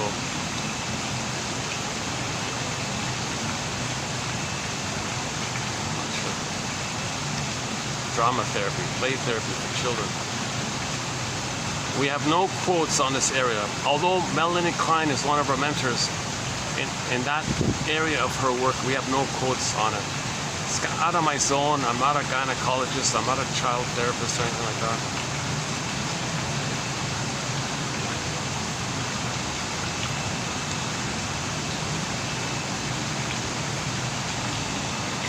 Yeah, so what about that theory about the Earth, planet placenta? You know, Damas says this issue with the placenta is being used Krivda style to fool people. Damas says in the context of what religion is being used as a tool of the pillage and the plunder, Damas says, at the speaker at the podium says, "Hi everybody, thanks for coming out here tonight. I found it. You want to be saved? You want salvation? You want to be saved? I found it. I found your phantom placenta. Your phantom placenta, it's in the sky." He doesn't use those words, obviously, but he'll describe it. What does the placenta do? It knows you, it's there for you, it sees you, it's omnipotent, it's all powerful, all giving, all unconditional, and you can be angry at it, it still loves you. You can say bad things to it, your waste, it'll still send you the goodness. Give him all of your problems, he'll still love you. That's the flow back and forth. People are drawn to this. Imagine a chord like this. Now, when people do this imagination, the gambit is, it may trigger some good feeling that you once upon a time had in the uterus. Oh, did you get that little hit? Did you get that little feeling? Are you a believer? Put money in a basket. That's just part A. Part B is,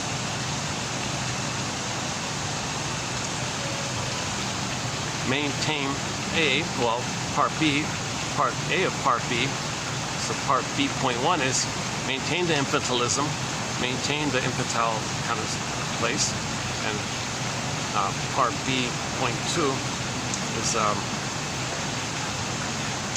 the speaker at the podium doesn't tell you that the monster or the guy with the horns and all that is your image that you made in relation to the mother and the placenta, and you separate it. That's a splitting mechanism. So by doing either or mentality, you preempt to block the healing. Now what's the healing? Tertiary. You want to get the third side, inside out too. You got the third side. Okay, so the gambit of religion is to prevent healing. Maintain the either or, goddess and demon, goddess and demon. There's your goddess, okay, fantasize it, there you go. You feel good, great, infantile, there's your goddess. It maintains the fragmentation. The truth is, you were hurt by the mother and you created a monster character, guy with the horns, whatever, sea monster, guy with the horn, whatever version it takes. If the trauma was inside, you got the sea monster. Trauma at the breast, you got the guy with the horns, basically. So then he tells you they're separate. No, they're not separate. Those images are in relation to one human mother. You couldn't handle the ambivalence. Breastfeeding is a matter of heaven or hell. He can't do ambivalence. He's got to have paradise with the mother. He'll make it up if he has to. The reality, if the mother's hurting him and sees her as a monster, that's not my mother, denies it. That's called the splitting mechanism. The gambit of religion is saying, all right, we got you to engage in splitting. We want to block your healing of it. We don't want you to heal. We want you to maintain splitting. So maintain either or. Maintain either or, either or. Okay, binary. No, don't heal. Don't heal. The purpose, the gambit of religion, when it's used in the context of pillaging and plundering, is don't heal. Stop healing. We don't want you to heal. You're with us against us. But don't heal. So the way not to heal is to promote and perpetuate the infantilism and the good feeling of being one with the good placenta, and then versus the reality that you were hurt, and keep it separate. And make the stories good and bad stories, good breast, bad. But don't tell people that your mother's a human who is confused and hurt you, and in your brain you created primary mentation like this. Don't give people psychoanalysis. Just give people the hit of the good feeling that if you're one with your mother, the phantom placenta, you'll get a good feeling, get a blip of serotonin, feel good. All right, put money in a basket, do it again, become dependent on it, and never resolve the splitting issue. Maintain the splitting. So if you maintain the splitting, the people never have inner connection to their feelings. If they don't have inner connection to their soul and their feelings, they don't have empathy for others. If they can't get empathy for themselves, if they can't feel for them inwardly, then they'll traumatize their children because they don't have feelings for their children. So you see that intergenerational trauma perpetuates. This has been going on for 10,000 years. Yeah, so Lloyd DeMause, see a lot of shrinks say, well, it's the phantom breast, you're missing good breast up there. He takes it back, no, it's often the phantom placenta. That's one way of doing it. But Mott's way of referring to a placenta is, maybe we can make the inference that if we're extracting all the goodness, demanding all the goodness, okay, plundering all the goodness, aggressively, greedily, demandingly, and not caring, and then dumping the waste, the planet cannot process and metabolize all that. It can't do it. It gets too hot. Water vapor syndrome. Monkeys are dropping dead from the trees. Seals are dropping dead on the beaches. The earth can't do it.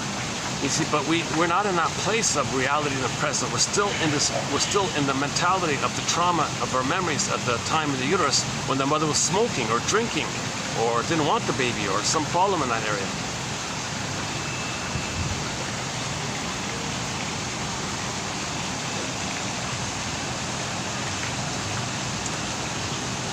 Yeah, this couple is discovering this place for the first time. I remember my first time here, I had this kind of delightful surprise to find this garden-like place in the big city here. They've got peacocks on the inside, and there's some rabbits and doves. And they got like a back section. They got a second floor for the back area. It's a great little place. It's a nice little place.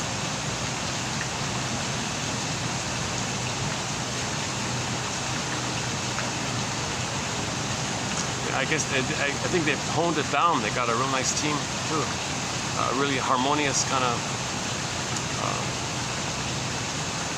They're very consistent. They're very friendly in their warmth and friendliness. Like I've been coming here for about half a year, I think. Maybe once a week for about past almost a year, I guess, half a year. Each time they treat me like I'm the first time. Oh, welcome, sir.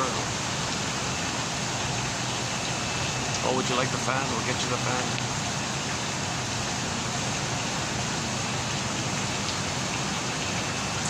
Yeah, they're pretty. And a lot of some of these staff, you know, they've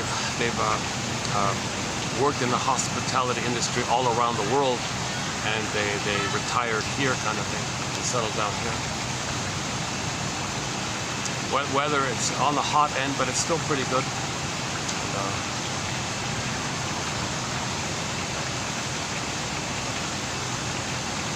Yeah, there's much less rain this year than there was last year. Okay, why am I telling you the weather? Yeah. Oh yeah, back to the. Yeah, I'm interested about this.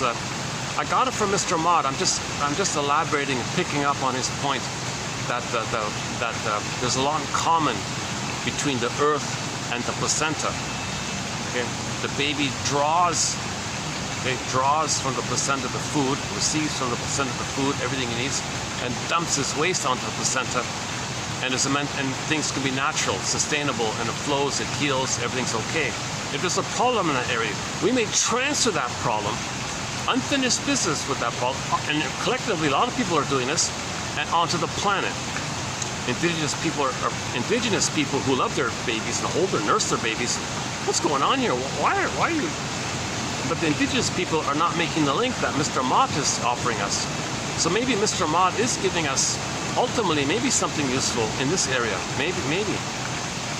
If we forget about, if maybe we can regard his books as an exploration to this point. Maybe the purpose or the fruit of his labor is this point, that we're using the planet as a surrogate continuation of the problem with the placenta.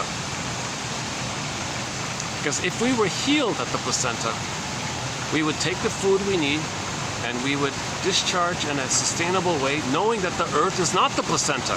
But we're treating the earth like it's the placenta, like we're an unborn child fighting with the placenta. Come on, placenta, send me a proper oxygen. Not knowing that he's blaming the placenta, but he should be blaming the mother. He doesn't know there's a mother there. He thinks the mother's the placenta, the cord. Now he's a sea monster. Mother's a sea monster. So the earth is a sea monster? You're fighting with the sea monster? The earth is not a sea monster. Come on. You're acting aggressively with intense aggressive hate and envy, indifference, and aggressive anger onto the planet, thinking the planet is a sea monster? No. The sea monster is an image you made in your brain in relation to how you felt with the cord or placenta. The cord or placenta didn't hurt you. The mother was confused and was under stress and took a lot of cigarettes when she was pregnant, and that's the issue. But the baby doesn't know that yet. He doesn't know there's a mother yet. His memories are in relation to the sea monster place. All right, so that's why he may transfer the sea monster onto the earth and think, oh, well, who cares about the earth? The earth is a sea monster. I don't care about damage. Who cares about the earth if you think unconsciously, emotionally that the earth is a sea monster? You're dumping 10 billions of tons onto the earth. Who cares? It's a sea monster. I want to attack the sea monster. The sea monster is an image representing, and you've identified with the sea monster. You're acting like the sea monster, thinking the earth is a sea monster. It's all confused, right? But anyways, the earth is a place, it's our home, it's our common home. It may be the only planet in the whole system that has the conditions for life, and water, and oxygen, and bacteria, and H2O, and all the food, and the blueberries, and the rampions, the Rapunzels, the nice radishes.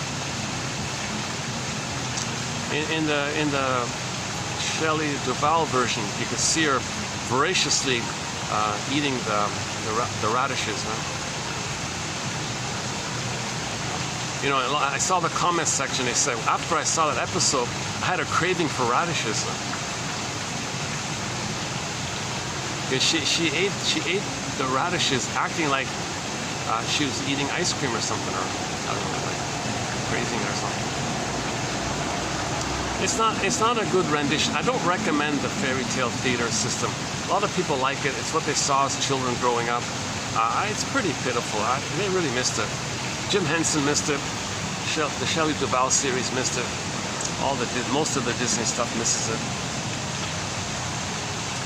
The delightful exception is Inside Out, thanks to Pete Docter. Pete Docter, he's a soul doctor. He's saving us. He's a soul doctor. We need more Pete Doctors. Now he's under a lot of pressure. I noticed the pressure he's under, so he had to hand the baton over to his assistant, and maybe by that we can get a half decent inside out too. Maybe he kind of did it that way, I don't know.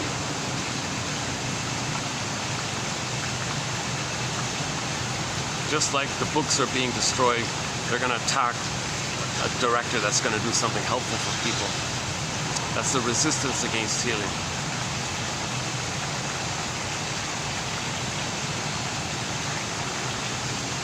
So let's promote awareness of the importance of the baby needing a rhythmic, smooth, paradisical Garden of Eden, Shambhala, Shangri-La, Avalon, Nirvana, a blissful oneness, a peaceful, easy feeling, a flow, a natural flow, baby, cord, placenta, mother, placenta.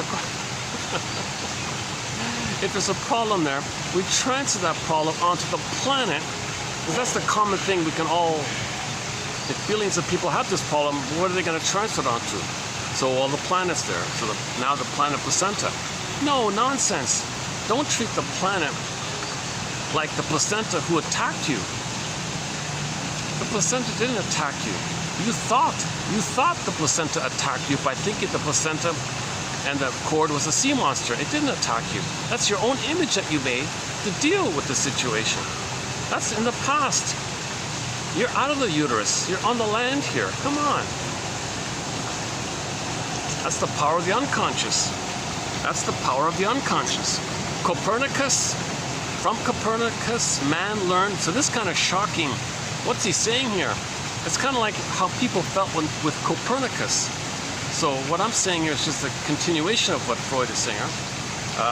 From Copernicus, man learned that he was not at the center of his universe. And imagine how people freaked out and they attacked him. I don't know what happened. The poor guy had to run for his life kind of thing. Maybe I don't know the full story. But it took hundreds of years for people to turn around and say, oh, okay. Oh, the guy was right after all. It was too triggering. It was such a narcissistic injury. It was like, you question my identity. I only have the false identity of my narcissism that it's all about me. And you're telling me that the universe is not all about the earth? You're saying it's not all about me? Transfer like that. That's why the rage is there. From Darwin, he was descended from apes. How dare you say I'm descended from a branch of evolutionary lines, from the ape line, and then the hominid line, from whatever joined the apes and the hominid, the previous condition. Like, how dare you say we're connected, that apes are our cousins? Apes are my cousins? Come on, distant cousins? Carl Sagan says that apes are our cousins. A clip we've played a few times last year. Carl Sagan about the pale blue dot, that one. Freud's theories deprived man of mastery of his own interior house. We're not running ourselves. We're not the captain of our soul. We think we are, but we're not. We're like the doorman who braggadocio thinks he owns the building. No, he doesn't. The invisible owner on the yacht, on the beach somewhere owns it, not him. Powerful unconscious forces, according to Freud, could engulf or dominate or control the ego or submerge the ego, and obviously with that our conscious will. So you may have a conscious will, your unconscious says, nope.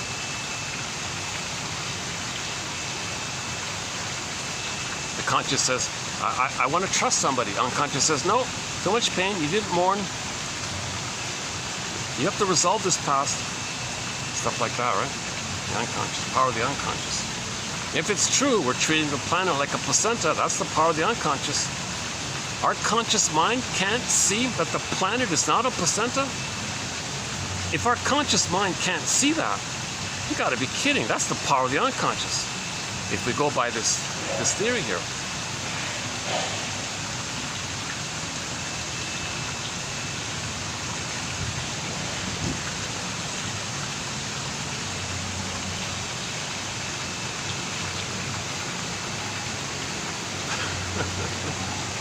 I think I'm talking a little more loudly because at the moment no one's really around. Like the guests, just a couple on the inside. Those two over there.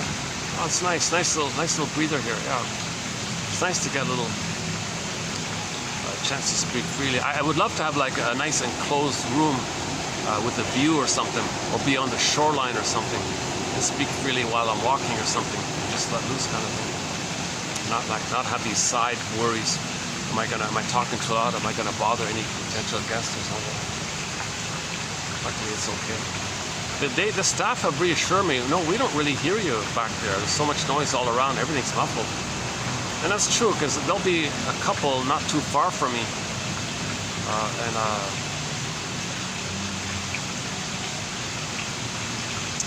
Well, if there's a group cackling, laughing loudly, I'll hear it, but other than that, I don't hear them.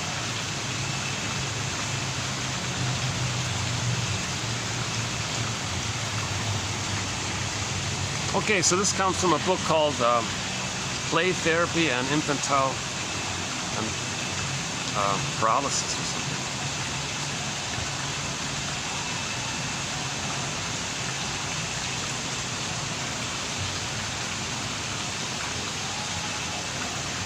He made a kind of a question-like comment about how people get colds, like why people catch a cold and all this. He thinks to prevent or minimize the chance of people catching colds later on, what you want to do is, in the transition from the warmth of the womb to be born in the delivery room, right, when you're coming out, you want the room to be warm. You want the room to be hot, similar. You want the heat of the room to be similar to the temperature that the baby's in. If it's too of a shock between hot and cold, and he's kind of frozen like that, then he may easily catch colds later on. So catching colds is a triggering of this dramatic contrast between hot and sweaty and cold and dry or something. Right? People catch colds like that, don't they? If there's a sudden drastic temperature change, they might catch a cold or something. I didn't read his anecdote. He said that he was dealing with a cold or something, and he did one of his little games. I didn't read it. I kind of skipped it. And he said after that, playful, imaginative exercise in his brain or something, he never caught colds anymore, he said.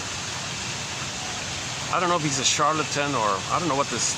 I don't know the deal of this guy. I don't know this. He was, this 100 years old stuff. He passed away in the 50s or something. Maybe 50 or 60 or something like that. Is that right? Yeah, I noticed there's a university who has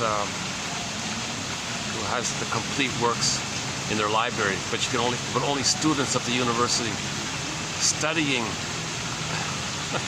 there have access to it. It's not online.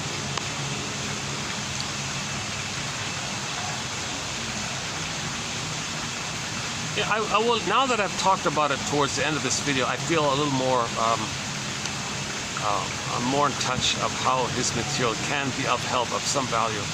But when I read it 3 years ago, I was, gotta be kidding me.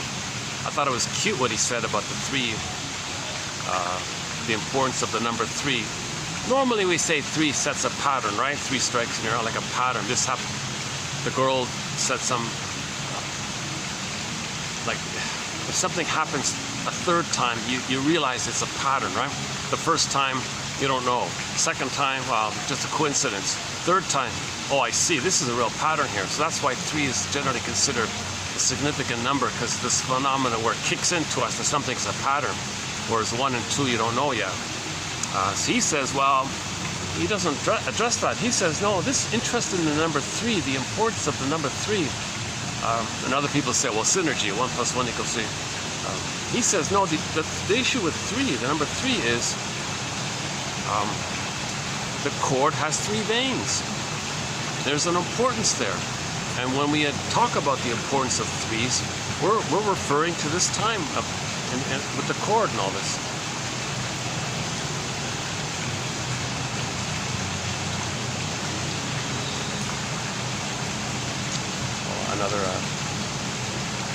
Another young couple taking photos of the place. Oh, let me move so they can see the swans here. Hold on a second.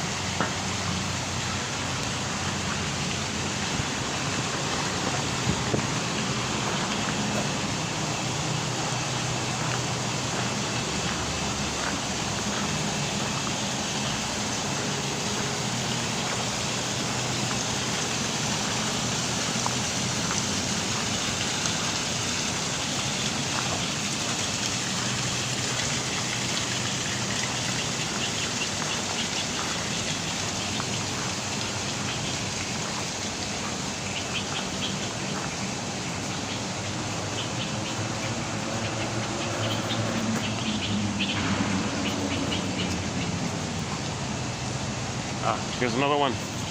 All right.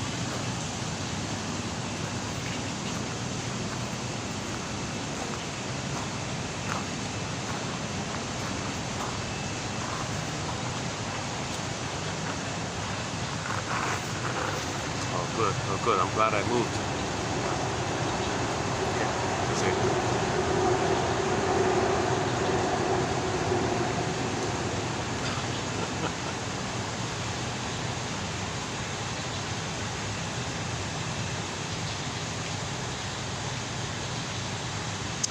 Yeah.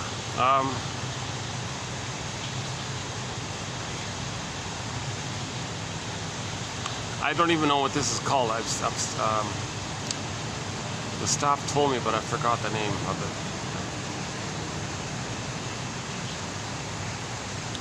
But it's fairly common. You see this flower a fair bit all around, which is nice. Okay. Any final thoughts here?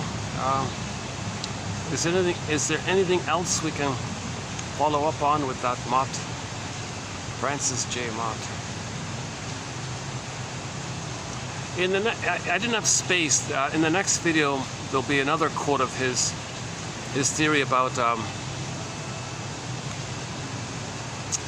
like, don't blame messengers of memories. The memories are the issue, not the messengers or the carriers of memories. So if you have a problem or something, it's more about the memories. So he's very big on the psychosomatic issue, even in the area of in areas that doctors avoid. So he's very much focused on the link between emotions and memories and psychology and the bodily reaction to it all. His son had polio, maybe that's what drove him in that area. Back then called infantile paralysis or something. So he thinks you got to think in terms of, don't blame. Now we're not talking about like bacteria, like like actual bacteria that harms you. We're not talking like that. We're talking about. He said that everything that's alive, right? Everything that lives can remember. Like anything in biology that has an experience, there'll be a memory of it. It's the memory that's causing us a problem. The unconscious fantasies, for people, it'd be unconscious fantasies. So think in terms of the memory. Don't blame the substance that holds the memory. It's more about the memory about it. Hence the importance of the talking cure, play therapy, narrative medicine. Maybe this Gestalt 2-chair, maybe there's some value in that, I don't know. But the point is, you got to be conscious, you got to talk, you got to have a story, you got to make links, you got to free associate. Okay, ride the broccoli, Inside Out 2, ride the broccoli, ship, boat, raft, whatever it was. Yeah, raft, the broccoli raft. Okay, that's the image for free associating, the stream of consciousness, free associating, going back to the repressed memories, ab reaction, and you heal when it goes up. And then making I statements is very important. I statements. How to make an I statement. Unbelievable. unbelievable how somebody can have 10 PhDs and can't make an I statement. Can you believe it? Like somebody with 10 PhDs cannot make a simple I statement to their friend or to their wife or something. They can't say, you know, when you did that, I felt this. They can't even say a simple thing like that. No. You know, or when you did that, that reminded me of something in the past. And in the past, as a child, I had a need, wasn't met. These feelings came about, and that's what's coming up now. I'm sharing all this. They can't do simple, basic I statements. Can you believe it? Emotional illiteracy, emotional hypothermia. That means Rapunzel's still in the tower. Snow White is still in the coffin, etc. Sleeping Beauty, I guess. Yeah, Sleeping Beauty, same thing. Oh. Can I go back? Yeah, let's go back.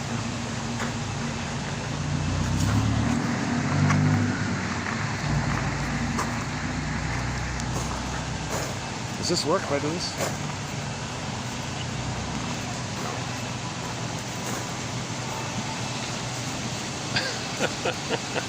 That's what I did. All right.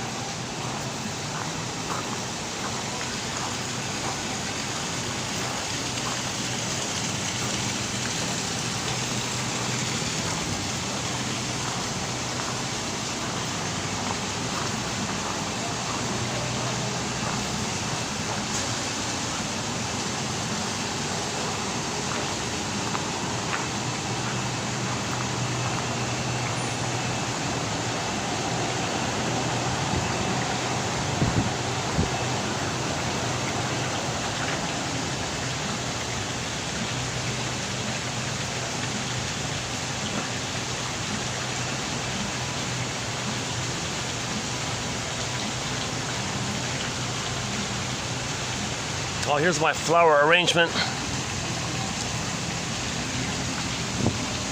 with today's quotes. Your mission, should you choose to accept it. Okay, today we posted only 8 quotes to see if one is of interest, and then to, you know, send it to yourself, copy paste it, make maybe some follow-up notes on it. That's good enough. Your mission, should you choose to accept it. In the next video, we'll add a couple of more quotes by Mr. Mott. We've got some quotes on transference, an important topic, and we'll continue to add quotes on our various threads, projection and symbiosis, and identification with the aggressor, and developmental theory, object relations theory, the work of Masterson, Karen Horney, Edmund Bergler, Grotstein, Ogden, Althea Horner, and the rest of the gang. These are soul doctors. These are soul doctors. They're trying to heal us, make us aware, make us conscious. Narrative medicine. For the love of narrative medicine. Okay, thanks very much. For the love of narrative medicine. I'll see you in 48. This has been 47. These numbers don't mean much at this time, right? Hopefully. Yeah. Okay, for more on Inside Out, for more on the film Inside Out 2, once again, 2840. Paul Libby Russell, 2119. Morton Keeson, 2291 and 2. The intro quote to the religious topic is 1203. Follow-up is Mal Faber, work of Mal, check out Mal Faber. Oh, they're coming over here. Hold on a second. Oh, I thought they finished. Okay, hold on a second.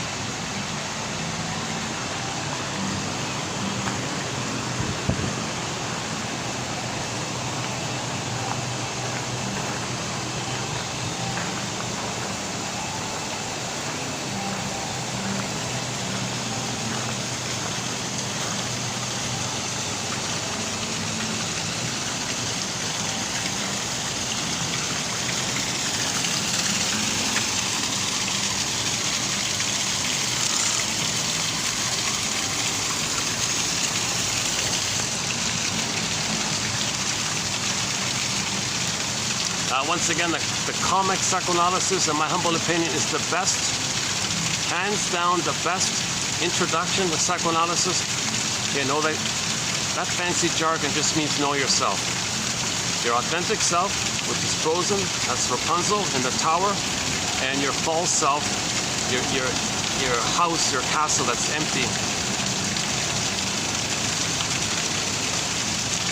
And in the story Rapunzel, that empty house, they had trouble. See, I forgot about that. In the film called Rapunzel or The Magic of Tears, that's the whole title of it. Rapunzel or The Magic of Tears. In German, English subtitles, 1988, I think, something like that. It's worth watching. Don't be discouraged if it's too slow or too simple or too boring. Just calm down and just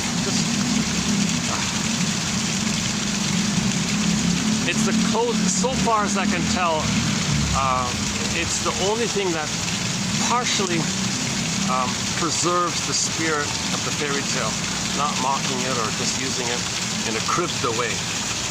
These other things are all cribbed up, you know. It appeals to you, but it takes you away from the healing message.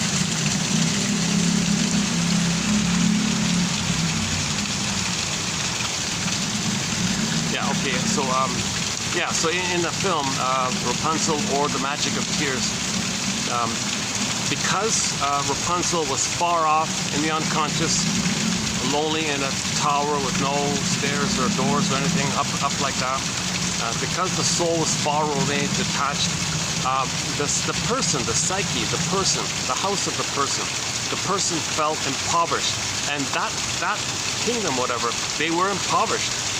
They were almost going to be a goner. They were suffering and had trouble like that, right? And they were going to do some harmful thing in a panic, and things would get worse like that. So they were on the verge of things getting much worse for them because they were in trouble themselves. So it's kind of like for any person, you want to get back your feelings, you want to get back your embodiment, you want to make that journey and find Rapunzel and connect with her and help her to weave a ladder for herself. Let her free. Let your feelings be free. Let your feelings come back to you. You want your feelings to come back to you. But in order for your feelings to come back to you, that's called abreaction. That's the avalanche scene. That's the primal healing. That's the release. Like that. In order for your feel, that's the nature's drive for you. In order to get that kind of feeling back to you, okay, you need to do your part to give the scarecrow a brain. And that's what we're doing here. We're trying to give the scarecrow part of us a brain so we can be more reasonable, understand things more, then the feelings come.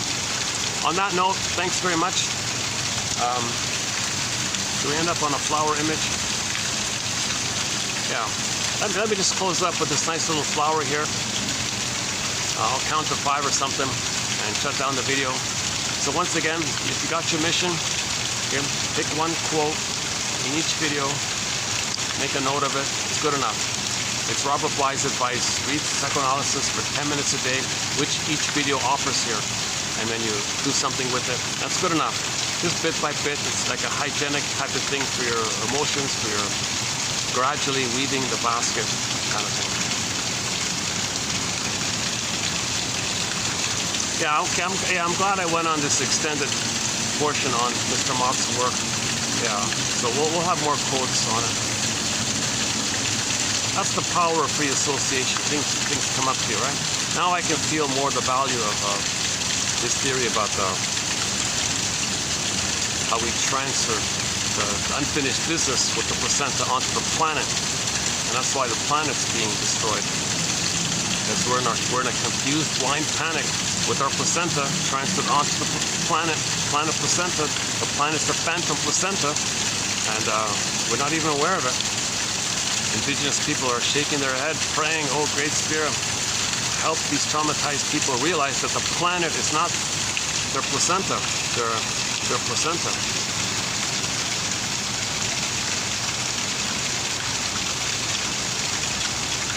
Yeah, maybe I can relate to Mr. Mock. He kept saying, "I know this sounds ridiculous, I'm sorry, but there is evidence. I've got evidence for what I'm saying. I've analyzed the thousands of dreams. I've seen patterns here. Bear with me." So he's kind of like, I can kind of relate to that part. Maybe now I can feel a little bit of that constant desire to be understood and for tolerance and all that. It's like what Copernicus went through, like what Mr. Darwin went through, right? Now we accept those two guys. we're still in the transition of accepting the Freudian guy. We're still resistant to that, right? The English translation perverted it, so forget about the English translation of Freud. That's why we have no Freud quotes in our collection. So thankfully, we learned about Freud through the hard work of thousands of people cleaning it up. So generally speaking, we now call psychoanalysis object relations theory. Object relations theory is the study of the internalization of interpersonal relationships. The baby and the mother have an interpersonal relationship. By that interaction, the baby's going to lay down in his mind an intrapsychic working model, intrapsychic structure. And this will reveal itself later on in life because it functions as like a lens or a model for the person. If there's a problem there, you got to look at this whole thing. So you step back and observe the whole thing. Okay? And what you see outwardly, like on the planet placenta, that reflects the inside out, as above, so below. So seeing the planet as a placenta that's as above, you look below, inside, the psychic structure, the memory of the problem that in the uterus the mother was smoking or drinking or arguing or taking pills or in a bad mood or presented the idea, didn't want to connect with the baby. There's some problem like that. So mothers need to kind of like do their personal work before they have a baby. A very good quote we have in this area is that woman who wanted to have a baby and said, hold the phone. She ran to the shrink. Shrink said to her, oh yes, you're letting me know what your childhood was like. Really? What do you mean? You're letting me know what kind of mother you had, how it felt being with her. Oh, go on, please. You're putting me in the role of you, and you're acting like her, and I feel a kind of tug or a pull to maybe feel what you felt with her. Click, click, she weaved the basket, she cried. She got it. She got the Firebird, she felt it. And then because of that, knowing she didn't need to repeat.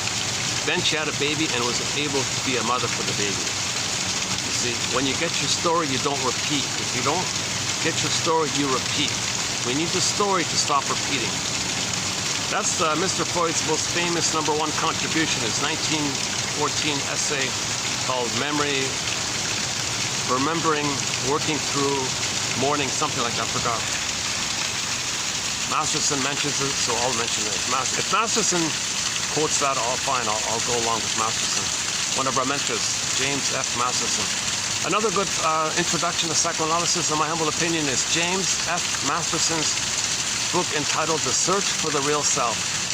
Next, go to Karen Horney's work, in particular, Our Inner Conflicts, and her final book, Neurosis and Human Growth. Plus, her other books are okay too. The New Ways one is okay. I don't recommend the self-analysis book. I think she lost it there a bit. There's no teaching how to self-analyze yourself. She's just philosophically rambling about can one self-analyze themselves, this whole kind of area. I don't recommend that book of hers. But her essays are very good. Her essays, there are some compilations of her essays. One is called The Unknown Karen Horney. Some of the essays in there. And there's a second book of her essays. I forgot the title of that one. But that one there is a good one, The Unknown Karen Horney. It's mainly, it's got some of her talks and lectures on there. We recently did 3 videos on the work of Karen Horney just about 2 weeks ago. We did 26 videos on the work of Arthur Janoff at the beginning of this year, from January to February 2024.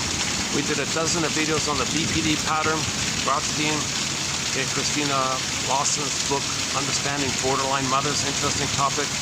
We got a topic on passive aggressiveness. Okay, transference stuff's a huge one. Done about a year ago, where we played the Doobie Brothers' song "What a Fool Believes." That one, that was a fun one, yeah. Nostalgia was recently done. Nostalgia, that's me, the one with the cat. And we got 60 topics on the go. Actually, we got 61 topics now, if we include the most recent one about nostalgia.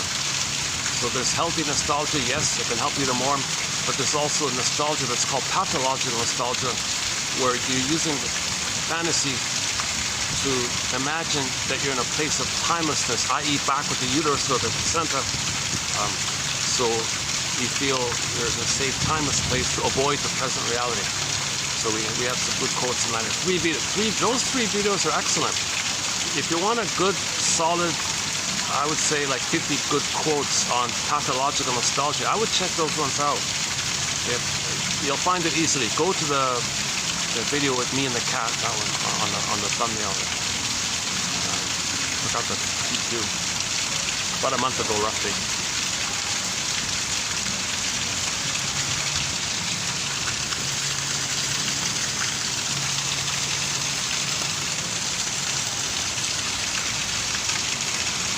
Okay, I'm gonna run out of light here in about 10 minutes, so maybe let's just wrap it up here. Yeah, it's a nice background, right? Nice, right?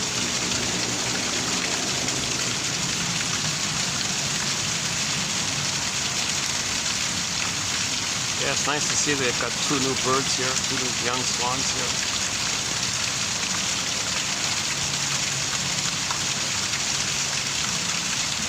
It's nice to get the black and the white. That's kind of like the yin and the yang, the moon and the sun, you know. You want a healthy, the Tai Chi symbol, you want that healthy flow between the sympathetic and the parasympathetic. Okay, the day and the night, the moon and the sun. The being and the doing from the being, the healthy doing.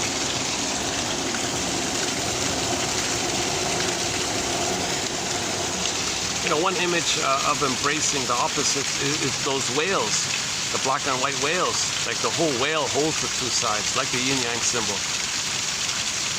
So that whale holds the two and embraces the two and flows with the two, and it's a part of the whale to have the two. You want to include the two. So seeing one swan, wow. So seeing one swan is white, the other swan is black. You put it together, you see the yin and the yang.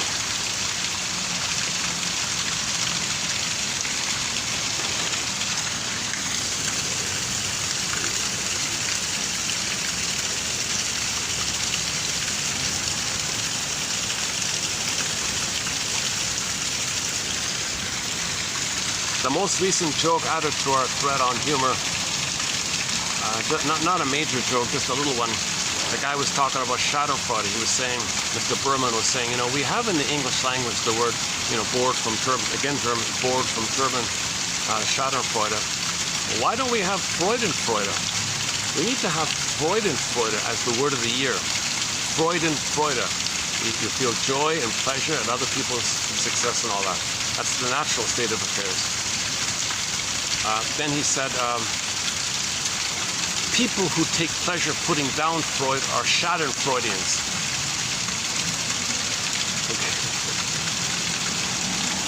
Okay, so let's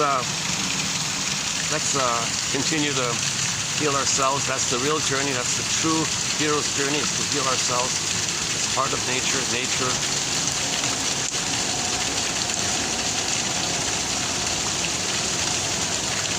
Okay, let's close up with the flower. Yeah. Which one's nicer? This one? Should we close up on this one? Or these guys? How about these ones here? Oh, they're both kind of nice, right? Okay, let's just let's just close up with this one then. They're all nice. Okay, thanks very much. We'll see you in the next video. For the love of narrative medicine.